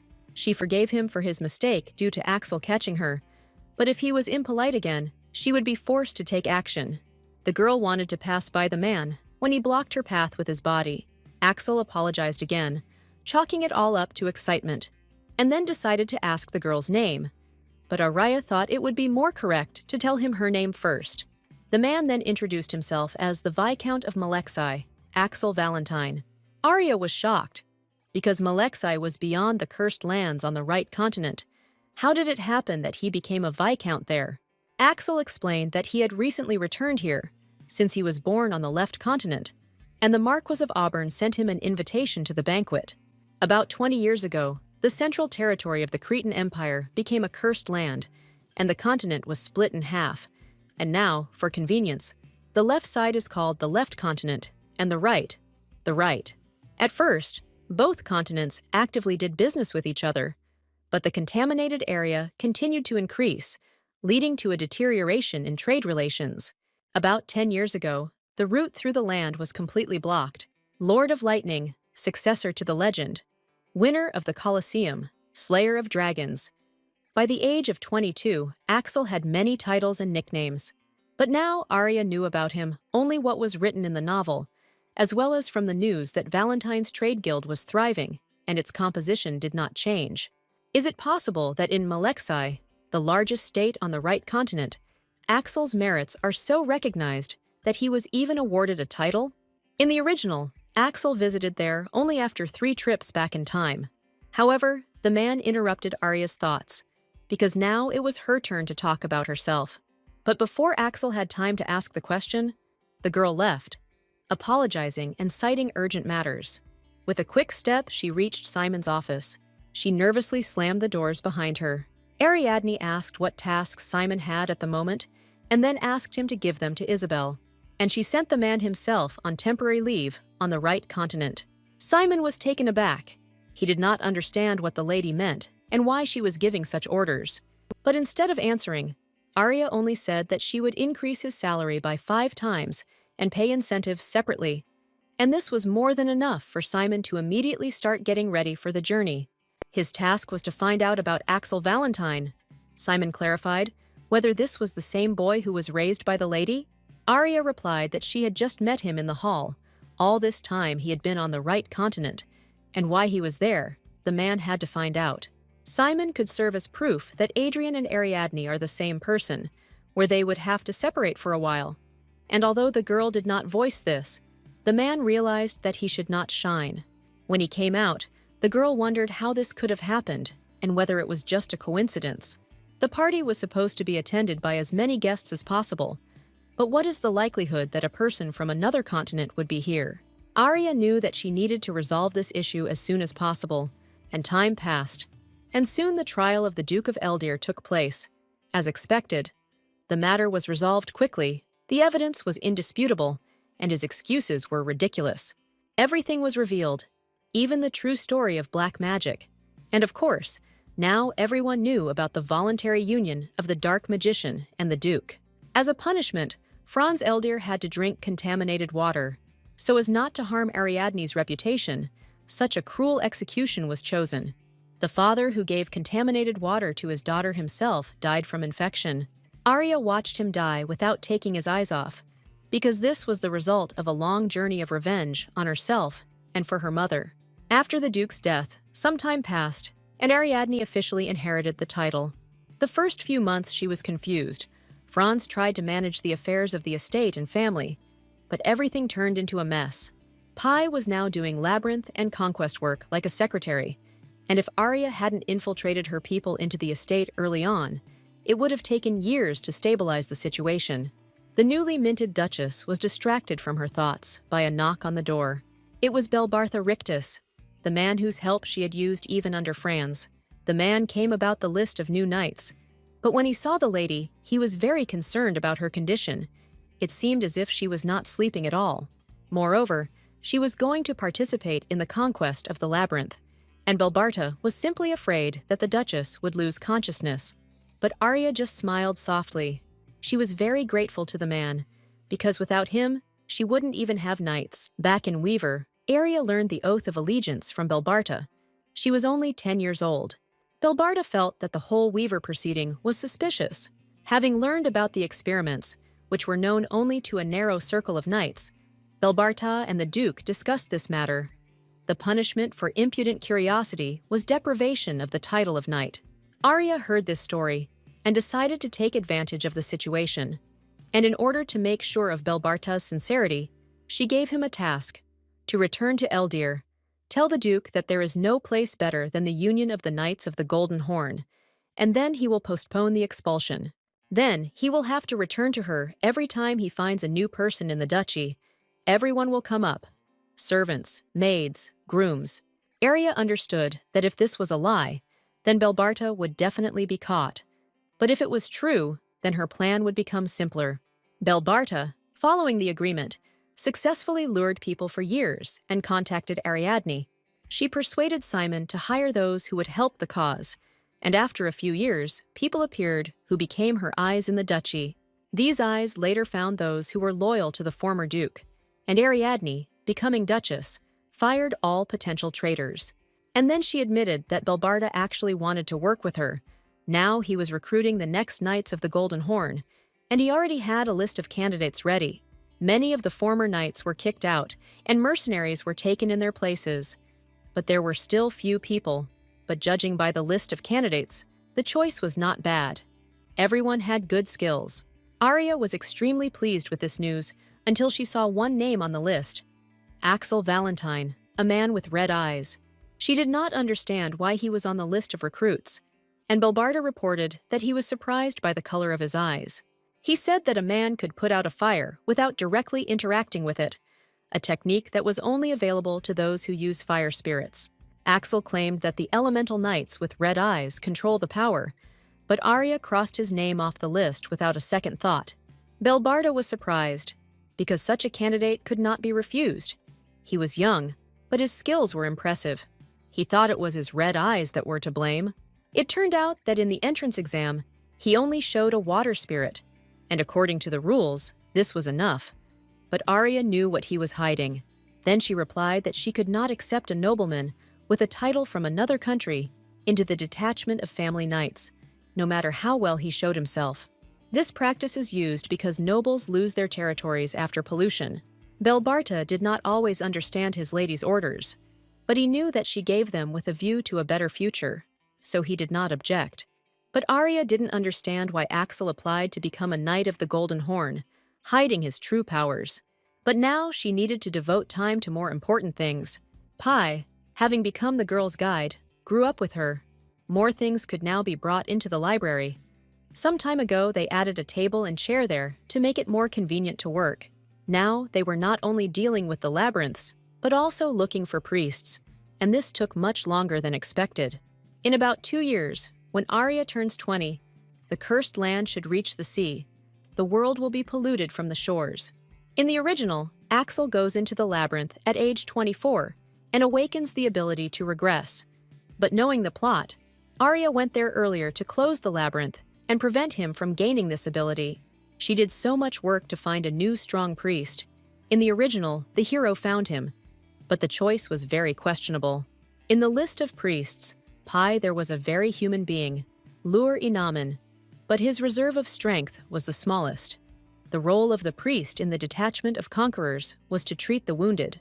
Arya could only be helped with complications by divine power, and she would like to choose a priest with a greater reserve of strength. Pi understood that Lura Inaman's divine power was the least, but he was the best in terms of effective use and control. He can provide support for Arya and will be the best option for her. This was Pi's conclusion. Arya understood that in this case, she needed to contact Lur Inaman in advance and also collect more information about him. And with that, she said goodbye to Pi. The library keeper immediately took on his female form to hug Arya goodbye, without any problems, saying that he was ready to help her at any time. The girl wished Pi good luck one last time, and their embrace opened. Looking at the empty library where Ariadne had just been, Pi again took on a male form, and then silently looked at his palms. Something was very bothering him. After leaving the library, Arya walked along the alley, thinking about her affairs, and also about the fact that Pi was growing up. This man could no longer be called a child. She had the feeling that she was looking at a young scientist or teacher. The letters in Pi's documents were very elegant, and just looking at this handwriting, it was clear that it was not written by a person, although Ariadne did not notice this as a child. Apparently, Pi was influenced by Arya's coming-of-age ceremony, and then the girl decided that maybe she should give Pi a gift. Perhaps glasses would be a good option, but the girl decided to think about it a little later. Meanwhile, things did not stand still. Soon Arya and her team decided on the priest, and then the labyrinth. Soon preparations for the cleanup finally began. And then something happened. When Arya was in the temple to ask for a new priest, she was informed that a newcomer had arrived in the Dawn Squad. It was about a red-eyed young man. When selecting mercenaries to participate in the conquest of the Great Labyrinth, Ilita, deputy head of the Dawn Squad, brought Axel as a newcomer. Initially, the mercenaries were only engaged in reconnaissance. They did not take recruits, but Axel was so skillful that he was taken as an exception. Having learned that it was indeed Valentine, Ariadne asked if he only had the spirit of water at his disposal, and Ilata's answer was in the affirmative. Then Arya realized that he was still hiding his skills. If Axel had guessed that the girl was Adrian Black, he wouldn't have reacted so calmly.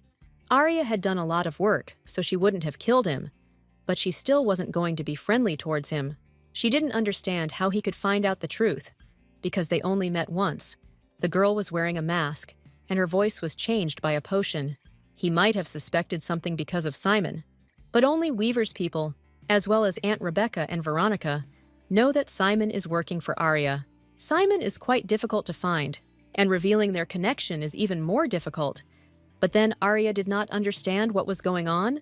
Then she ordered this newcomer to be sent away from the detachment. Ilata was shocked, because such a promising young man is a rarity. Then he realized, apparently, the reason was that his lady saw the future, because lately the squad had considered her practically a prophet. Arya created this group to obtain information and items from the original.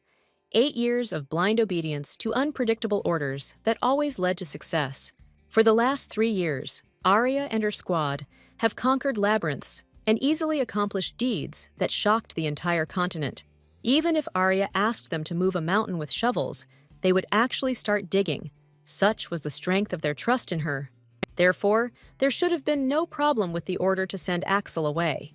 And although Arya hoped that she would not run into him, something told her that this would not end there.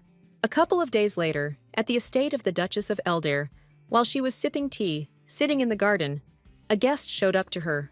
When she found out that Axel had arrived, her face immediately darkened with anger. She had expected this outcome, but she definitely didn't want it. Arya was wondering if she should meet him. Simon went to the right continent and has not returned yet. But now a refusal would look even more suspicious. She then asked the butler to let him in, but was still annoyed that he was picking on her. Axel is the main character about whom there are many records in the library, and Ariadne knew how this character thought. But she had no idea what was in the head of the man Axel. She didn't even know what he had been doing for the last 3 years. It seemed to her that she knew him like the back of her hand. So this whole situation was very unusual. Arya closed the doors of the hall behind her, and when she turned around, she was very surprised by what she saw. Axel was already inside. He stood and looked at the courtyard of the estate through the open window. Arya realized that this man was unfamiliar to her. He was completely different from the 22-year-old hero that she imagined herself to be, and he also did not look like her 19-year-old self. Hearing footsteps behind him, Axel turned around. He thanked the Duchess for receiving him, even though he appeared so unexpectedly. The girl noted that now he looked more like an aristocrat, although in the original, he did not know anything about etiquette and culture. But suddenly, she remembered that she had once hired him a teacher who taught him everything. Then, Axel carefully took Arya's palm and kissed it politely. This was the man to whom she sent a mentor in ethics and culture. She almost raised Axel Valentine. He held the girl's hand as if they were at a ball, but Arya hastened to pull her back and ask what kind of urgency brought Axel here without a single word. The answer was simple. The Duchess rejected him twice, and he came to ask about it directly. He wanted to know the reason. Arya had a counter-question. Why did the nobleman of the right continent and the guest of the Marquis of Auburn submit these applications? Then, Axel said that since the reason was his title, he would give it up. Arya was confused. She didn't understand why he would go so far to join the ordinary knights, but Axel still expressed a desire to join the mercenaries, where his abilities would be more needed. But the girl had no use for this information. She needed a reason for his desire. Then, Axel said that the reason was the beauty of the Duchess, because he fell in love with the girl at first sight. Ariadne didn't know how to react to this. She could barely contain her laughter. He spoke about love in such an icy voice.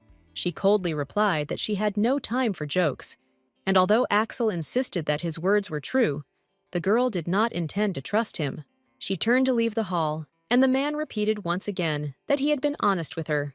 Arya just turned around and asked Axel to be careful, because he was becoming more and more of a liar. She ordered the butler to lead the guest out, and until the girl turned the corner of the corridor, his gaze drank into her. Arya understood that there was something wrong with this man. However, time passed, and after a couple of days, Arya and her team set out to capture the labyrinth. If the punitive squad goes south from the Eldir estate, after about 3 months, it will reach the highest level labyrinth, Mirim 13. This labyrinth had already opened several decades ago and covered the sacred land of Mirim with pollution. There was no ruler there who would ask the wizards to establish a protective circle and build a tower of spirits. So the labyrinth appeared again. The temple destroyed the core each time, but no one ever carried out a complete cleansing of the lands, so Mirim was almost deserted. The imperial family did not have enough resources to keep this territory under control, and the churches were busy clearing other lands. This is how abandoned territories appear, because you can close the labyrinths as often as you like. But if you forget about cleansing, a new core will be born. And now the 13th labyrinth appears before Ariadne's team. There are more and more territories contaminated due to neglect. Of course, after the distribution of the elixir, fewer lands are subject to such a fate. But if Arya does not destroy the Great Labyrinth, then the infections will continue. When the girl and her team arrived at the place, they needed to meet the new priest. He promised that he would be waiting at the tavern. As it turned out, the tavern was very close, and everyone immediately turned in its direction. However, the only one they saw there was the priest Leon. Seeing the team, he hurried to approach them, greeting and blessing them. But the guys themselves were not so happy, because Arya asked to send Lura Inamine to them, and no one understood what Leon had forgotten here. The priest himself only answered with a smile that the stronger priests were already occupied, and only he remained. He assured the team that he would do a better job this time and would try to make sure no one got hurt or died. Arya sighed displeasedly. Just think, one relatively successful conquest, and this guy is already so arrogant. The girl didn't understand what to do, because if they sent for another priest now, it would take time.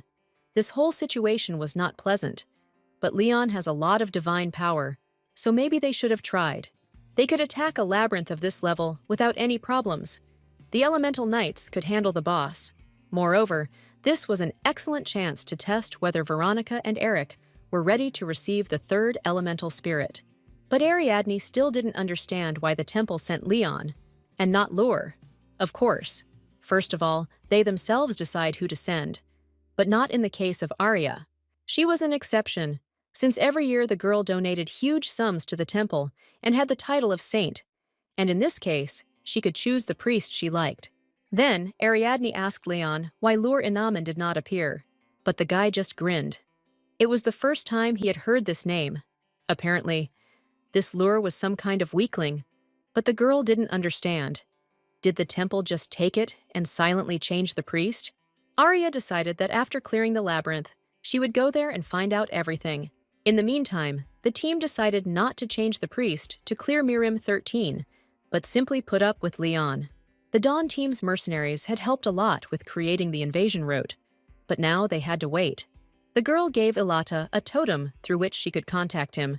It would break immediately after use, but in the contaminated lands, it was the best way to transmit information. And now the time has come to capture Mirim 13. When everyone gathered in one place, Arya summoned the Greenleaf Saint, creating a favorable area. Pai gave Arya the directions to the next room, and added that after the first person entered, the door would disappear, separating the team. Then dozens of monsters will appear outside, and the room will be filled with contaminated water. The person who touches the door handle will be cursed, but Pai had no information about the nature of the curse. Arya thought that the reason they agreed to take Leon was that there were almost no monsters in the labyrinth, but the structure of the territory itself was complicated. Pai believes that the labyrinth has a circular structure and several traps that she already knows about, so capture should not cause problems. The curse has a divine basis, so they sent a priest who could easily overcome this spell, but Ariadne did not trust him. Meanwhile, Veronica was about to go into the labyrinth, but Arya stopped her, telling her about the curse that the first one who touches the door will receive. It was necessary to decide who this very first person would be, and Eric, without further hesitation, suggested a priest, because he would definitely have to cope with the curse. But Ariadne interrupted their conversation, saying that she would go there herself. Eric didn't understand, because his sister didn't have divine power. How was she going to cope with the curse? However, the girl assured him that he had nothing to worry about. If the priest quickly lifted the curse, then it would not be dangerous. She knew that if Leon screwed up, Pai would be able to control the channel for a while. Arya also noted that the person who entered that room would be separated from the others, and sent Veronica there, ordering her to immediately go into defense and try to hold out longer. Eric and Ludwig will deal with the monsters that appear after closing the door. Arya's brother was not very happy with this turn of events, but agreed, after all. He believed that she was the only one of them who could see the future. He believed in her gift of foresight, as Arya described the structure of the labyrinth in great detail, so that it could seem like a prediction, although she used the knowledge of the illusory library to gather the information. She knew that even if her idea was the most effective, it still seemed like a willing leap into a trap, and if trust had not been built between her and the team, she would have been rejected. The girl wanted to apologize to her brother, but he had already summoned a magic trap. Following him, Ludwig summoned a water dragon. and now they were completely ready to defend themselves from the monsters. Arya smiled. The guys tried so hard, and it undoubtedly made her happy. And now it was her turn. Bushes of plants and flowers grew behind her like a trail, but the girl herself understood that even if she used the power of her territory, the curse could not be blocked. Resigned to the fact that she could only rely on the help of the priest, the girl opened the door. As soon as she touched the branch that served as the door handle, a black aura of curse immediately covered her. When Arya opened her eyes, she realized that she was in a completely different place. Pi did not respond. The channel could not be felt. A mental curse was placed on her. The girl knew that if she somehow influenced the illusion, she might accidentally make things worse for her comrades, so it was better for her to just stay put and rely on Leon. She sat on the ground, hugging her knees with her arms, thinking that the illusion of a mental curse should show all sorts of terrible things. But here it was calm. Nothing but a complete fog. Suddenly, Arya heard a strange sound. She looked up, and a human silhouette appeared in front of her, slowly approaching the girl. When the man came close enough to her, Arya recognized him as Axel. But how could he be here? The girl covered her mouth with her hand, trying not to make the slightest sound. She could not react to his presence. But real excitement flared up inside her. This was not the Axel she had raised. Now in front of her was the real protagonist of the novel. He reached out his hand, gently touching the girl's cheek. At that moment, one of his eyes flashed red unkindly, but the second, for some reason, was closed. Axel whispered something to the girl, but she could not make out his words. His speech sounded like someone scratching the lid of a coffin with their claws. Ariadne wanted to shield herself from these sounds, but she could not move. And then the girl noticed that there was something in Axel's mouth. She understood that at the end of the novel, he failed to save the world, and then someone took the body of the main character, who had lost all hope. It was the devil. The main character always fails when going back in time, and the culprit is the demon lord who invaded Elysium. He can also control time. The main character received his power from the devil, but power has a price. The more you regress, the more power the devil has over you, and Axel's body changed more and more to match the demon lord.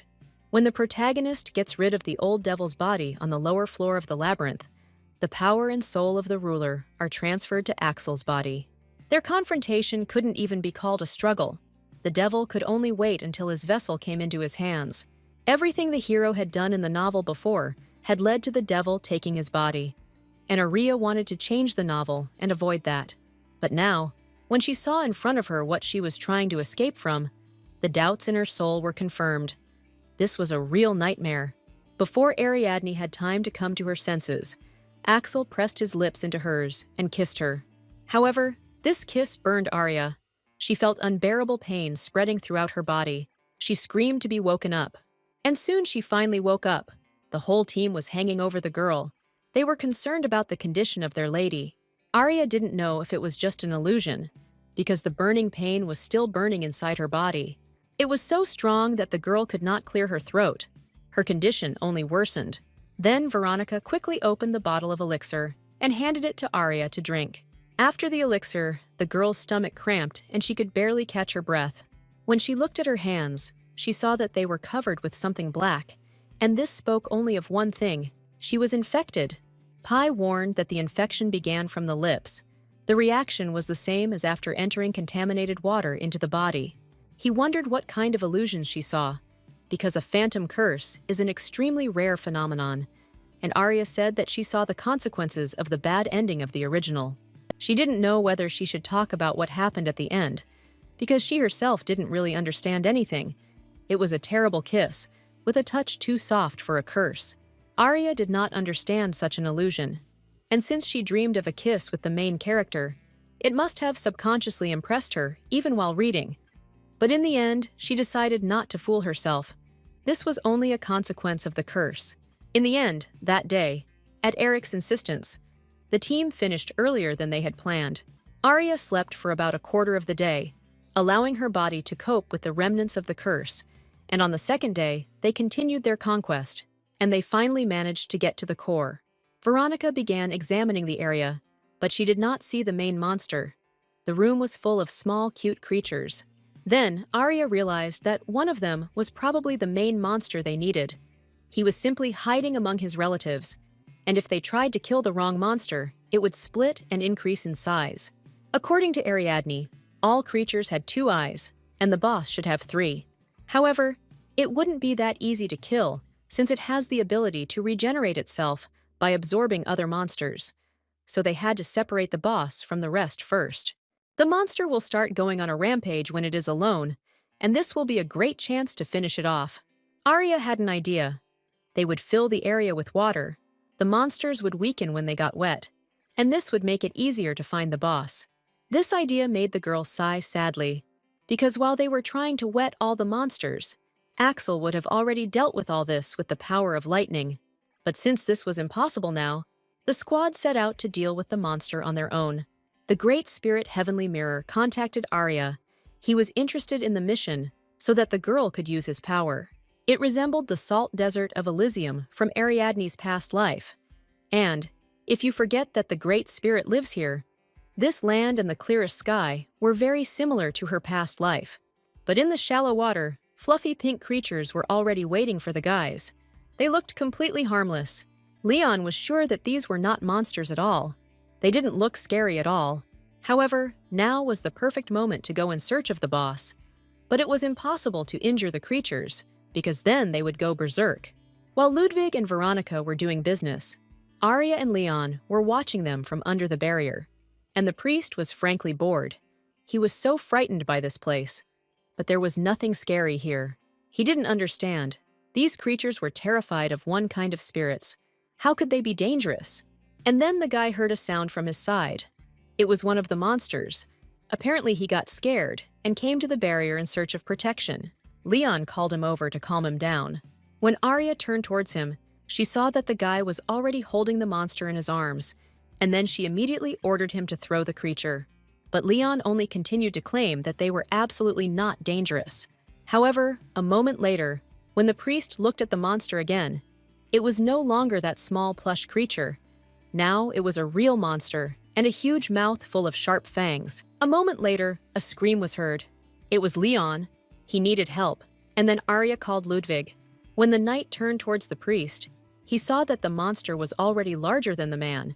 He grabbed Leon tightly with his tentacles, squeezing his body and leaving bloody wounds on him. Ludwig understood that he needed to somehow get the guy out of there, but he couldn't think of anything. Moreover, the monster's fur had grown back, and he had no choice but to call upon Magma, the power of the second spirit. In one swift motion, he attacked the monster's tentacles and grabbed Leon, carrying him away astride his dragon. Arya watched closely what was happening, noting that Ludwig had previously only used water. Soon the men returned under the protective dome. Leon was saved, but the situation did not improve.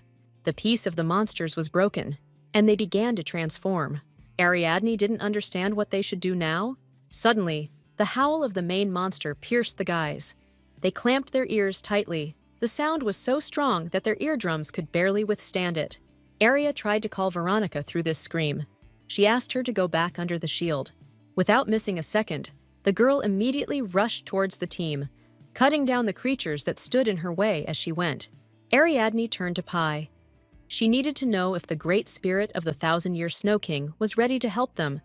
But, as it turned out, he was angry at Leon's mistake, so it was dangerous for the girl to use the territory of eternal snow. However, another spirit could be connected to the channel, and Arya turned to the great spirit Pale Blue. Judging by Pi's testimony, he was ready to help the girl, and then she channeled his power to hold back the attack of the monsters.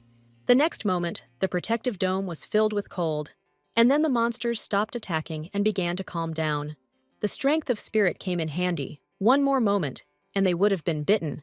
But, apparently, the monsters were very weak from the water. Apparently, they do not know how to swim. When everything calmed down, Eric decided to pour out his emotions. He was furious that Leon had reached out to the creatures and thus almost killed everyone. As a result, the only right decision was made: to finish for today and continue the cleanup tomorrow, because fighting with the wounded was risky. When the guys returned to the clearing, Leon came to his senses. He almost cried with frustration, because he came here with help out of the kindness of his heart. but in the end, he almost died. But Eric didn't care about his displeasure. He believed that the priest should apologize, because of his stupidity, the others could have died. However, Leon was in no hurry to apologize. He was sure that he was simply deceived by these monsters. It was not his fault. He decided to seek support from Veronica, because she once said that these creatures are cute, so she should definitely understand him. But Nika was not going to support him, because unlike the unfortunate priest, she understood that monsters always remain monsters and cannot be trusted. But Leon continued to stand his ground. He was sure that monsters could be good too, but his words did not cause anything but irritation in others. Arya understood that his participation in the mission had been a problem to begin with, but now things were getting even worse, and she was afraid that the misadventures would not end there. Now Leon not only boasts of his divine power, granted from birth, but also puts others in danger. Then Arya decided to ask if he could fight further, and Leon immediately answered in the affirmative. He promised to use all his strength this time. But Ariadne understood that although he was brave, the near death still took its toll on him. They could not allow him to fight much. And then a seemingly perfect idea came to her mind. She decided that during the next trip to the labyrinth, the priest would remain here. The guy himself was extremely dissatisfied with this. He believed that without him, the elementary knights could not do anything. The rest of the team did not like these words, and it was decided to take Leon after they destroyed the core. Ludwig did not understand the Duchess's plan a little, because if you isolate the monsters only with a territory without a priest, then nothing good will come of it. But Arya assured him that she had an idea that would help them deal with the boss easily. Meanwhile, Leon was left alone, covered with Eric's special shield. He was ordered not to leave the dome until the team returned, and this incredibly angered the priest. He was sure that soon they would crawl to him with tears in their eyes, especially this knight Veronica. And time kept passing, but the team did not return. Then Leon began to think, is it really so dangerous there that they cannot escape? He decided that he needed to help them quickly, and when he left the shield, someone approached from behind. The hooded man looked sternly after the priest. Meanwhile, the team was heading towards the core, and Eric wondered if Arya was sure of her plan. His sister had dealt with tough situations, but this time it would be harder, and he wanted to make sure she was ready. Arya knew about the weakness of monsters to water, but did not expect that they could not swim, and then mountains would not be needed to contain them. Deep water would help her. It was possible to turn everything into a sea, but then the allies would also have problems with movement. However, if they have a solid surface under their feet, then everything will work out. The Great Spirits, Pale Blue, and Saint Greenleaf use the territories. The speed is increased by the elementalist's memory, and thus new lands have been created. The territory, heated by the sun at all times, becomes a bridge for warriors, and the pale blue northern sea, winding between the forests, turns into a real obstacle for monsters. Thus, the team was able to create lands that were convenient only for allies. Seeing what Arya did, the guys couldn't believe their eyes. No person should be capable of this. The area itself is not complex, but this was clearly a new level of mental landscape recreation. The Great Spirits were pleased with Arya's work and sent her gifts, and a moment later, all the other spirits, except the 1,000-year-old Snow King, wanted to connect to the girl's channel. But they had no time to waste just yet. The team still needed to deal with the boss. Arya quickly found the main monster among his relatives. He had a third eye on his forehead. The time has come to deal with him. If the guys can lift him up, then Arya will make the ground so that it is impossible for him to come down. She drew a diagram of her plan on the ground. She was going to create an area like a dense network. She would not allow the boss to return. The team was quite surprised at how well Ariadne had thought through her plan. But surprise quickly gave way to determination, because the guys understood that if they could hold the boss in place, this would greatly simplify the battle for them. After some time, the knights had already summoned their elemental beasts and were preparing for battle. Ludwig easily lifted the boss. When the ground turned into a net, the monster could no longer come down. The magician and the knight attacked the boss together while he was defending himself. Ariadne watched everything from the side. The structure of the territory was inconvenient, but her team coped well. Apparently, victory was close, but suddenly, Arya's thoughts were interrupted by Pai. He warned her about the danger. An intruder was discovered on the premises, and Pai tried to analyze his identity. Soon he reported that the priest Leon had entered Arya's territory. The girl was shocked. She didn't understand why this guy came here. Leon was angry. He was sure that without him, the whole team would be in danger. But before he could finish speaking, he heard something huge fly over his and Arya's heads. It was the boss, and by unfortunate accident, he was thrown towards them by Ludwig's sword. A smart person would have immediately realized that the monster would land and never reach its target. But the priest, whose head was almost bitten off yesterday, was not one, so he was left outside. Seeing a huge fanged mouth flying straight at him, Leon screamed, grabbed Arya by the shoulders, and put it in front of him, covering himself with her like a human shield. A moment later, the girl realized the horror of what was happening. He pushed her and himself to where there was no ground. A moment later, Arya and Leon were flying down the cliff, the priest holding the girl tightly by the sleeve of her robe. Seeing the lady falling down, Veronica and Eric immediately rushed towards her. Pai tried to contact Ariadne, but the girl herself seemed to understand nothing. She didn't believe. Would she really die like this? Suddenly, she felt someone's hand grab her back, preventing her from falling. When she opened her eyes, Pai had just finished analyzing the identity of the intruder who had entered her territory. It was Axel Valentine. He held Leon by the clothes, not believing his eyes. Had Ariadne really abandoned him twice in favor of this garbage? But the girl could not answer anything. She was in real shock. A moment ago, she was on the verge of death, and now she is saved from nowhere by Axel. Maybe this is also an illusion, like that time? The girl called her savior by name, forcing the man to look intently into her eyes. However, he still continued to hold Leon, who had no choice but to beg for salvation. He cried confusedly about how he had to defeat the boss, and these words brought nothing but contempt from Axel. The man released his grip, releasing the priest, and he fell down without any possibility of escape. Arya was horrified. She couldn't believe that Axel had just pushed Leon, but the man only calmly replied that anything can happen in labyrinths. The girl looked down. It was urgent to save the priest while he was still alive, because it was not an accident at all. But Axel wrapped his arms around her, stopping her, and saying that most likely the boy had already been eaten by monsters. Ariadne experienced indescribable horror.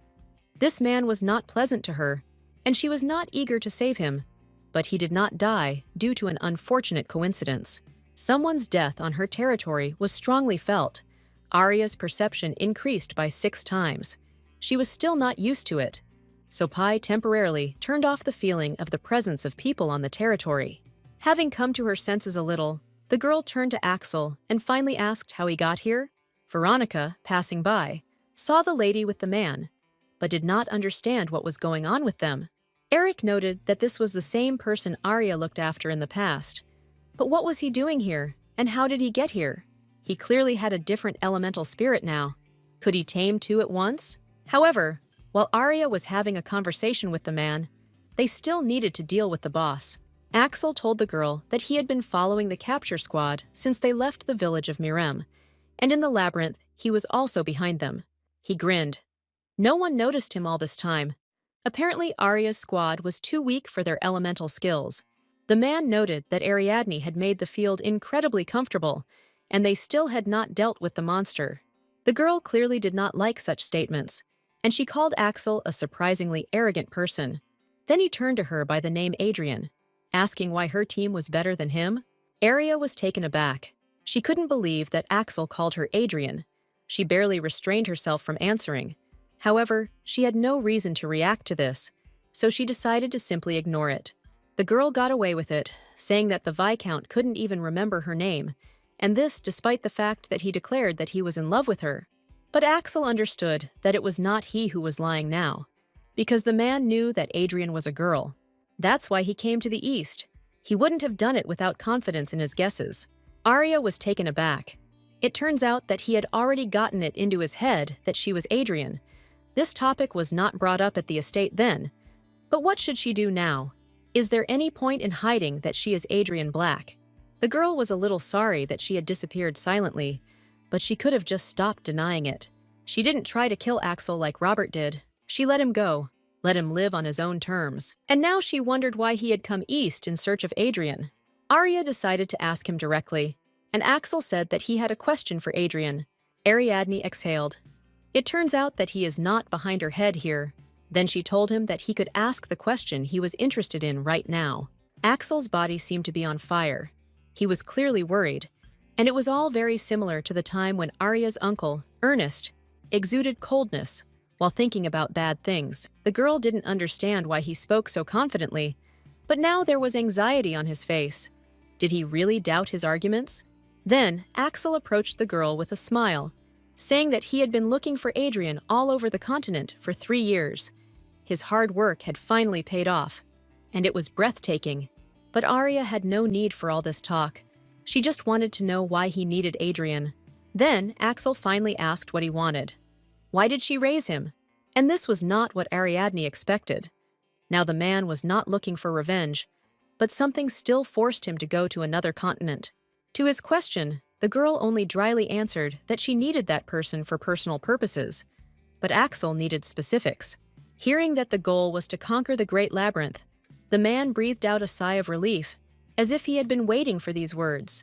Arya remembered when she first said this. Everyone thought she was a naive child. They scrunched their faces as if she had said that she was going to become a dinosaur when she grew up. Eric peppered her with questions about the details of the plan and methods of achieving the goal, and after a night of research, he grimly agreed to try.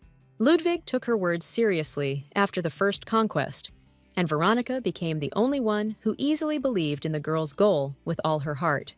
As it turned out, Axel knew about her plans, because in his opinion, this was the only goal worthy of Adrian's gaze. However, his question was not settled, and the man moved towards Arya.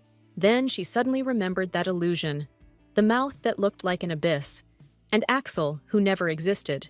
But it didn't look like this Axel had something like that in his mouth either. Then the man asked a question. Why did the girl leave him and not take him with her? The answer came immediately. It was decided that conquering the labyrinth without him would be more profitable. But why exactly, Arya could not answer. The main character's ability to regress had too high a price, so the girl would have to tell him about the consequences. The secret of his birth, which he learns later if he follows the will of his adoptive father, will break or greatly shock Axel. Then Ariadne decided that she would not answer this question, and only said that she had found someone more suitable. Axel realized who he was talking about. The man with red eyes, who was now fighting the boss riding his water dragon. According to Arya, he will become Axel's replacement in the Great Labyrinth. However, the man doubted that the girl's words were true. But the Duchess's speech was confident. She did not allow anyone to doubt her words. Then she stated that she was Ariadne Eldir, and Adrian Black was just a temporary pseudonym that had already become a thing of the past. She wanted the Viscount to forget about the non-existent person and live in peace. But Axel was sure that she was only saying that because she didn't need him anymore. There seemed to be manic notes in his voice.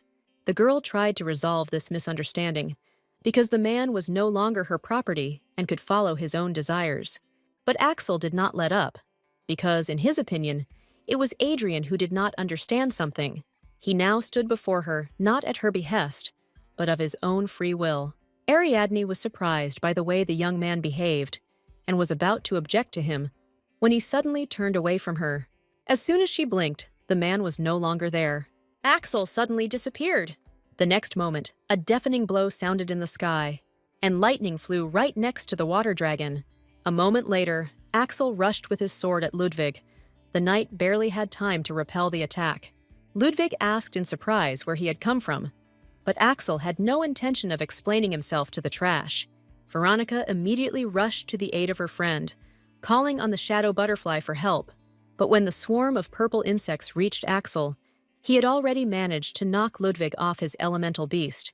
When the dark-haired man descended to the ground, Veronica was already waiting for him, but he easily dodged her attack. Before the girl had time to come to her senses, Axel was already behind her, preparing to strike back.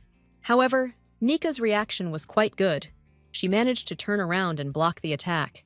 Next, she attacked the man again with a shadow butterfly. In Axel's eyes, this attempt was already better, but still insufficient. He could have attacked the girl again, but he had a better plan. With one movement of his hand, he summoned the elemental power of water directly above the head of Eric, who was standing nearby. The next moment, a huge water whale rushed at the guy, wrapping him in its element. Seeing this, Veronica screamed in horror. She immediately called for an iron horse, intending to stop the intruder, and rushed towards him. However, Axel had something to answer her. He waved his fingers lightly, and another ability appeared above his head. The white sun. Nika could not avoid such a blow. The light blinded her, and the heat burned her skin, and she fell to the ground. Next to her lay the defeated Ludwig, and to the side, the motionless Eric was shackled in ice, and Axel only looked with contempt at the defeated team. Arya was left standing on the hill. She didn't understand how the situation had come to this. There was hopelessness on her face. Was her entire team really dead? In despair, the girl fell to her knees. But Pai reported that there were no dead people on the territory, only a few people with serious wounds. Then Axel approached Ariadne. In a calm voice he asked her, or rather Adrian, did she really still need him? Pai compared Axel, who had just fought with the main character of the novel. The elemental power of lightning, the power of ice, the power of the Dark Slayer of the Great Spirit of the White Sun were confirmed. Axel Valentine received many of the spirits that the main character possessed, and also adopted his strength. Thus, being a 22-year-old young man, he matched the strength of the 24-year-old main character. Arya understood that this was not the Axel she knew, but also not the Axel from the novel. But who then was this crazy man? With a sly smile on his face, the man asked if he looked useless now. He asked Adrian to lead him to his goal, because this is what he himself wants. Ariadne seemed to have déjà vu. For some reason, he reminded her of the illusory Axel. She wondered if this Axel had a demon in his mouth. But after taking a closer look, she realized that there was nothing wrong with him. It was not the devil. And then the images of her comrades, wounded and lying unconscious, flashed before her eyes again, and this made her angry. The girl pushed Axel's hand away, not wanting to come into contact with him. She told him to get out. Did this impudent guy really think that she would take him on the team after what he did? She couldn't trust a man willing to attack his comrades in a pathetic attempt to show strength. Such people were not needed to achieve her goal. Axel wanted to object, again calling the girl Adrian, but she interrupted him. She screamed that her name was Ariadne. Elemental force flared around her, ready to fall on the man this very second. She again ordered him to leave his territory now. When the man raised his head, he saw blocks of ice flying towards his beast, Nightmare. Blood began to flow from Arya's nose. Pai warned her not to use elemental powers in a state of emotional instability, and if she continued, their channel would close. Seeing blood dripping from the girl's nose, Axel was taken aback. He realized the seriousness of what was happening.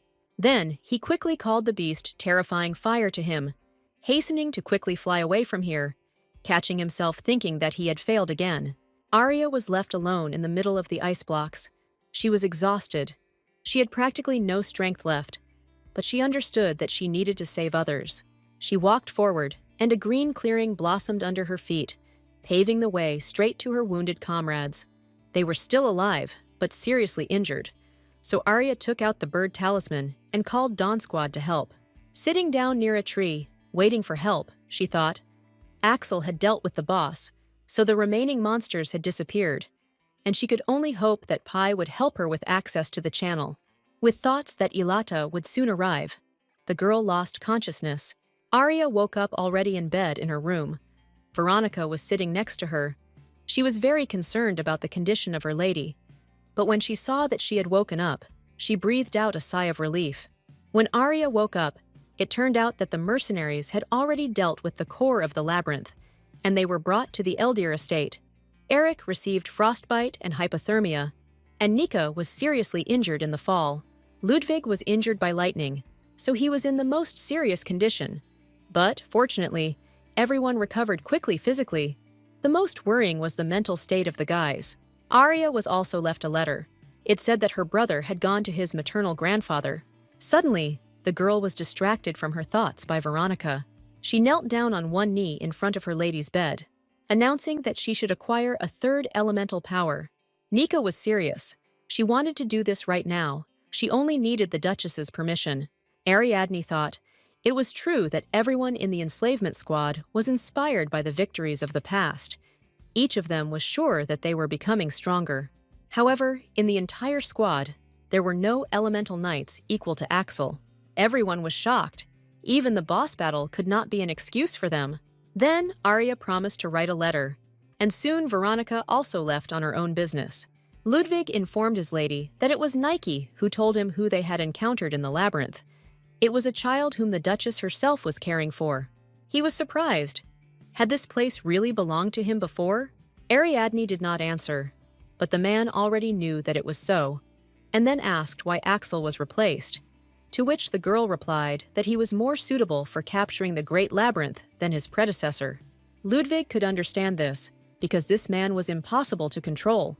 Arya understood that this was not the original reason, but before she could blink an eye, the Axel she knew became a stranger. However, Ludwig did not intend to give up. He stated that he wanted to justify the wishes of the Duchess. He asked to be allowed to become as strong as Veronica. Soon the man left the estate following his partner. Arya approved his request and gave him the third elemental night clue. The girl was going to send them on their way more prepared. But there was no time for sadness now. She needed to complete the submission as soon as possible. Moreover, she needed to notify the temple about Leon's death. Soon the Duchess arrived at the scene with sad news, and the elder promised that the obituary of the dead priest would be delivered to the temple. Arya was surprised. Leon's death was accepted more calmly than she expected. Maybe it was because her entire team was seriously injured? Then she decided to ask the great priest why Leon was sent to her instead of Lure. The old man replied that Brother Lure retired about 5 years ago and returned to his homeland. Ariadne did not understand whether it was true that one could refuse the work of a priest at will, or was this the consequences of distortion of the original? It turned out that Lure lived in the village of Inamine, but the priest warned her against visiting this place. According to rumors, no one returned from there alive. Arya was quite surprised if this was an infected area, or if it was full of monsters.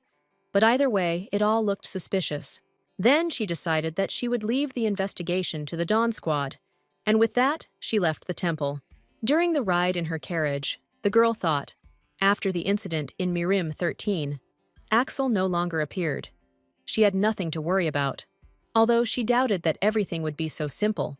If he appeared again, she would have to find out why he had changed, and Simon would have to tell him what Axel was doing in the East. But on the other hand, the girl could not wait that long.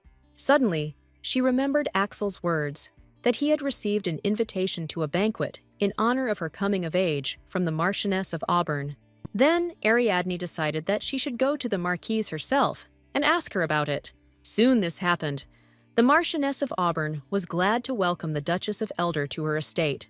Arya knew she couldn't openly say she wanted to find out about Axel, so they talked about other things. The Marquise's city was the only port from which ships departed for the eastern continent, and Arya wanted to know if it was possible to start producing the elixir here in order to later export it.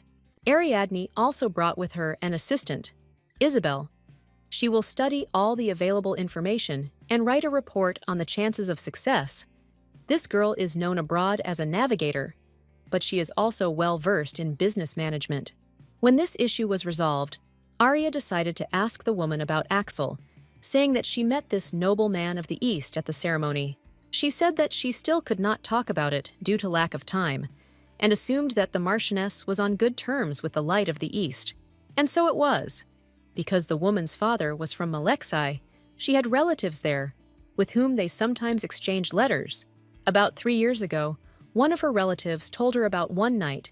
He wrote about the outstanding representative of the left continent, Ariadne Eldir. But there was also a mention of the knight of the right continent, Axel Valentine. One day, the Marchioness met him at one of the banquets. Then the conversation turned to the Duchess, and the Viscount said that he would like to meet her. Therefore, the woman invited him as a guest, and this allowed him to attend the Duchess's coming-of-age party. Ariadne expected that their meeting was an accident, but it was not so. Axel came there to see her. His only clue was that the girl was a young knight. After dinner, Arya and Isabel left the estate, and the assistant reported to the lady that the business of the Valentine Trading Company was now being managed by the previous manager. Ariadne was interested in how Axel got to the eastern continent, and apparently, he took advantage of the manager's money.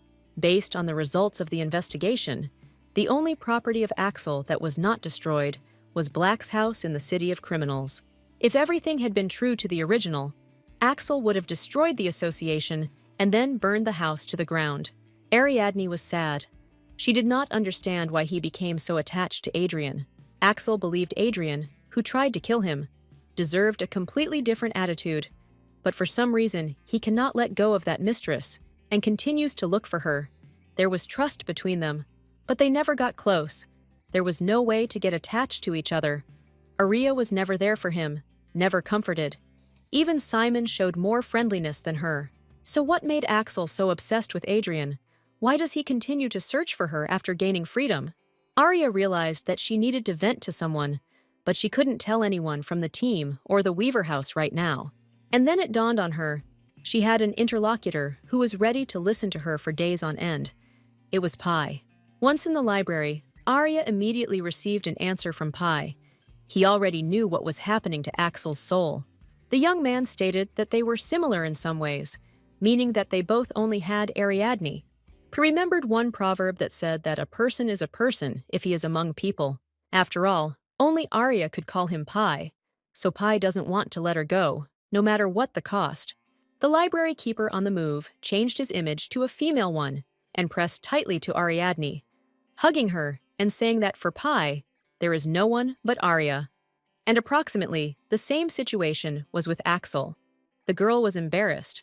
Pi said such frank phrases, and if someone had heard, they would have decided that they confessed their love to her.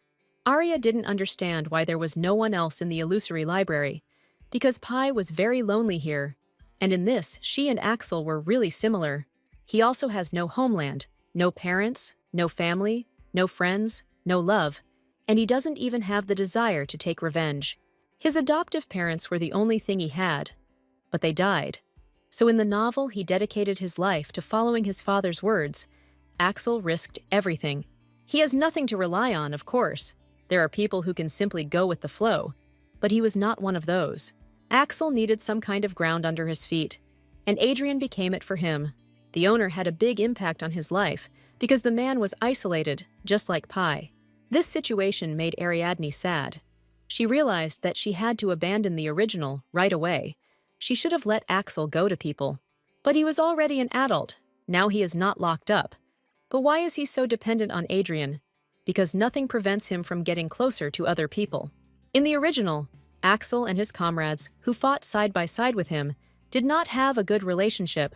For the main character, they were consumables that could be replaced depending on the situation. He also had no romantic interest. Pi then advised Aria not to worry so much about it. She believed that it would be better to just stick to the novel and give Axel a goal that would become the meaning of his life. In this case, he will lag behind Aria. When the girl returned from the library, a report about the native village of the priest Lure was already on her table. Surprisingly, it was not far from Eldir. The Dawn Squad mercenaries said that the great priest's words were not entirely wrong. There were many monsters living around the infected village. Ariadne planned to go to Lure tomorrow morning. She had time before the knights and Eric returned, so she needed to check why the story was different from the original. The Duchess asked the butler to call Belbarta. They had to go somewhere, and he needed to get ready. This was not a ducal visit, so they got ready very quickly, and soon Arya and Belbarta went straight to the village. Suddenly, the man realized that someone was following them. This began as soon as they left Eldir. However, there was no sense of hostility, and since Arya was no longer Franz's target, it was obvious who it was. He could not hide in front of Nick or Ludwig. Even Belbart, with dulled senses, was easily able to notice such a clear presence, and Axel's plan was also clear. Arya asked the guard to stop the carriage, and then got out of it. The girl screamed loudly for the pursuer to come into view, but Belbarta was surprised. Did his lady really know who it was? Arya explained that it was the same knight candidate. Then she and the guard peered into the forest, where an incomprehensible sound was coming from. Soon, a huge red deer ran out from behind the trees, its antlers entwined with flowers, and its body seemed to consist of green grass. It was a forest elemental, and its owner in the original was Axel Valentine. Arya noted the irony of the situation. She tried to make Axel stronger, maintaining the original plot. But he gave up, and she had to forget about the novel. And now it turns out that Axel received the beast earlier than he should have. He spent so much time in the East, and the elemental and strength are the same. Is this really fate?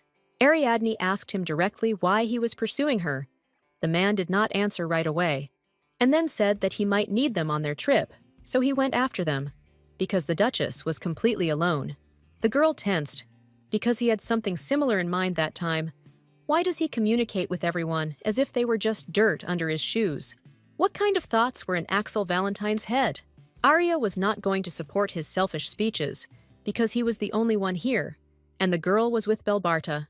Axel only looked at the man with a contemptuous look, and the girl noted that he only answers her when she communicates with him, like Adrian. After being silent for a while, Valentine finally replied that even though Arya is with another person, she is still essentially alone, so he is here to protect her, Adrian. Realizing that it was useless to talk to him, Ariadne remembered her words to him, and although the man tried to prove that now he really lived following the call of his heart, the girl mentioned that he was forgetting something important. She was not Adrian, but Ariadne, and she did not need Axel, so she again asked him to leave. Even if he called her by name, she did not want to keep him with her. She already had a knight accompanying her. The girl said that Belbarta was needed more than him, but then, seeing the unkind gleam in Axel's eyes, she ran forward. The Duchess stood directly in front of her guard, shielding him with her body. She would no longer allow him to attack his comrades.